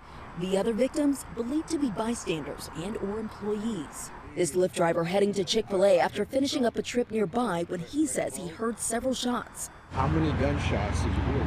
More than 7. Wow. More than 7. This Chick-fil-A is very popular. It's busy, especially on Saturdays, Fridays. And the father of one Chick-fil-A worker telling our New York station WABC his son called him in a panic, saying multiple masked suspects came in with guns and that one of his co-workers were injured. He says he drove to the restaurant, calling it a war zone with police everywhere. And with no arrests have been made so far, this marks the 100th mass shooting right here in the U.S. just this year. I didn't see the shooting, Chad. I didn't see the shooting. A mass shooting at a Chick-fil-A? My thoughts on the mass shootings that are going on, I don't know, man. People are unstable. It's a lot of tension going on, and some people just aren't fucking rap tight, man. So I didn't see about this mass shooting. 1 person unalive, 6 injured at a Chick-fil-A in New Jersey. Yeah, it's a sad situation. Several shots. How many gunshots did you hear? More than 7. Wow. More than 7. This Chick-fil-A is very popular. It's busy, especially on Saturdays, Fridays. And the father of one Chick-fil-A worker telling our New York station WABC his son called him in a panic, saying multiple masked suspects came in with guns and that one of his co-workers were injured. He says he drove to the restaurant, calling it a Go Chief, yes. war zone with police everywhere. And with no arrests have been made so far, this marks the 100th mass shooting right here in the U.S. just this year. Whit. All right, Morgan Norwood, thank you. Now to the growing calls for Eric Swalwell to drop out of the race for California governor. Swalwell now facing accusations from multiple women of sexual assault and inappropriate conduct. Allegations he denied. Bro, I'm trying to figure out like 50 different people came out here and told this man to step down. That's crazy. Good night, Zach. 50 people told him to step down. Tonight we hear from one of his accusers. Here's ABC's investigative reporter, Olivia Rubin. Tonight, Congressman Eric Swalwell facing crushing pressure to end his bid for governor of California amid bombshell allegations of sexual assault and harassment. He's one of the highest profile Democrats in Congress, even running for president. Pass the torch. Now, 4 women accusing him of sexual assault and inappropriate conduct, according to the San Francisco Chronicle and CNN, which ABC News has not independently confirmed. One former staffer in a CNN exclusive claiming Swalwell sexually assaulted her twice, once when she worked for him in 2019 and a second time in New York City in 2024. In my flash that I can... Hey, good night, D-Rock. Good night, D-Rock. I appreciate you for rocking with us tonight, D-Rock. We'll see you on the next one. recall I was pushing him off of me saying no. And what did he do? He didn't stop. A source telling ABC the Manhattan District Attorney now investigating that claim. And tonight, another accuser speaking out. Ali Samarco alleging to ABC News Swalwell sent her a nude photo on Snapchat as they messaged for weeks and after they met in... Message for a few weeks, he done pulled that dick out on her, chat. Yeah, message for a few weeks, he done pulled that out on her, man. I sent her a little Snapchat photo, man. He done, what do they call it, chat? Trim their hedges, chat. He cut the grass, man. Trim their hedges. Sent her a little Snapchat photo of that thing, man. Now his ass in trouble. in his congressional office as she was trying to find a job. She told me the alleged photo made her feel gross. Swalwell and his attorney did not immediately respond to ABC News' request. Yeah, Chad, I've never sent a nude before, Chad. I ain't gonna lie, bro. Like, I ain't sending no nudes, bro. Like, yeah, real talk, Chad. I'm not sending a nude, bro. You gotta experience this thing in person, man. I can't be sending no nudes, bro. For comment. But he has previously denied the allegations and questioned their timing. These allegations of sexual assault are flat false. They are absolutely false. But tonight, more than 50 former staffers signing an open letter calling on Swalwell to end his campaign and resign, saying they're appalled by his actions and stand firmly with every victim who has come forward. And tonight, it's not just his bid for governor in danger. Republicans planning to force a House vote to expel him from Congress next week. 2/3 of the House would need to approve. You said dude likely didn't do shit wrong, but the other Democrat wanted him to drop out. Man, he flashed her, man. He sent the picture of that thing, man. What are you talking about? He didn't do nothing wrong, man. He's talking to this girl who's a staffer, man. They Snapchatting and shit for a couple weeks, man. He pulls that bad boy out on her, man. What do you mean he didn't do nothing wrong? Yes, he did. The measure tonight, even some Democrats, unsolicited, say they're on board. And with that expulsion vote could come as soon as this week. Some Democrats now saying Swalwell should just resign instead. Whit. All right, Olivia Rubin, our thanks to you. Now to the millions of Americans on alert for... You said if Bill didn't resign, neither does he. Bill got that head because she wanted to give him that head. That's the difference. See, he sent the unsolicited nude, which was, I guess she didn't agree with it. She didn't want it. He was encroaching upon her, man, sending her the unsolicited nude. See, Bill Clinton just laid the fuck back. He reclined the chair back, man. Got some good head and shit. Somebody told it. It's completely different. Severe weather. Let's get right to meteorologist Danny Beckstrom from our New York station WABC. And Danny, some serious concerns over the next 24 hours. Strong storms in Texas tonight, Whit, but we also have concerns for the upper Midwest tomorrow. Let's talk the setup. In the west, cooler, drier air. In the east, we're looking at warm, humid air. They're duking it out. The center of the country where these two air... Man, don't know why I care about the weather. Where we at? Man, Putin ally. Oh, yeah, the dude from Hungary lost the election today. Overseas now to Hungary's Viktor Orban, a close ally of President Trump and Vladimir Putin. Chat, I told y'all, too. When did I say that?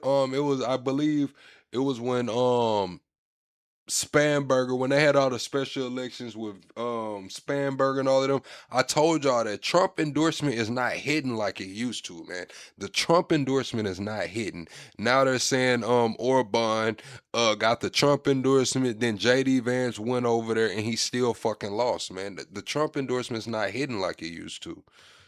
Conceding defeat after 16 years in power. Let's bring in ABC's Tom Sufi-Burridge. And Tom, this election saw record voter turnout.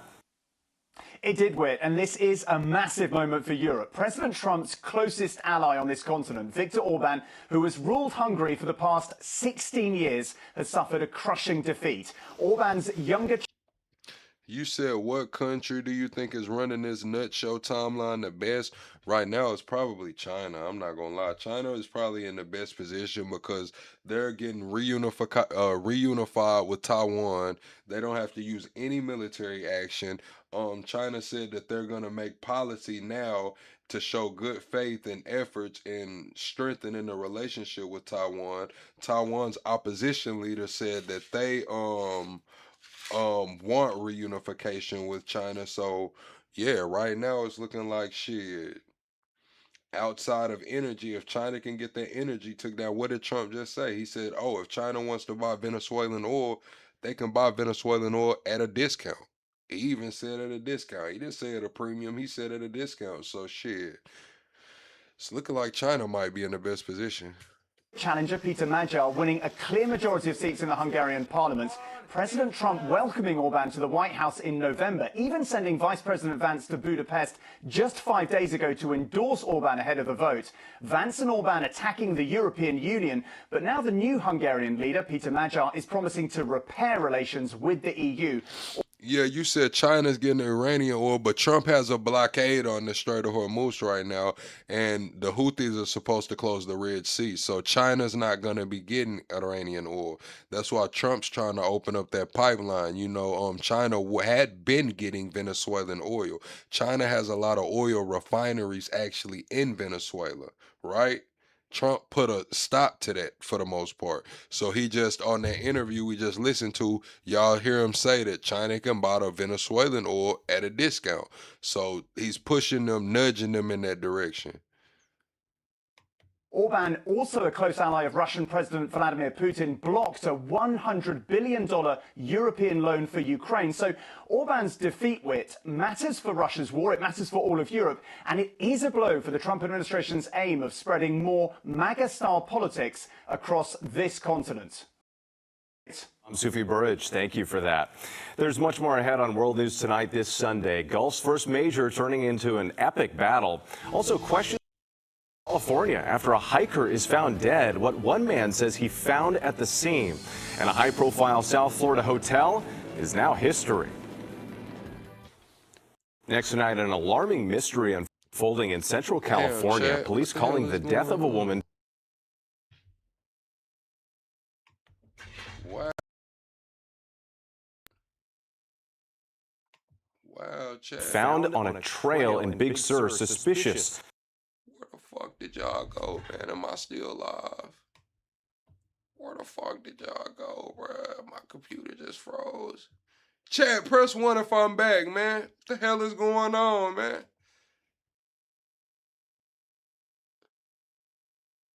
What the hell is going on? Chad, press 1 if I'm back, man. This shit is crazy, man. They had Ben Shapiro on Fox, man. Let's see what the hell Ben Shapiro said on Fox, man. What do y'all think Ben Shapiro said? For years, I've had to listen to them say, death to America, right? They say, death to America, death to Israel. What I'm referring to is, when I talk about civilization, it'll be much different because their military will be totally gone. It's pretty much gone now.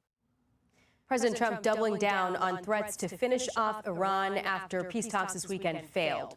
For more, let's go to Daily Wire co-founder and host of the Ben Shapiro Show, Ben Shapiro. Thanks so much, Ben, for being with us. Thanks for having me. I appreciate it. Of course. So the president... Here we go. Ben Shapiro. Chat, everybody double tap the screen, shut a live out, chat. We're 25 likes away from the next like goal. I need everybody to go to the top, hit the 3 dots, and make sure you have the like button hit. Make sure, go to the 3 dots. Max Ninja, welcome Max Ninja. You the newest member of the Mod Squad, chat. Everybody, welcome Max Ninja as the newest member of the Mod Squad. It was supposed to go to Lamar, but I haven't seen Lamar back in here yet. This morning, basically saying very firmly that Iran thought that they could negotiate something here that was a total red line for the U.S., and now he is going to take some serious action, blocking off the Strait of Hormuz, and the troops are ready, locked and loaded, to finish off Iran at the time that he says. But realistically, if the fighting resumes, how long does the U.S. military have to finish what's left of Iran, as he put it? Because there are these votes coming up in the House and Senate maybe next week. And here's what one House Republican said on Friday.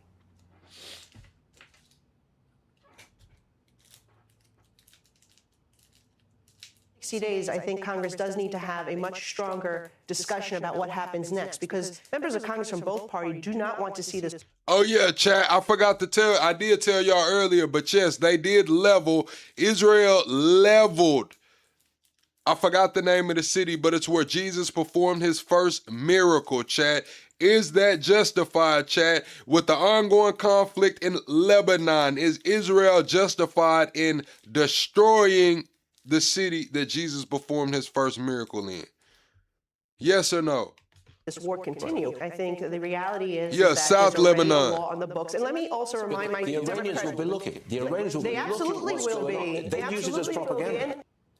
So Nicole Malliotakis makes the point that, Obama carried out strikes in Libya for 7 months. I think it was Clinton also passed the 60-day mark. Democrats obviously now applying a double standard. But if these votes come to the floor, as I was talking about Senator Sheehy, the margins are so tight, it's not impossible to imagine that it passes in at least one chamber. Are you concerned about those votes at all? Oh, and they did it on Orthodox Easter. Unorthodox Easter, chat. Orthodox Easter.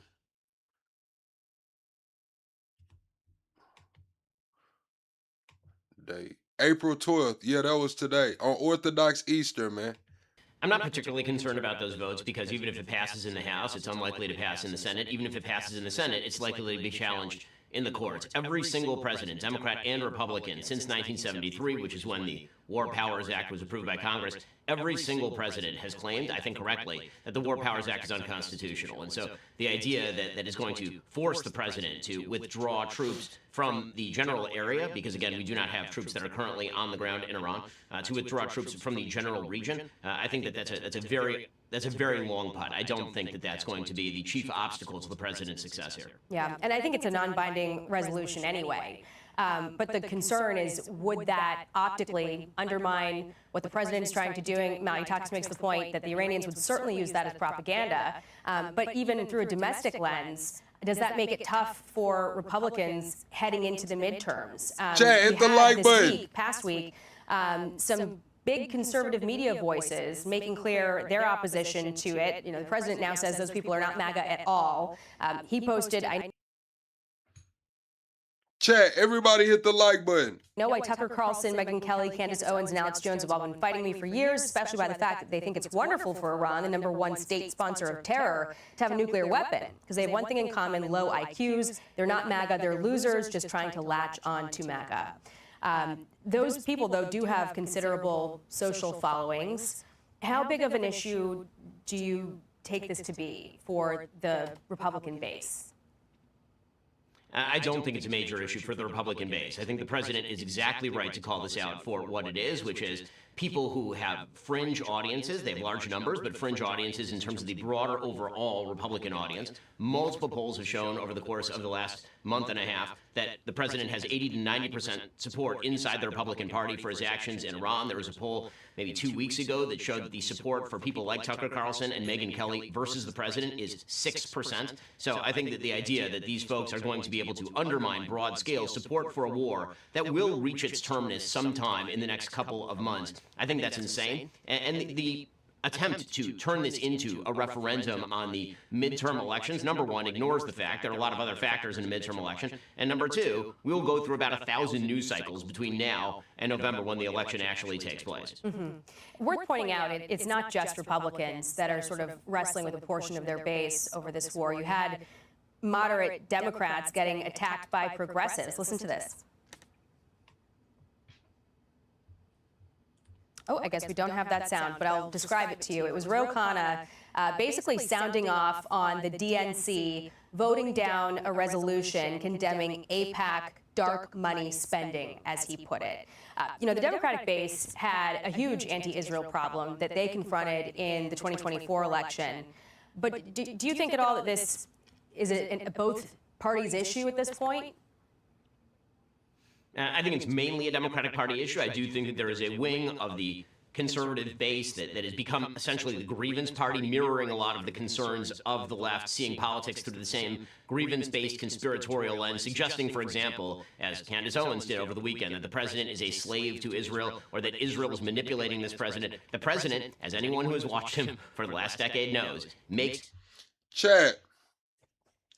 Netanyahu said that, not Netanyahu, but Ben Shapiro said that Netanyahu will make a great president of the United States of America. How do y'all feel about Shapiro saying that, man? How do y'all feel about Shapiro saying Netanyahu will make a wonderful president of the United States, man? His own decisions and the conspiratorial horse crap that is being promoted by Tucker Carlson. Do y'all agree or disagree? Or Megyn Kelly, or Candace Owens, or Alex Jones, that the president is acting at the behest of a foreign nation is nonsense. The president knows it's nonsense, so does the Republican base. So much of that, gains traction on social media.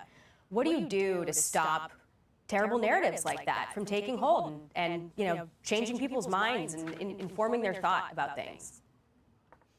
I mean, obviously, I think that the algorithmic disconnect is quite real. You see it particularly on X, but you also see it on TikTok and other social media. People need to touch grass. Go talk to the people you go to church with, and what you will find out is that most of those people agree with the President of the United States. The vast majority of conservatives have agreed for 50 years that the Iranian regime is a threat to the United States, to its allies, to the region, and to the world. And I'm going to be honest with y'all, man. If Netanyahu was president, man, we would be at war with Canada and Mexico at the same damn time, man. We'll be at war with Canada and Mexico at the same damn time if Netanyahu was president. this president is making the bravest foreign policy move of my lifetime and actually keeping a promise that he made back in 1980 that he would take on the Iranian regime if ever he got the power. Again, this conspiratorial notion that the president switched his opinion here ignores 4+ decades of the president being perfectly consistent on this issue, and as per our usual arrangement, only this president had the balls to actually keep the promises that other presidents have made. And the Iranians themselves admitting they had enough nuclear material to build 11 bombs. There's that factor out. You said the ticket for 2028 is going to be Vance and Trump Jr. They said Vance is the most unfavorable vice president to date at this time in their presidency. They said no vice president has ever been this unfavorable in their first year and a half than J.D. Vance. It's crazy.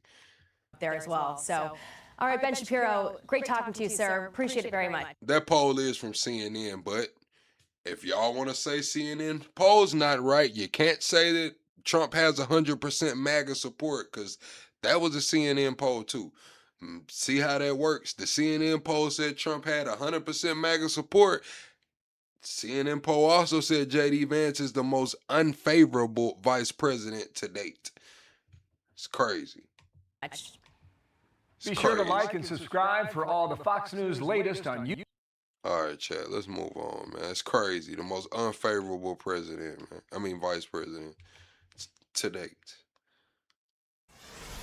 So we have minesweepers there now. We have highly... Trump moments ago saying the U.S. blockade of the Strait of Hormuz will be all or none, with no passage for any ship until Iran relents. Okay, chat, live poll right now. Do you agree with the United States putting a blockade around the Strait of Hormuz? Agree or disagree with the United States putting a blockade around the Strait of Hormuz? Agree or disagree?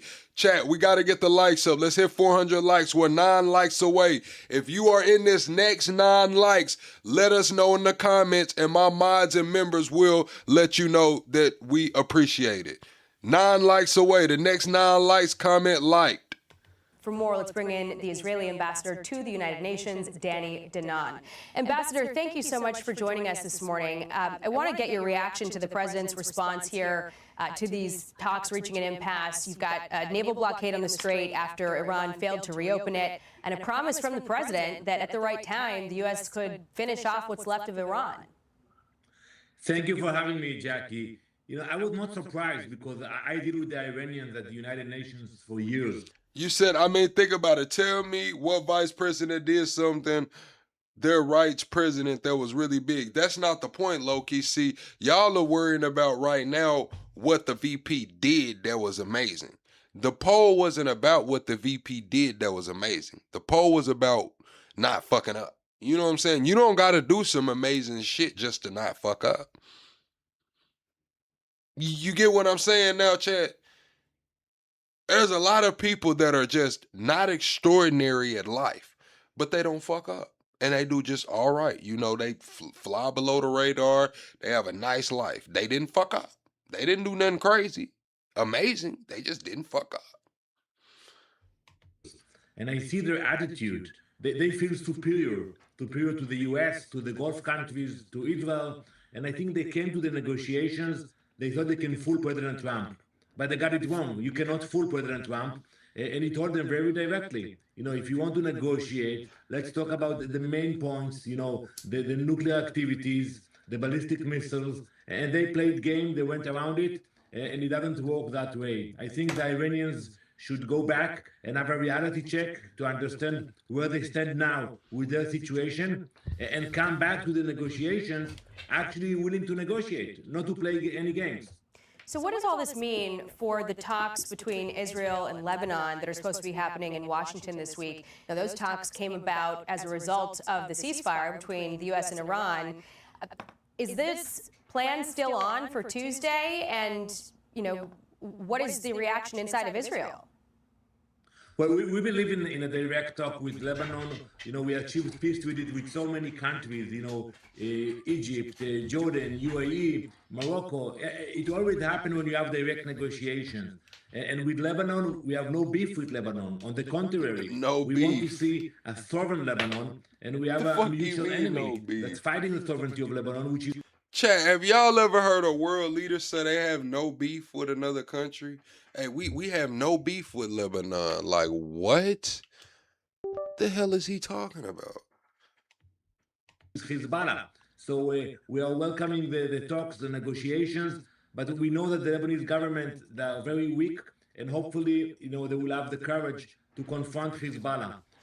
But I want to go back with you to the Iranian position regarding the Strait of Hormuz, because President Trump, and I listened very carefully to his strong words, he spoke not only about the Iranians who are blocking the straits, but also some of the countries that actually collaborate with them. I will not name names, but you have European countries that are paying top dollars, millions of dollars for the Iranian regime. So I think when you speak about the closure of the strait, it should be clear that if some of the countries cannot use the strait, it shouldn't be open to anyone. Okay. I want to go back to these talks happening on Tuesday. What is Israel's long-term strategy in Lebanon, and will Israeli forces remain in southern Lebanon regardless of what happens with the U.S.? Hell yeah, they gonna remain in Lebanon. Chat, go look up South Lebanon right now on your Apple Maps. They took all of the names of the cities there. It's like it's no establishments there, man. They done leveled all of that shit, and now they even took the city's names from there. There's no villages, no towns. They took all the names. That shit's empty, man. What the hell is going on? Apple, what the hell is going on? Best talks with Iran. Jackie, we have no interest to be in Lebanon. Believe me, we send our boys and girls for decades to fight in Lebanon, and we have no desire to do it again. But we have no choice because Hezbollah took over southern Lebanon and actually launching rockets into Israel.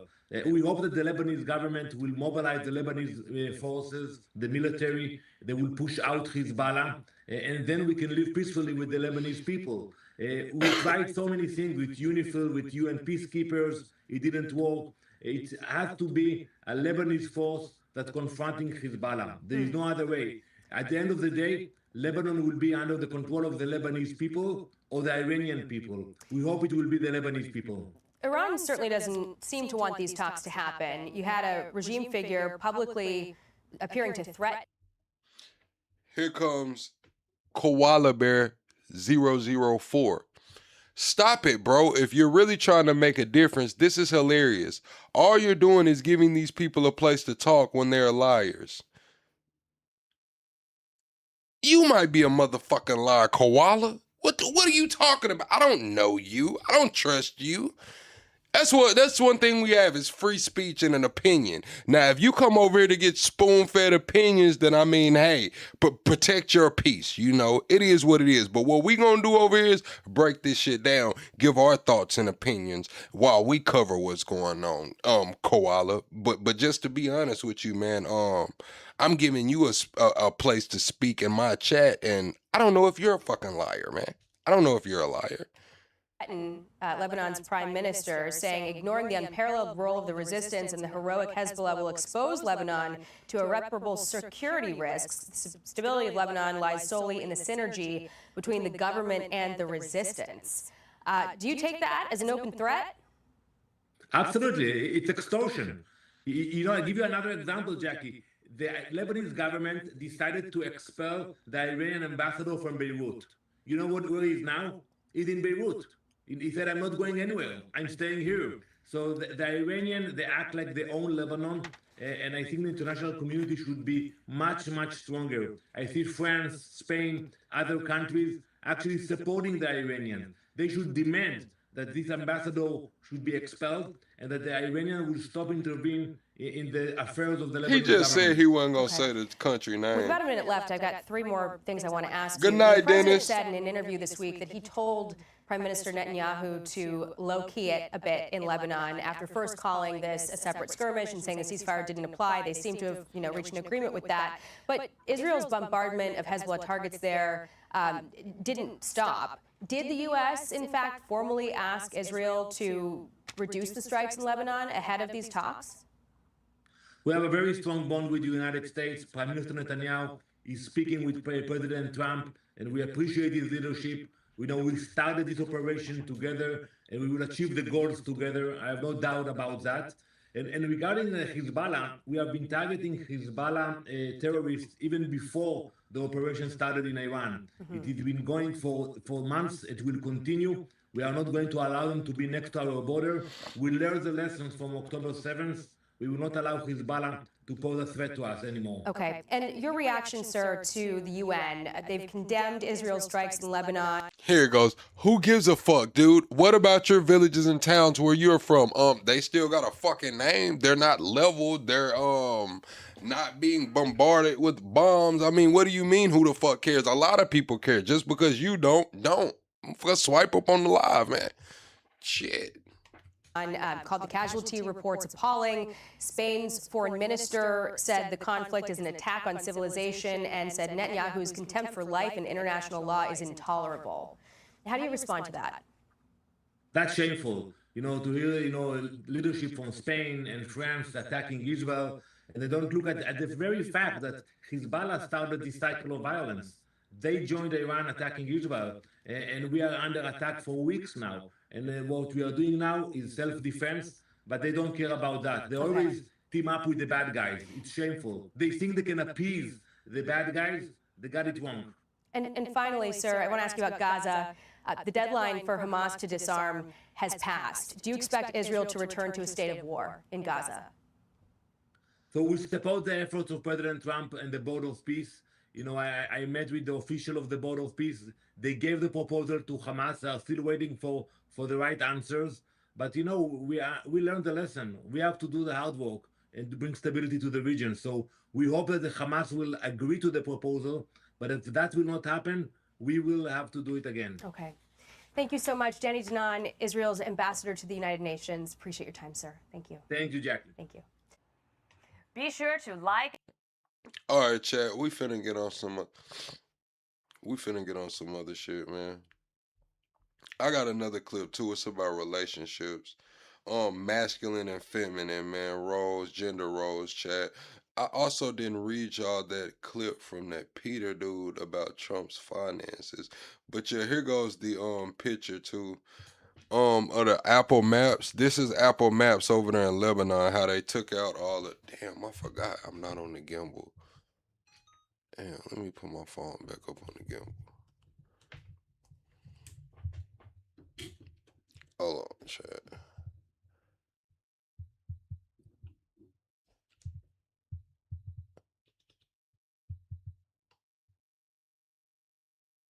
Alright. That's better. Alright, chat. Yeah, this is a video. I mean, not a video, but a picture of how they got South Lebanon looking right now on the Apple Maps. Like, so when you go over there and look on your Apple Maps, like it's not even there anymore. Like all of this at the top used to be towns and villages. Like when you pull it up now, they just removed all of the names of it, and we know what's happened. Like we know it's been bombarded, leveled. It's a damn parking lot over there, and they even went as far as to remove the names via Apple. This shit is crazy, bro. I'm not gonna lie, that shit's crazy. Like just thinking about it is crazy, bro. Like they literally took them off the map.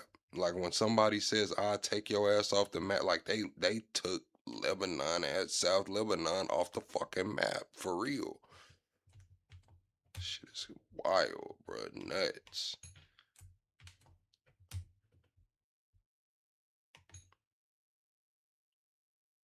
my definition of my role is I have to be, as she said, supportive. I have to be understanding. I have to be willing to be submissive. I have to be willing to understand that this man is going to make the decisions and I'm going to follow him. You know. All right, chat. How many of y'all in the chat are married or have been in a relationship over 10 years long, man?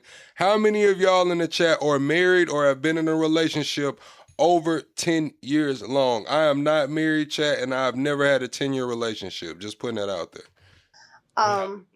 See somebody rolling the eyes over here. Like, so I have to also understand that, you know, walking into a person's life, some things in my life are going to change because they're not going to want that. And I honestly don't think that as women in this society, we are taught what our roles are. But I also believe that our roles depend on who we choose to mesh with. Facts. I see some. And this is a conversation that I've had a few times with women on panels, is we always talk about the males of this community. They say that the men are sassy or they're weaker than generations past or shit like that. But it's like, who taught these women how to be women? Like, let's be honest, chat. The modern day woman, I'm talking about, it's 2026. We'll just go, 40 and below. I'll say 40 and below. Who taught these women how to be women? Honestly, we talk about the dads weren't in the home, so these men grew up without a dad. That's why they are sassy and don't know how to be men. But if it was all women raising kids, who taught these women how to be women? Social media, exactly. Eyes rolling over here. I mean, listen, I just feel like me personally, I'm a little bit more aggressive. So all that nigga telling me. And shout out to the women that did listen to their mothers. And shout out to the mothers that did teach their daughters. But by far and large, this society, man, it's kind of like shit. Women come with a lot of demands. Like when you just sit down and listen to these podcasts and look at these podcasts, all of this crazy shit, it's like, man,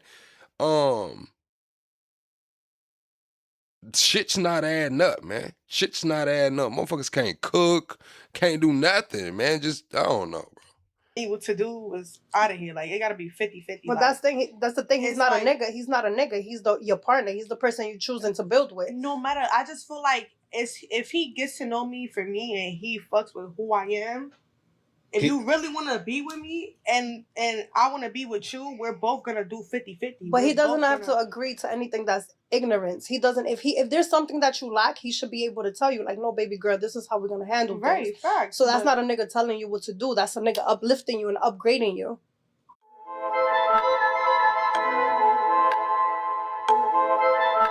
Yeah, I sing and rap from Brooklyn. Get into this first topic, right? Is it acceptable for a man, or is it expected for a man to pay for a babysitter for a woman he's talking? And I do want to play this. Okay, chat, that's a good question. Now, men, if you're dating and you're dating a baby mama, do you or have you ever paid for a babysitter? Men only. Have you ever paid for a babysitter when you were dating a baby mama? Or should you pay for the babysitter? And now I'm going to ask the women, baby mamas, women, should the man cover your babysitter expense? If he wants to take you out on a date, let's say he asks you out on a date, should he cover the expense of your babysitter? This clip that we had on a previous show. Art, you can play that real quick? Seen a post where it was like, if would take me out, he got to pay for my babysitter. Why should my baby daddy and me got to pay for my babysitter when you the one that wouldn't take me out? I'm not going to ask a to pay for my babysitter. I'm expecting you to know to do that for me. So if I notice that you didn't think to do something like that, or you ain't trying to like work around that in whichever way, then I'm not messing with you. They're not saying it, they're expecting it. And OG Pal said, fuck it, man, he gonna pay for that babysitter.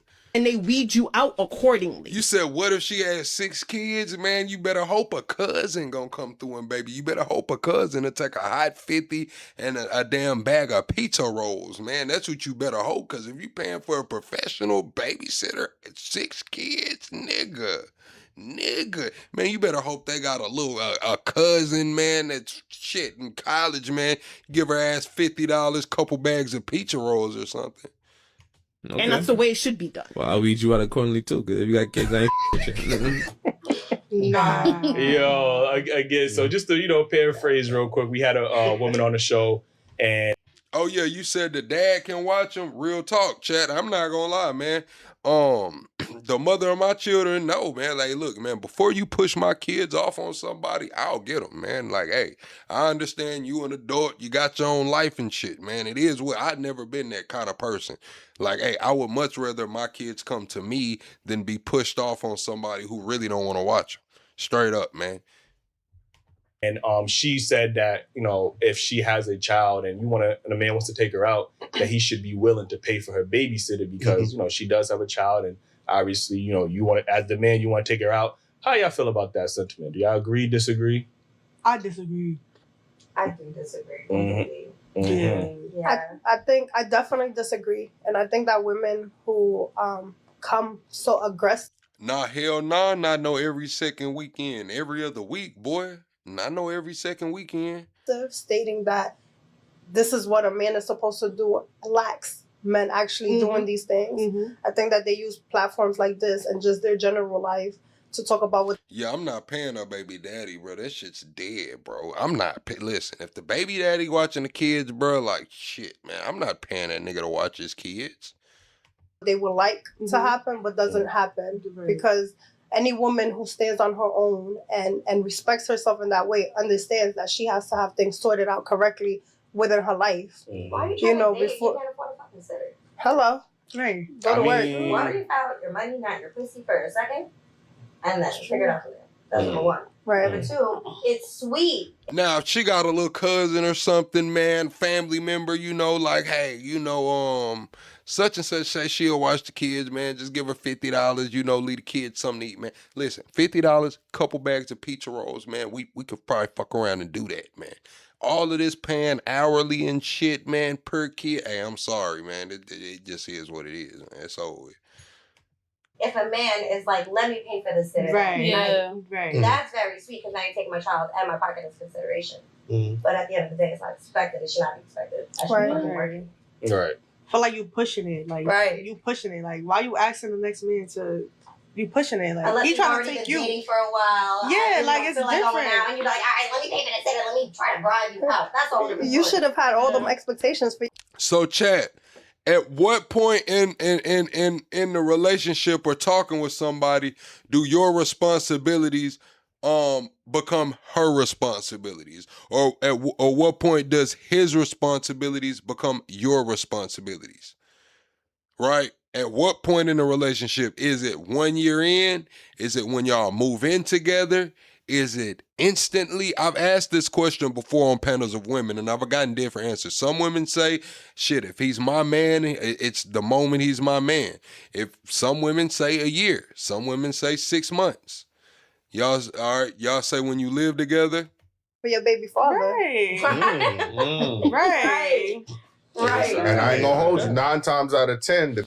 I see all things says marriage. I've heard women say marriage as well. Babysitter is the mama, so what you doing with that bread? I was gonna say, you don't have family. What you doing with that bread, shorty? You putting it in your but pocket? out in the states where you're just in the boondocks and shit, they don't always have family around, right? You got somebody. You got somebody downstairs, your homegirl. Some people don't really have nobody. Right. Yeah, you said $50. Yeah, $50 is about all I got on the babysitter, bro. I'm not gonna lie, man. I got about $50, man. Couple bags of pizza rolls. Make sure the kids fed and shit, man. But yeah, man, about $50 is all I got on the babysitter, bro. Worst case scenario. Well, then your ass don't need to go out. Blessed, You better date online. That's what So where you Instagram gonna is find a sitter? You for. gonna go to Craigslist.com? Find a You gonna wait till the baby watches? You gotta do a Zoom date. I think the issue, there's a lot of single women that get on sometimes these platforms, and when I hear stuff like that, I don't have kids, so I already don't want to date women with kids. But then when I hear women talk like that specifically, it makes me really not want to date women with kids, because now it's like you put an unnecessary expectation. Right on me. I get if I wanted to naturally do. You said what kind of pizza rolls? Shit, whatever kind they like. They like combination. We can get combination. They like pepperoni, man. 3 cheese, man. Whatever kind of pizza rolls the kids prefer. We can get a mixed bag, man. We can get 1 cheese, 1 pepperoni, man, whatever kind of pizza rolls the kids eat, man. Fuck it, get them a couple bags of pizza rolls, 50 counts, man. 2 50-count pizza rolls, a $50 bill, man. We good, we riding, man. Y'all talking about y'all got 100 on the babysitter shit. By the time I buy these fucking 2 bags of pizza rolls, them bitches like $9 a piece. Do that as a gesture. Whenever you telling me, well, as a man, you're supposed to do that, and X, Y, now it's just a complete turn off, because now it's like you're putting this unnecessary expectation on me, and I'm not even going to do that unless I want to go out my way. Obviously, that's on me. But if now you're telling me that I have to do it, or you want to weed me out accordingly, that's what she said. That's what she I'd rather weed me out then. Clearly, I ain't the one for you. You know what I'm saying? So, Ace, clear that clip. I believe that was like one of our first viral clips, right? I think that was our very first viral clip. That's what kind of set all of this kind of off for us, man. And I wasn't on that episode, but you was in that clip. You know what I mean? You said, man, stay home together with the kid. Hell no, y'all can't come around my fucking kids, man. What are you, crazy? Just kidding. I'm not finna bring no women around my fucking kids, man. I'm not trying to be around your kids, man. It's a respect thing. Like, it's some rules and regulations to this shit, man. My kids can't just meet any fucking body, man. The hell do you mean, man? My kids have never seen me with another woman other than their mom. And I ain't been with their mom in a couple years. My kids have never seen me with another woman. And they won't until the time, is permitted. Like, it's a respect thing. Like, I'm not, hell no, stay home with the kid. Fuck that, man. That's disrespectful to me. That's disrespectful to the kids. And that's disrespectful to the kid's father. Just being all in the kid's face, eating snacks and shit. Hell no, hell no. What was your thoughts when that was happening? The funny thing is, when I brought it up, I didn't think that was going to be her response. Because I said, the post was, why me and my baby daddy got to pay for a babysitter if you want to take me out? I thought that was so crazy. I'm like, what? Like, what the fuck y'all made that job? Like, what you mean? I wasn't there for that. You know what I mean? So I didn't expect her to say that at all. But when she said that, and then she was like, we reading y'all out accordingly. I'm like, all right, well, reading y'all out too. It sounds like the baby daddy's still in the crib. What you mean? Right. He's the one. He can't afford a babysitter. Why he can't watch his scene for the day? He trying to be outside too. Nah, he waiting for you to fill her up so she come back to the crib and get smashed by him. That's okay. And bring him some food too. Oh, yeah, the leftovers. Oh, yeah. That to-go plate, that'd be for the baby father. Like, you know what I'm saying? Like, that's for, yo, Ju, what's your thoughts? Because you was on that episode too. I was on an episode, and yeah, I ain't with all that, man. Like, I'm not finna be telling my kids, like, oh, that's daddy's friend, and, doing all that shit, man. It is what it is. That's just me. How other people live their lives, that's how they live their lives. Look, man, it is what it is, man. I got free time. I got fucking free time. I got my kids. It is what it is, man. It's not that deep of a thought with me. I got my kids. I got my fucking kids, bro. It's over with, man. All motion stopped. And I'm going to just leave it at that, ball. Nah, because I know the person. So I just want to say that no woman should have those expectations for a man. Let a man feel comfortable enough to even make that suggestion. I think if a man is really interested in a woman, I don't think I would do that in the beginning for a woman at all, whether she had kids or not. Like, I'm not doing that in the beginning. But if I realize that we can't have time for each other, I might say, hey, you know what? What do I got to do to, make time or get to see you? Should I be able to, you need help with a babysitter or something like that? But to expect it, I can't say it. I like that. You know what I'm saying? Like, definitely not off the bat. Man. That's crazy. I agree with all y'all. Mm-hmm. She said, I agree. I got nothing different to say. Listen, let me get to this next topic, right? Do most women understand their role in a successful relationship? And I think this topic came up because a lot of times we hear women talk about how much a man should do X, Y, and Z. We always say, well, a man must provide, he must protect, he must do this, he must do that, X, Y, and Z, right? So we understand women are very vocal about what a man should do and as far as a relationship. But on the other end, when we talk about the woman's role, what a woman should do, then it automatically becomes, well, I'm not your slave. Well, I don't have to cook and clean. Like, you could cook and clean as well. Like, you know what I mean? So now the roles is like, a woman's role is now somehow is non-biased to gender now. Now everybody could do it, but a man's role is definitive. Like, you get what I'm saying? So do you think women understand their part in a relationship? Hey, Koala, I'm just going to be honest with you. I love all my subscribers, but whether you subscribe and unsubscribe, whether you stay or go, the train's gonna keep going. The train's already left the station, baby. We on the way. We coming for the biggest right now. I'm just gonna tell you. Tell all them creators, all them streamers, everybody on this bitch running their mouth, man. I'm knocking on the fucking door, man. I'm about ready to ring the doorbell, man. What are we talking about, man? Let me in the game. It doesn't matter if you unsubscribe, Koala. It's okay. Relationship. Great delivery. Man's role still really depends on that. Of course. I think so. Yeah. I think the dynamics change per household, per role, per relationship. What's your definition of a successful relationship? Right. I think role depends on it also goes to the person, because not everybody can play the roles that they're supposed to play. So for example, bringing it back to what we just said, if a woman doesn't know her role to play in a relationship, it could be because she didn't grow up knowing how to play a woman's role. She could have been raised to play, Okay, women, do y'all run y'all man's bathwater? Do y'all run y'all's man's bathwater without him asking? That's the big deal now, chat. That's the big deal. Do y'all run y'all man's bathwater without him asking? both roles, or the man's What's role up, or Shane? the masculine role. So I think it goes to say how not everybody can play the role that people expect them to play. I mean, but see, this the thing, chat. When it's kids involved, man, it's certain things that have to go on. It might, and at that point, gender roles, it really doesn't matter. The kids deserve a clean environment. So if it takes two to clean that environment, the kids deserve a clean environment. The kids deserve everything clean, sanitary. They don't deserve to grow up in filth and all kind of shit. So it's a little different, man. Like, the kids don't need trash cans full. Like, shit, fuck. You see the trash can full, take the shit out, nigga. It is what it is.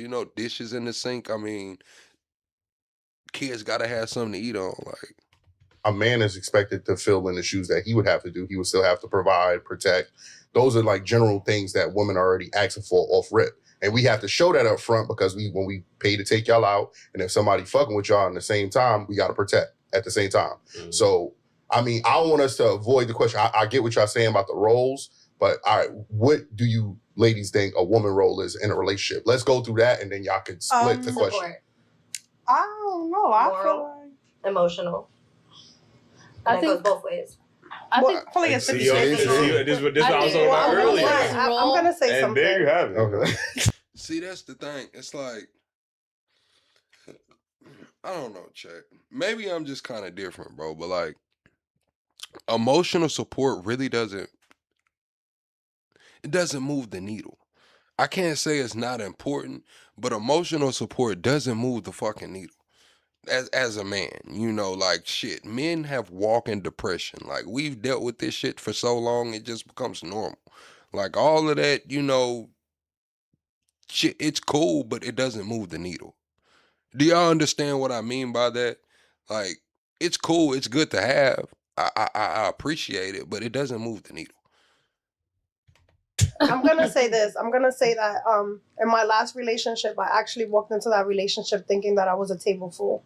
I walked into that relationship thinking that, my role was I'm a boss bitch and I'm handling things, so you have to do things the way I see them. And then I learned very quickly when that relationship went south that I needed to, humble myself and understand what my role actually was. So I took a sabbatical to understand, what my role as a woman. So my definition of my role is I have to be, as she said, supportive. I have to be understanding. I have to be willing to be submissive. I have to be willing to understand that this man is going to make the decisions and I'm going to follow him, I see somebody go in the eye.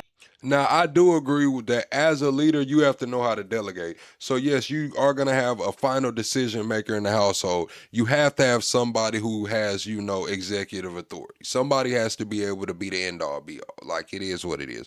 But that person also has to be good at delegating. Like if there's somebody in the if one of the people in the relationship are better with, managing the finances, okay, delegate that. If somebody in the relationship is better at dealing with the kids, okay, delegate that. You got to be able to understand delegation. That's the thing, especially us as men, we have a problem delegating. We feel like it's all on us, and it's always all on us. But at the same time, in order for things to run smoothly, we do have to be able to delegate. So I have to also understand that, walking into a person's life, some things in my life are going to change because they're not going to want that. Right. And I honestly don't think that as women in this society, we are taught what our roles are. But I also believe that our roles depend on who we choose to mesh with. Facts. I see some eyes rolling over here. I mean, listen, I just feel like me personally, I'm a little bit more aggressive.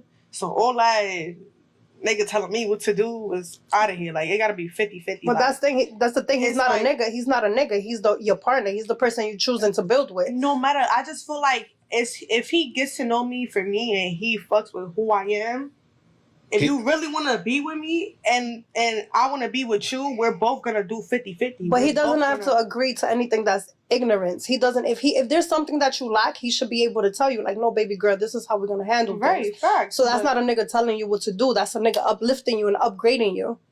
I don't know. Like, I don't know how to explain it. It's hard. No, I get it. You a thug. You know what I'm saying?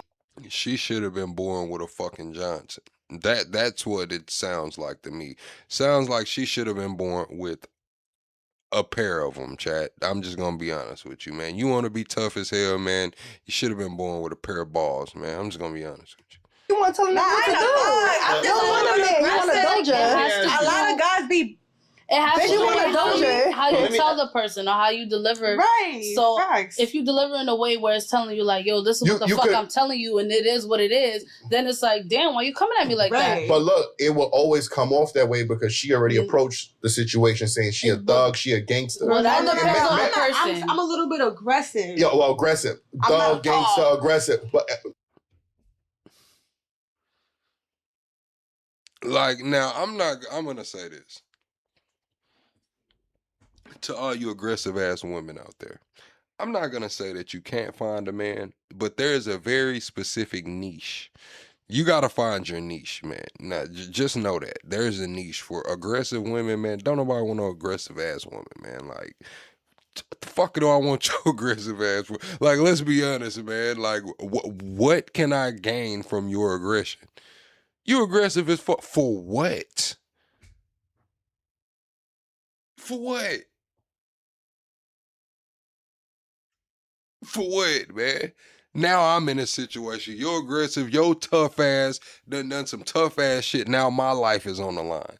Now I gotta put up or shut up. I gotta, do some shit I don't really need to be in a position of doing because of your tough ass. No. Red flag, man. Flag on the play. No man want to approach his. But I just want to know, like, what kind of man do you want, though? Do you want the bitch made niggas that you talk about, or do you want a man that's a real man, basically? Because a real man is not going to deal with that attitude. I'm letting you know that right now. Oh, man. So eventually, if you want to be in a real successful relationship, in the future, if I decide to be with a guy, a man in the future, when I'm like 40, right? Because some of us don't want a man. You know what I mean? Yeah. Oh, so some of us want women. You don't want a family. You don't want children. Know that. I never said.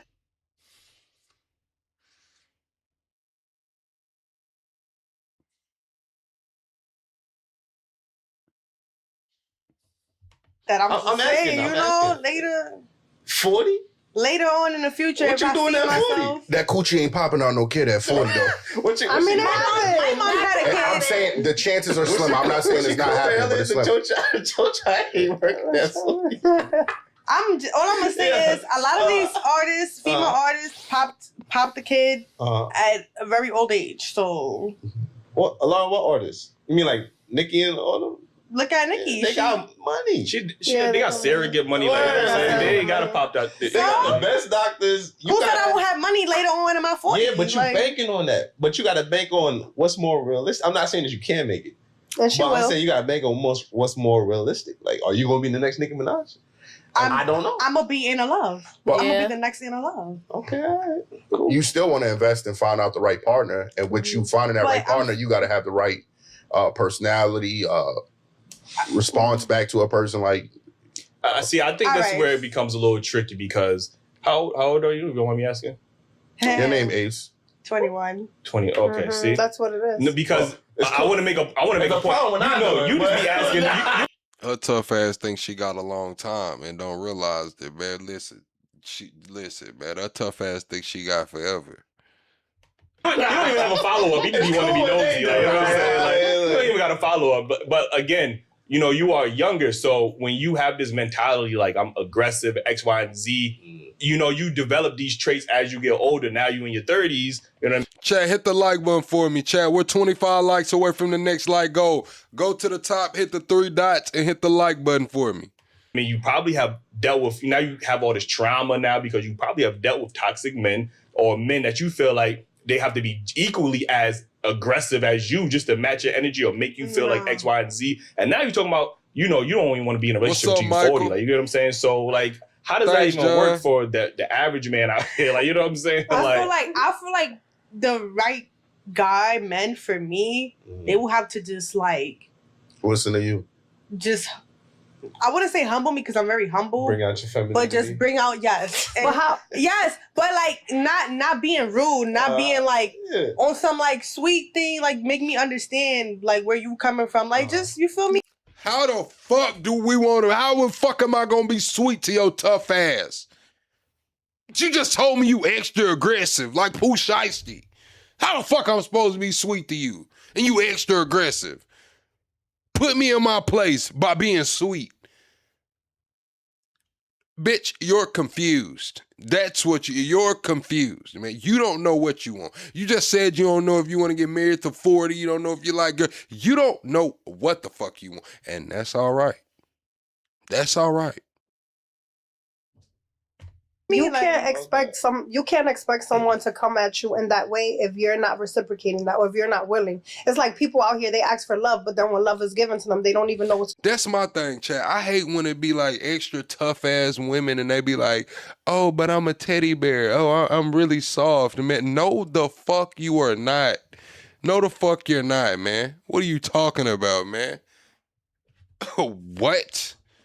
I'm really a teddy bear inside, man. I just seen you take down a fucking Budweiser heavy, burp, fire up a Black and Mild, and fart. No, you're not, man. Fuck, you trying to whoop the cashier. To do with it. So you can't walk around here aggressive as hell. You can't walk around here aggressive as hell, because already you creating that persona. So when a man walks up to you, that's all he wants. You know what I'm saying? He's not gonna be gentle because from the gate, you fucking him over. Like from the gate, you making him feel like he gotta come at you a certain way because he gotta protect himself. You know what I'm saying? And I feel like there's so many women out here. Yeah, there's so many women out here just. My fault, go on. Oh no, I was just gonna say like there's so many women out here just downgrading a man and taking away from their manlyhood, and then we want to say this is what you're supposed to do, but we're not even letting them do what they're supposed to do. Right. Yeah. So you might be chasing off the man that you really want by bringing that as your shell. That's when he's first meeting, and that might deter him from wanting to be with you or getting to know you under that shell. Basically. I just feel like everybody should just be honest, and like I'm willing to do this. You were honest. Yeah, she drink tall cans and gangbang, man, and then talking about she's a sweetheart. Where? I can't fucking tell. You just put everything that you know on the gang. You just put it all on the gang, man. And you smell like a fucking old English, man. You smell like a 40 ounce. You smell like a 40. You just put everything on the gang, but you a sweetheart. You're really a teddy bear. How? But that's one quality you got to understand. You can't start off saying, hey, well, I'm aggressive. You got to deal with this. Oh, no, that's your honesty, but you got to take that out. Yeah. A man don't want to approach a woman and find out she's aggressive. Like you say, you're young, so you gonna grow and learn, but everybody got to work on themselves at the end of the day. So, you know what I mean? When you grow, you learn to mature, and hopefully it's before 40. You know what I mean? It's okay. Yeah, she got time. Yeah. Listen, let me get to this next topic. Do y'all think more men have is there more competition for men than there ever was, or do you think more women have more options than they ever did? Which, if you had to choose one, which one do you think it is? Ooh. Want the dust off? Is it the same question? Kind of, sort of, but one is more. I would say that one would make more sense than the other. Like if you had to choose competition for men. Mm-hmm. Do men have more competition than they ever had, or do women just have more options? Than they ever I believe. Like in this So which genre, one? in this Are they the same generation, question? it's a lot You got to of- pick one. 2. The second one. So women just have more options than they ever had. Like, Yes. okay, why you say that? Why you think that? Because men have more competition than they've ever had. Just kidding, sorry. Yeah. She was serious. She meant that. Sorry, go ahead. No. I don't. She don't know. Okay. I think I'll break this down. I'ma It makes sense to me. So I would say that I think women. Both are true. I'm gonna say both are true, and the internet is the gateway for both of them. So women do have more options via the gateway, and there is more competition because not only are you competing with her type like you would be, you're competing with everybody else's type too. So the girl that you like or the girl that's into you, she might have a type and you might be her type, but there's also what we call meta. In the gaming community, we call this shit meta. There's a meta type. Like men, there's a meta type of girl that men like. There's a meta type of guy that women like. So that may not be her preference, but she'll entertain that because that's the meta. That's what everybody likes. And everybody likes what? A trick. A trick is the meta. You know what I'm saying? Like straight up, a trick is the meta. A lot of women, you know what I'm saying, they'll push the guy to the side that they would genuinely be interested in and go with the meta. The meta is the trick. Men have more competition because More options. More More options. options. Yeah. Oh, okay. Well, Listen, this is why. Because I was gonna say I feel like women have more competitions because now men are looking for women like not only like what you could like if you could cook and clean, like they want you to have brains, like you gotta be able to.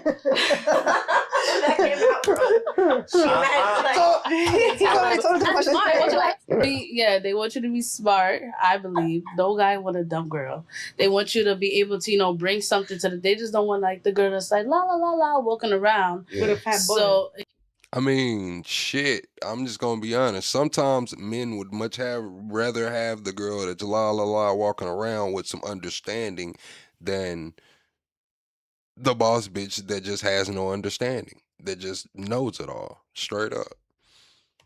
Exactly. So I feel like women have more competition because now there's girls out here with getting their degrees and they influencers, but they also got their masters and they doing this, that. So I feel like girls have more competition, but I know that kind of wasn't the question. I think I'll give you guys an idea of what he's saying. So I believe men have more competition because we got to go against women dating women fucking vibrators, women fucking multiple men. So there's multiple reasons why it's harder for a man to, gain access to a woman solely. You get what I'm saying? You got to share her with Dildo 3000, the shower rod, you know what I'm saying? It's just so much things and it's hard because, women, I don't know if they could just, I'm believing now that I don't believe that, how they say men can't settle on one person? I'm believing that women now cannot settle on one person at this point. It's scary, but to me, that's the sad truth that I believe in. Damn, I feel like that's facts. I ain't gonna lie. I do believe men have more competition, but I don't believe women got more options. That's a fact. Not great options. That's a fact. Or valid options. Like they think they got options, you know what I mean? Yep. Because social media give you the illusion that you got options. Yeah. You know what I mean? But so there's more competition. Like we get into that argument. I got blue checks in my DM. Mm-hmm. What them blue checks gonna do with you? What they gonna do for you? And that's it. You know what I mean? So booty clapping sounds. So it's more competition, but I don't think it's valuable. Great point. Yeah, I'm gonna agree with the fellas. I think there's more competition. Men have way more competition than they ever did. Back in the day, a man only had to compete with the men in his neighborhood, not even in his city because they didn't even have access to their whole city. They just had access to their neighborhood. Like you get what I'm saying? Nowadays, you got you got to compete with your neighbor, you got to compete with your borough, you got to compete with your city. You know what I mean? So, and then obviously the toys and the women, you got to compete with the women. Like, you know what I'm saying? Homegirls, you can be in what homegirls you know what I say mean? too. So it's a lot more. You got niggas in India talking about, yeah, I would give you. Nah, Okay, Karen, I see you. You know what I mean? They out here. Yeah, exactly. So again, I think men just have more, and women obviously they have options, but I think if I had to choose between one or the other, I think men have way more competition than they ever had in human history. I believe, like, you know what I'm saying, like. You think women got more competition as well, like she said? Because I heard your point, but sometimes the educated women don't be, great options, for relationships. What? I don't think that is fair. That's but fair. I feel like nowadays. Nah, because you gotta understand too that when you have an overly ambitious woman, it kind of becomes the same thing as with an overly ambitious man. They'll get consumed with work, but the difference between an overly ambitious man and an overly ambitious woman is an overly ambitious woman will divorce you and take it all. Like that's the difference. An overly ambitious man might be locked into work and not be around. He may, creep off, do his thing or whatever, but he's not going to divorce you and try to take it all. An overly ambitious woman, best believe she's going to try to take it all every time. Her ambition won't let her do anything other than that. Guys are looking for women who are bringing more to the table than just like pussy, bare minimum. Yeah. I feel like there's something more. Like if you have a girl that could cook clean, she got good pussy. You got another one that cook clean, got good pussy, but she's also smart. I'm gonna go with this one. I'm not gonna go with that one. So I feel like guys are looking for more than just like the bare. As they should. I feel. For sure. I just think that pussy is so readily available that it's like if you don't give up the pussy, then fuck you.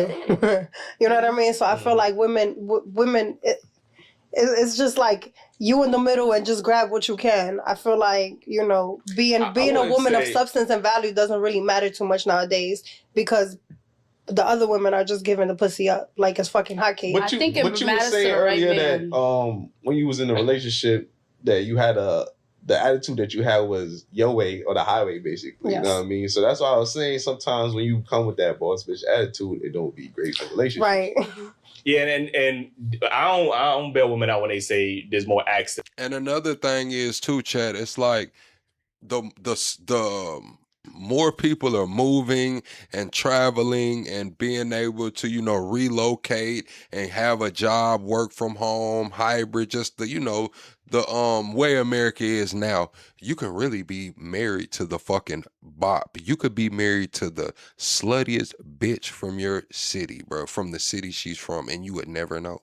You would never know. See, back in the day, in the times that they're talking about, people were in the same city dating or the same borough or neighborhood. But now people are finding love online or they're finding it through the internet. And then these people are just moving across country. One moves to the other, one moves to the other. Man, listen.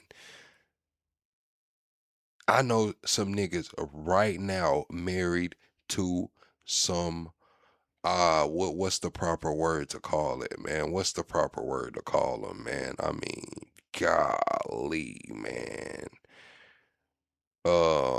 Fuck. What's the perfect word? I'm looking for a word, chat, man. I mean, shit. You know how like a ball caddy. I mean, fucking ball caddies, chat. Like where you just get the damn bucket and you dump as many golf balls as you can into it. I mean, these type of women, bruh. And they're married now. And I just think to myself, like, he can't know. He can't know. I mean, he can't know. There's no way. There's no way he knows.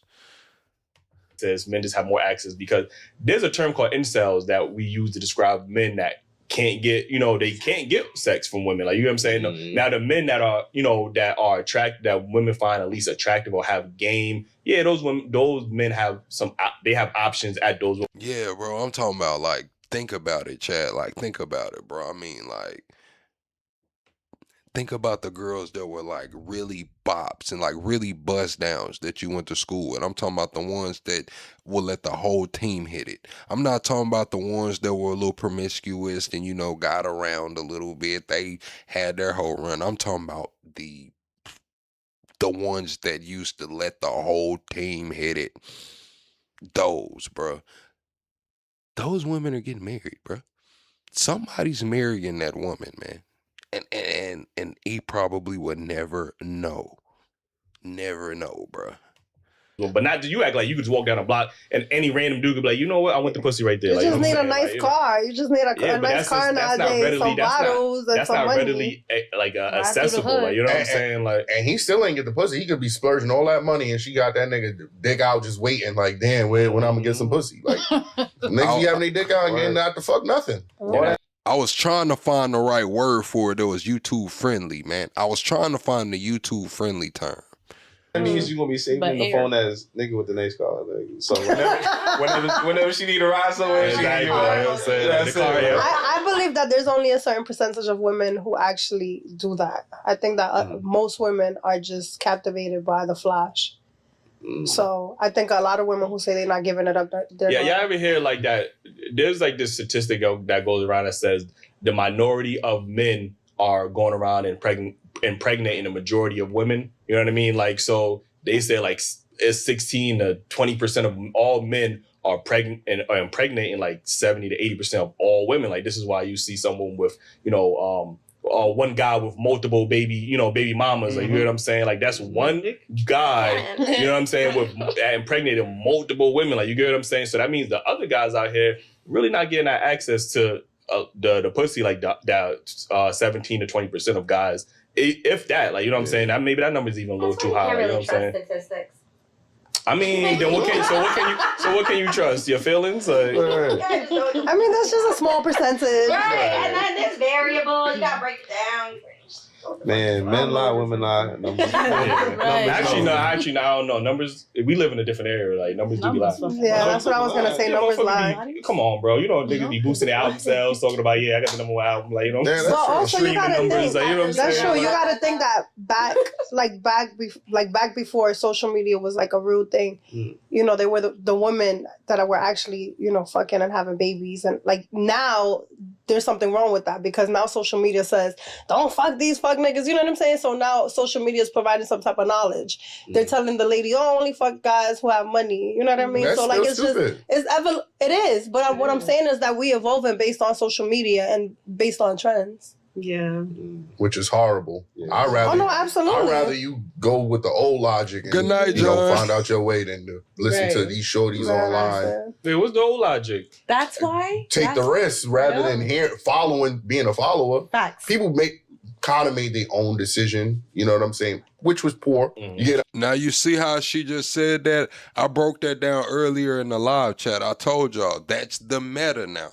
When I said we have a name for it in the gaming community, we call that shit meta. She just said social media taught them, oh, don't mess with those FFNs, you know what I'm saying? Go get you somebody with money.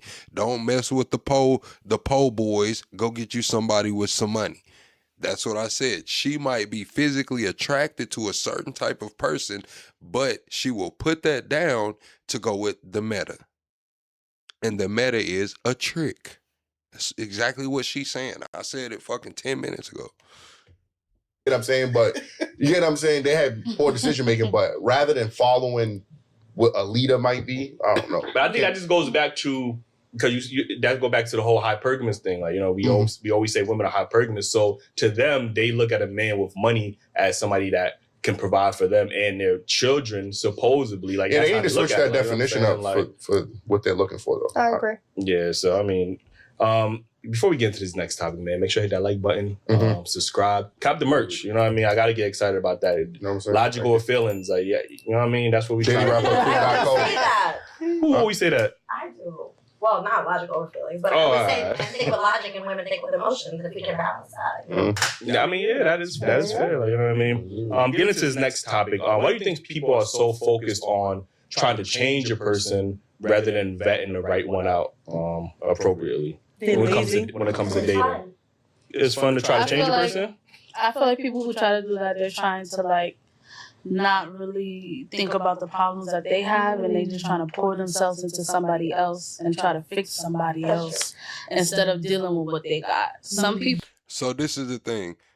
I don't think people necessarily go into the relationship like, oh, I can change somebody. I mean, there are some fixers out here, but let's be fucking real. People move so fast in 2026 that there is no proper vetting process. Because why?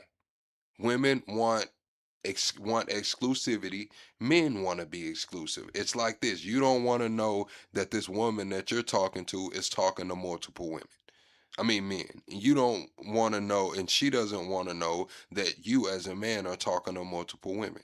So what does that do? That kills the vetting process. It's kind of like all or nothing out the jump. It's all or nothing out the jump. So after you already killed the vetting process, right? Because it's all or nothing. Now you in deep. Now you're committed. Now you're more willing to try to change that person or be susceptible to change on your own terms. It's no vetting process. It's nothing. It's all or nothing from day one.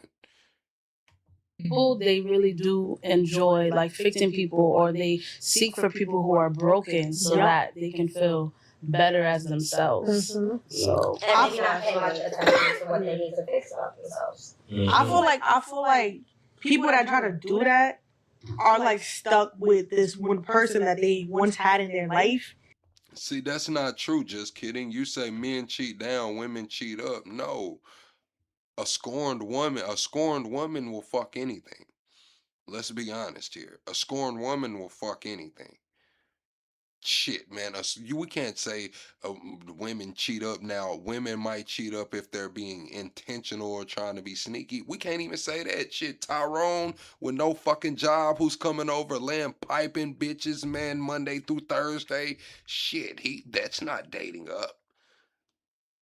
The hell is we talking about, man? Then we got to think about it too. Like, a scorned woman will go to a bar, man, and let whoever buys her the most drinks that night crack. Let's be fucking real, man.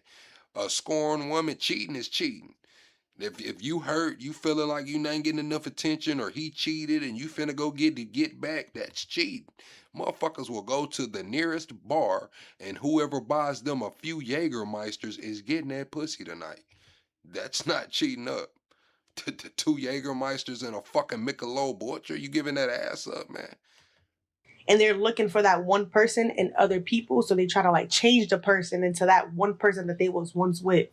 That's what I really think it really is about. Yeah, I definitely feel like when you want to seek validation, it's easier to get it from someone who you feel like is less than you. Exactly. Because now you're being worshipped, you're being honored, you're being loved. And I think that so many people are scared of getting hurt that they rather settle for the mediocrity. Right. That's fair. What's your thoughts on this, Ace? I think people fall in love with certain traits, and like like men, they will see a baddie, right? And they want her to be the good nerdy girl, you know what I mean? So you trying to turn this baddie into this good nerdy girl, that'd be the perfect girl for you.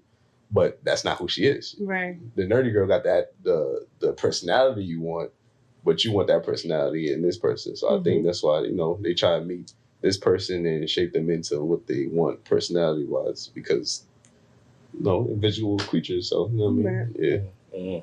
Drew, what's your thoughts? I think mostly people are just afraid of starting over.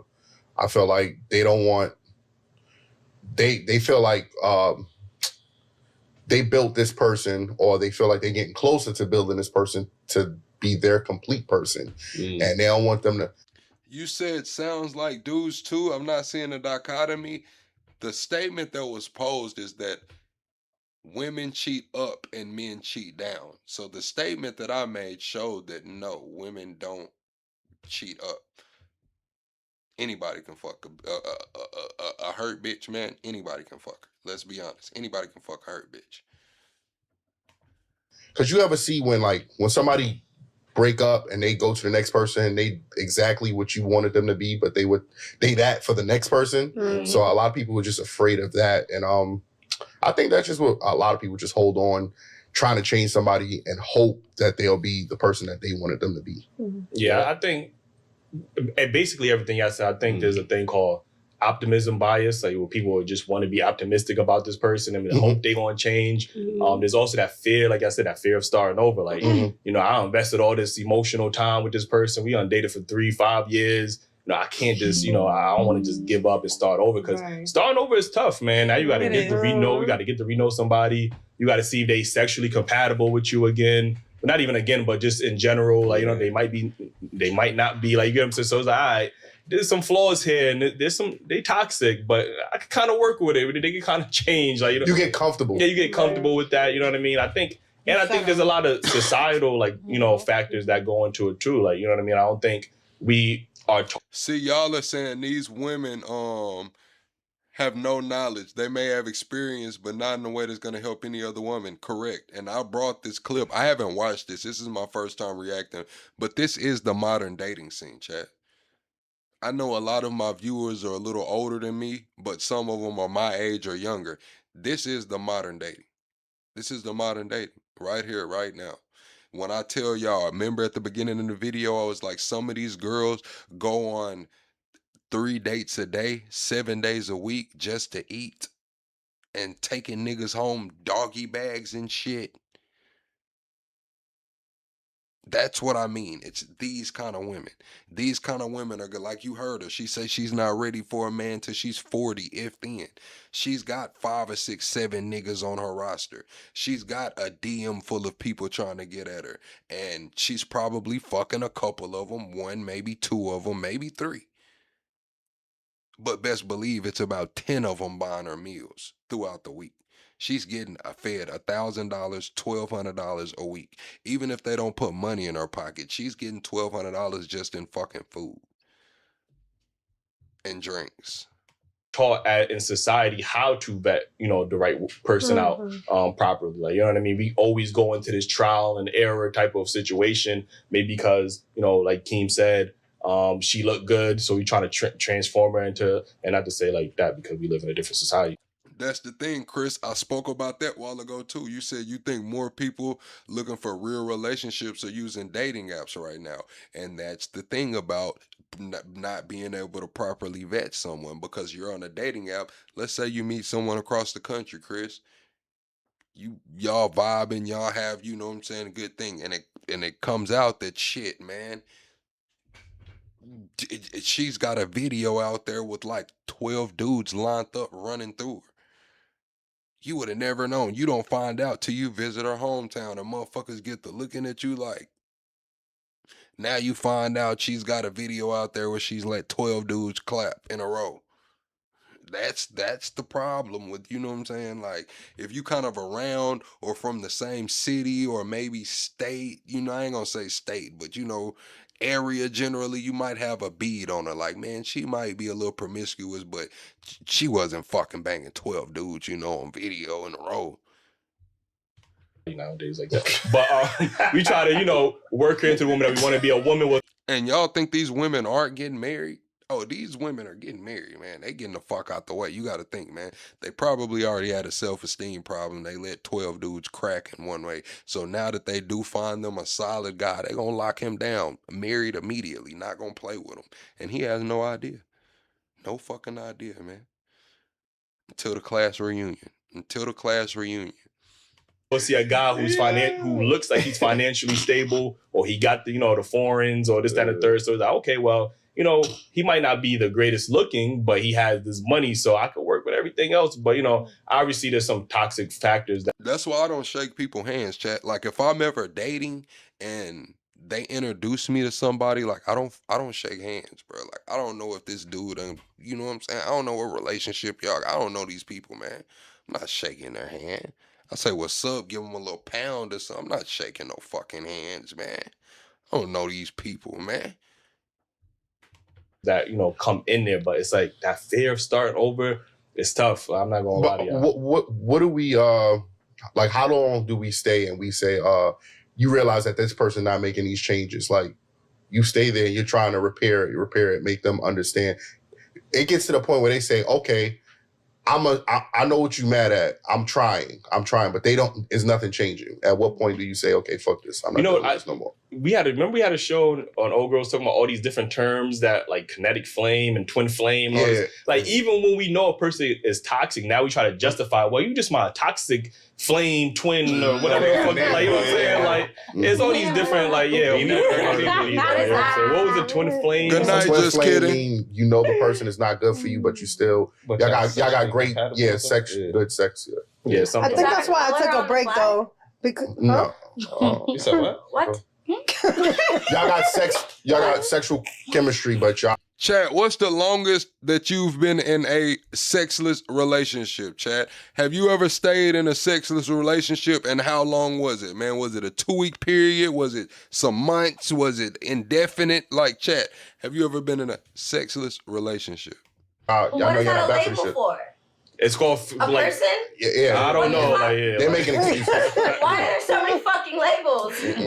That's what I'm saying. We put these labels on to try to make ourselves feel special. I need to learn them before I get canceled. I'm gonna let you know, men are not making these labels up. Wow. Men are not making these. How do you know? Good night, Chris. No, let me not. No, because look, I would like if a woman is gonna give me her pussy and be like, yeah, you my twin flame. I know we not supposed to be together. Yeah, we twinning while I'm getting in your ribs. Like, I don't give a fuck. Like, you said, what does that mean? Okay, so like there are a lot of sexless relationships and marriages out here.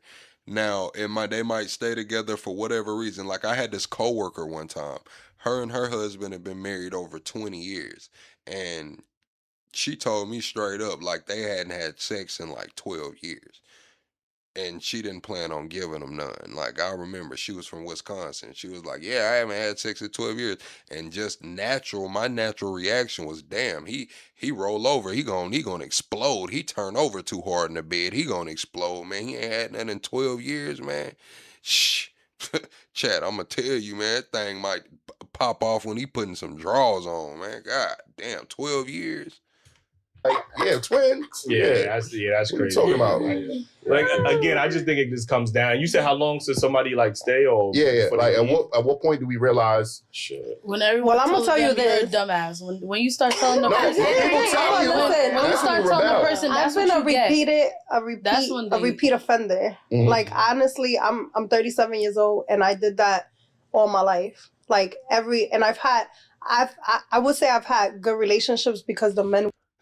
Ron says, when I was married and my wife denied me off and on throughout the first couple years total, I stopped asking and I did, and somebody else took her spot. How did that make you feel, Ronnie? Did you replace her? Did you was it tough replacing her, like emotionally? Or was you like, damn, what did I do? Like what was the feeling going on when your wife told you you couldn't have no ass, man? Did you think she was cheating? Or did you think she was going through something? You know, chat. Like,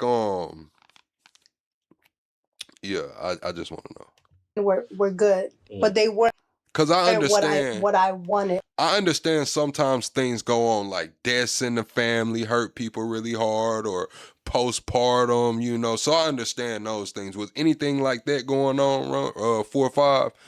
Was it some postpartum or a death or something? Like honestly, like what I feel like I should be building with. So like in every relationship, it was just like, oh, he doesn't have this, but maybe if I try enough, or maybe if I walk like this, you know what I mean? And I was always unsatisfied. And in my last relationship, like we that was my dog, that was my friend, that was my homie. We made money together. But I knew every day when I woke up that I was empty. OnlyFans? Huh? You had OnlyFans? Did I have an OnlyFans? Yeah, you said y'all made money together. Y'all had OnlyFans? No, we actually traded and showed people how to trade. But yo, he's dumb funny. Right. Yeah. Yo. I mean, At least you could take some accountability. 4 or 5 says, I wasn't moving as the best man in our marriage, I guess. Love, respect is more important. A lot of men feel like that, Ronnie, because it's like, what is love? Love is what? A strong emotion, consideration in everything that you do, respect, loyalty. A lot of men feel that way that you feel, though, 4 or 5. You have a dirty mind. I just said I'm 37. You know what I'm saying? I'm very old school. But you know, I was waking up to this man who was great on paper, but I was empty. You know what I'm saying? I didn't feel fulfilled. We would go on vacations together, and I was still empty. Like this is not my future. And I stayed because I was so comfortable. You know? Took her on 9 trips, spent $900,000. Took on 9 trips, spent $900,000, and she felt empty the whole fucking time, Chad. Crazy work. Crazy. Took on 9 trips, spent $900,000, and she felt empty the whole fucking time. She was soaking up that sun on the beach, nigga. Crazy. You know what I'm saying? As opposed to choosing what I wanted. So what was wrong with him? What was wrong with he? And a nigga in the crib right now with some Gucci flip-flops on, no socks, man. I'm talking about wife beater got a stain on it. Makes her feel so fulfilled, man. Makes her feel so fulfilled. It's crazy. He was my homie. You know what I'm saying? You didn't have like a romantic. There was really no romance. Like, we were fucking because I liked sex, not because you were attracted to him or you do. Nigga said we gonna get back to the notes. We got your notes. 2 years straight, y'all. For sex, but she likes sex. But that's why I made. But that's why I made the decision that I made because I've always been a fixer. Like you tell me this is what you want to do, and I'm like, I know how to make it happen. You know what I mean? And I haven't in my relationships. I haven't received that. I haven't had any man level me up and say, okay. 9 trips, 900,000. Fucking her homie. He thought he was in a relationship. He thought he was whining and dining his future wife. She thought she was fucking the homie.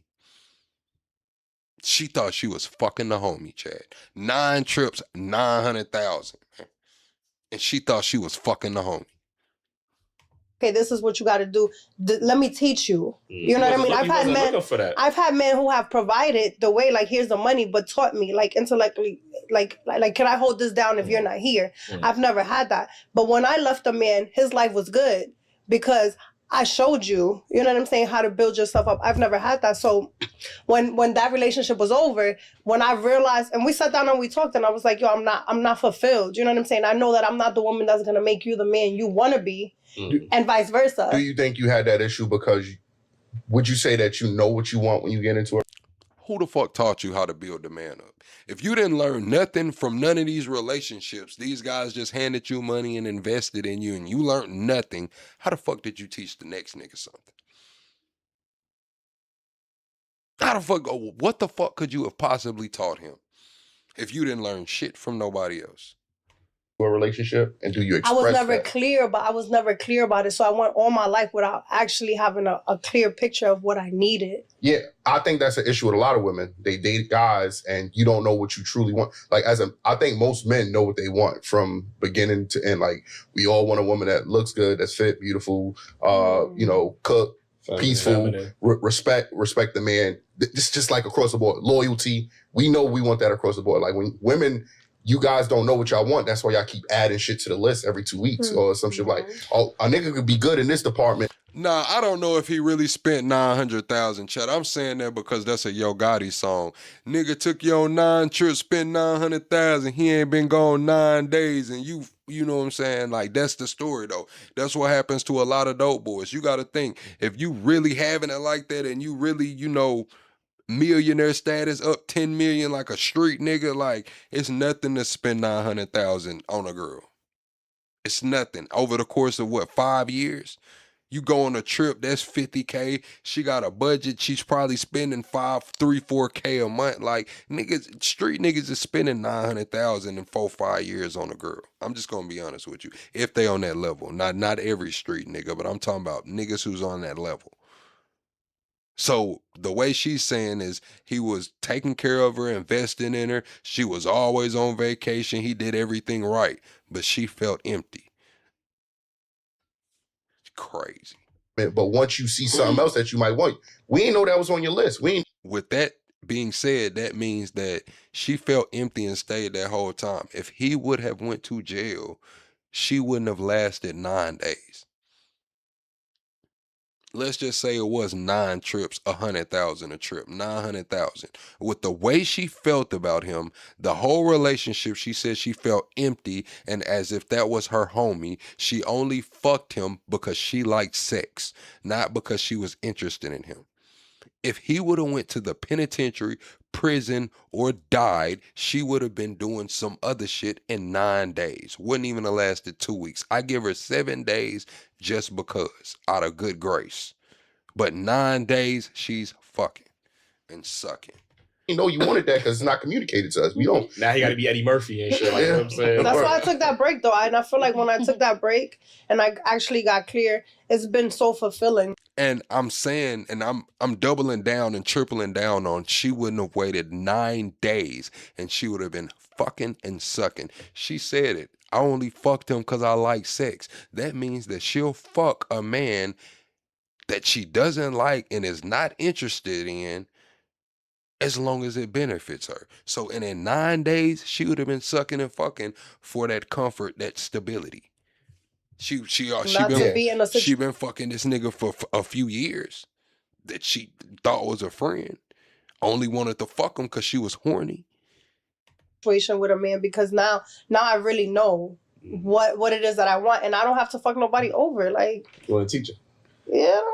We also did have a woman on the show who said that, you know, she never dated a guy that made more than her because she wanted to feel like she was in control of the situation. So I know men do the same thing. Sometimes we put ourselves in situations with women where we know that we can either fix them up, you know, and make them into the person that we want them to be, or, you know, they have to rely on us because, because of the position that you're in financially or whatever the case is, you know what I mean? Which I think obviously is toxic, you know what I mean? That's what I'm saying, chat. Like I asked that question earlier, who taught these women how to be women? But we gotta break this down even further. Who taught these women how to be partners? Who taught these women how to be wives? Who taught these women how to be mothers? Who taught these women how to be everything? Because we're going to say a whole generation of men didn't have their dads. So that's what they say. The whole generation of men that I grew up in, millennials, Gen Z, they say we didn't have our dads. That's why we're fucked up. Well, if the moms were there, who taught these women how to be wives and mothers and girlfriends? And who taught them how to have a healthy relationship?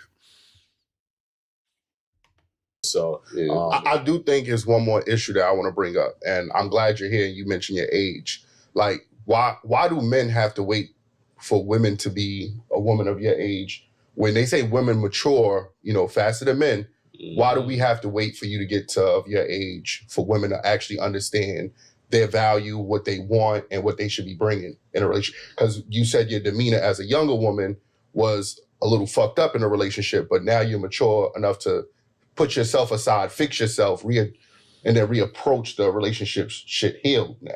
I think and real quick before you answer that, when did you come to that realization? Like, at what age do you think you came to that? So I'm just gonna start from this question. Yeah. I wasn't foster care. I didn't have a strong upbringing. I didn't have any women that can actually lead me. Mm-hmm. Nobody ever told me, like, this is how you're supposed to be gentle. I always had to take care of myself. I had a kid when I was 14 years old. There it goes. And I had a lot of trauma. So I kind of just, for a long time, I kind of winged life. Like just winging it. Read her like a fucking book. There it goes. Read her like a fucking book, chat. You said, I'm not going to answer this question. I'm going to close this poll. Oh, that poll was from some earlier shit. We watched the Steven Crowder video where he said, only heads of households should vote. So if a woman is the head of household, maybe she should vote. Or the first question was, should women be registered for the draft? If they want to vote, should they be automatically registered for the draft like these men? But yeah, we had that conversation hours ago. Like, all right, let's keep it moving. And then I got to the point when I was actually like financially stable and my daughter was grown and I actually got to sit down and breathe. I wasn't hustling anymore. Mm-hmm. You know what I mean? I wasn't just surviving. I actually started existing and living. Right, that's what I'm saying, Emmanuel Byrne, but she builds men. She just said she didn't have nobody to teach her how to be a woman. She then said she didn't learn anything from the relationships that she had. Nobody taught her how to, keep shit going, but she builds men. She builds men. The track record is not there, lady. I'm just gonna be honest with you. From what we've gathered thus far in this interview, It doesn't fucking add up. You just told us you had a kid early. You just told us that you didn't have any women around to show you what to do. You just said you were with some very well-off men that didn't show you anything. You had another man that took you on 9 trips, spent $900,000. You fucked them for some years and you didn't even like them just because you were horny. And you taught a man how to be a man? Crazy. Crazy, bro. Delusional. And understanding like, wow, this feels good, this feels nice, you know what I mean, outside from a person. So that's when I made that choice. And I was 33, you know, sadly. Yeah. But I would also like to say, listen, OMG, as you said, matter of fact, let me make sure I'm not subscribed. Make sure you swipe up on the damn live too. After you unsubscribe, get the hell out. If that's what you're gonna do. Don't be in here in the club and you ain't gonna wanna pay the fucking toll and shit, man. After you unsubscribe, swipe up on the live. Have a good night. a lot of us men were raised without fathers in our home. Mm-hmm. And we never got the opportunity to say to a woman, hey, I have no daddy. And I grew up, I ain't have neither parents growing up. I lived on my own since I was 14. So I lived at his crib. I stayed with him sometimes. So I never got the chance to say, hey, you know what? My upbringing was bad. No woman cared about any of those flaws. Mm-hmm. You get what I'm saying? So you were still expected to be a leader. Yeah, we're still expected that. And I understand and I respect that you even had this growth.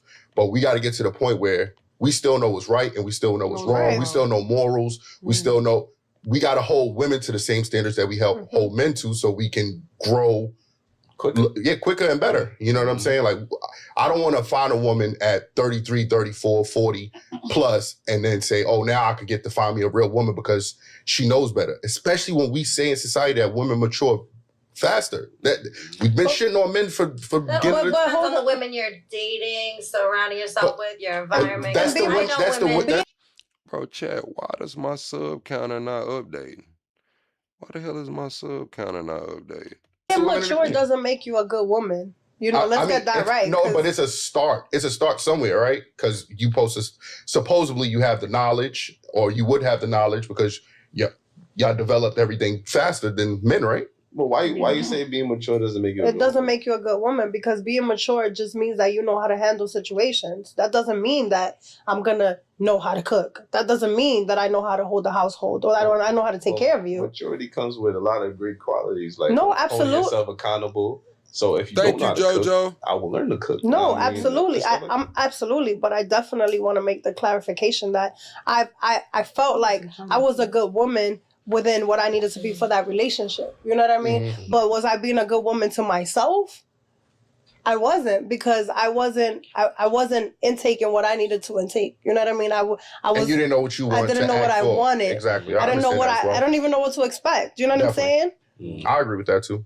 Listen, I do appreciate you sharing that with us. Yeah, definitely. Let me get to this next topic because I know y'all gonna get real spicy on this one.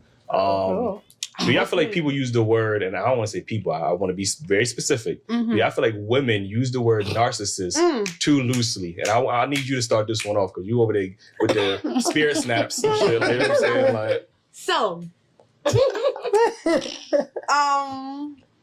that word is a very strong word. Is it? Sensational.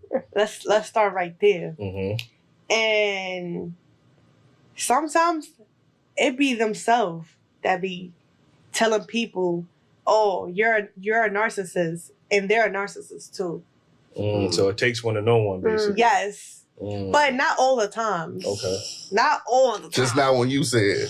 Not all the time. What is a narcissist? I think a narcissist. The textbook definition. Okay. So that's basically like a person. Yeah, can we get a textbook definition? It's basically like a person that it's dumb. It's about dumb, and they're never wrong. It's like they think they're always right, even when they're wrong. So if you're controlling, you're a narcissist, and they're trying to blame you for something that they did, even though they know they did it. It's really deep. I'm gonna be honest. I'm gonna say that the word gaslighting and narcissist, I feel like that shit is a trend. Like nobody really knows what the fuck pertains to it. People just say it because it sounds good. It's just like people say, "Oh, self-love," and you ain't never self-love yourself ever. You know what I'm saying? Like people just say shit just to say it. Like that's what I'm gonna say about it. Appreciate the word is. Yeah. The trending word. I know the meaning behind it, so I know when I'm gonna say it. What's the definition? Okay, so the definition is pretty loose. A person who has an excessive interest in or admiration of themselves. But traits include sense of self-importance, preoccupation with power, beauty, or success. Entitlement can only be around people who are important or special. Interpersonally exploitive of their own gain, arrogant, lack empathy, must be admired. A Scorpio. Is it a photo of a woman on that dictionary? No. Oh, shit. That's a Scorpio, a Libra, and a Gemini. That sounds like a woman to me. It was a couple of those bulletins on it that I said that sounds. I'm not gonna lie. I've met a couple of people that are narcissistic, and the worst one that I've ever met was a female, but that shit was crazy. I ain't gonna lie, I almost punched the bitch in her face because it was real bad. And I used to work with the bitch. I had to... Heavy on the B word. You know who I'm talking about. She look her eyes like... Charming, though. What? And then they're like... public, narcissistic people are supposed to come off charming. To personal relationships, they are... Bad. Okay, I get what you're saying. They're a completely different human being. They make people feel uncomfortable. They... are desensitized to everything. That's a lot of fun. All right, man. That's enough of that, chat. Y'all want to get in the Discord, man? Who in here, man? Anybody in here that want to get in the Discord, have a convo? If not, I'm just finna read chat, man. If y'all not trying to get in the Discord, I'm just gonna read chat. That's enough of that. Oh. Yeah, that's enough of that, chat.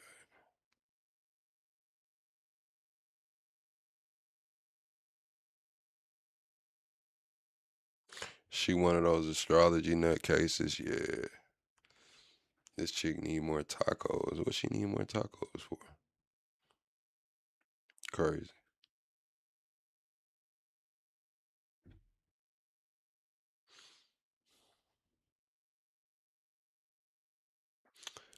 What I think about Gucci telling? Shit, that's what he did, man. That's what he did.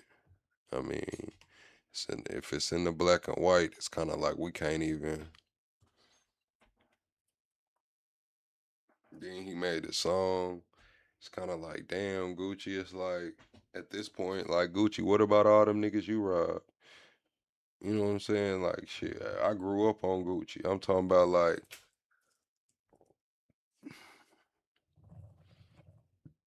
I'm talking about blue and white Charger, the same color of the Dodgers.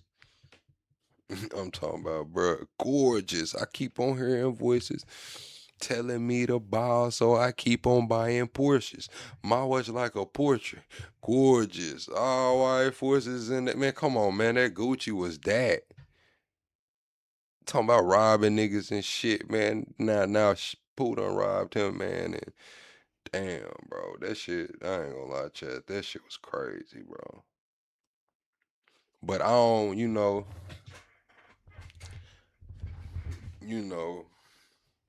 as being in the streets, you gotta kind of take that loss. You know what I'm saying? Like if you got especially if you already got your security and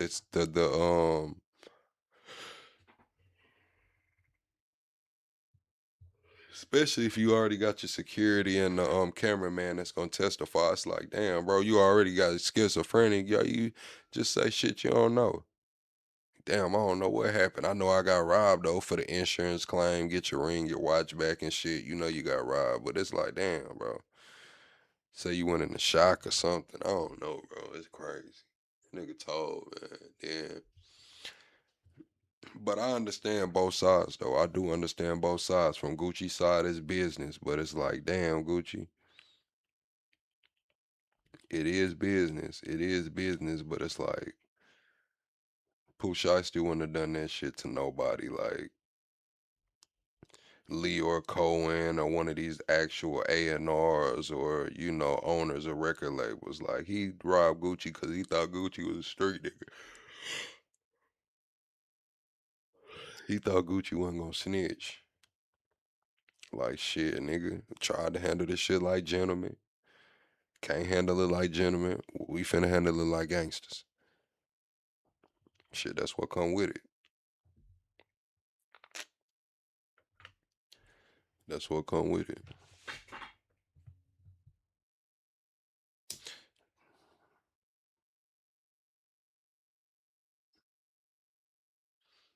I mean, I can't blame Gucci for having real security because Gucci's a high profile person. I feel like Shiesty crashed out, but I feel like shit, that's what come with it. You know what I'm saying? Like Shiesty told you what he was. Everybody like, oh, he this, he that. Like, the nigga Shiesty told you what he was.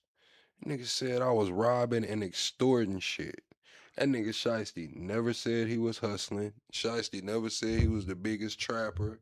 Shiesty never said Shiesty said they was doing gang shit, extorting shit, robbing shit, man. He was the muscle, the top shooter. So now you surprised that the shooter up a gun. He a shooter that got rich. Then you gotta think he went to jail at 21, did 5 years. He's still a kid in his mind. In the free world, he's still a free world kid. Behind the bars, he's an adult. He's a man. He done went through everything. But in the free world, he's like, he gotta adapt still. He hasn't adapted to it. He don't realize the, technology, the way shit got. And he didn't think Gucci was gonna snitch. Shiesty a crash out. Shit, he just a crash out. It is what it is. Y'all know crash outs. We know crash outs. Now we surprised when the crash out, crash out. How many times, what's the name of that term? Basically reoffending. I don't know how to say the term, but reoffending. How many people do we know reoffend? How many people do we know that get out of jail and go right back for the same shit? We gonna act like this something new. Motherfuckers get out of jail and go right back for the same shit all the time. All the time. Shiesty do it, we surprised.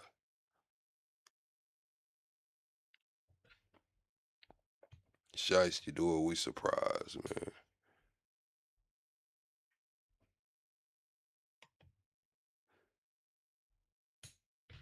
Oh shit, Karen, I ain't gonna lie, I'm finna go to sleep, Karen. I'm about tired. I'm about tired right now, Karen. Yeah, I heard being 10 got put on life support over a chain. Heard he got paralyzed. Allegedly. Allegedly. I did hear he got paralyzed trying to snatch a chain, man. All-Star JR put something on him. Crazy. That's what come with it though, Chad. That's what come with it. You get ready to take somebody's shit, especially down here in the South, you better know what you're doing. You want to get in some road rage, especially down here in the South, you better know what you're doing. Because it can and will be a killing. Straight up.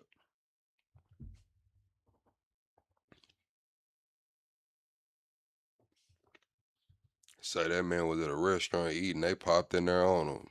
Extra aggressive. I would have done the same thing, Chad.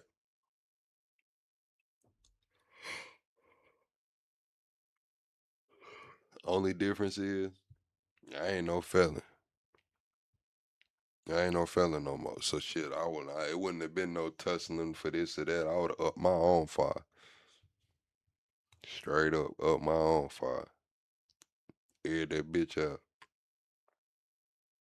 It is what it is. We'll deal with it later. It's me or them. Shit, we'll deal with it later.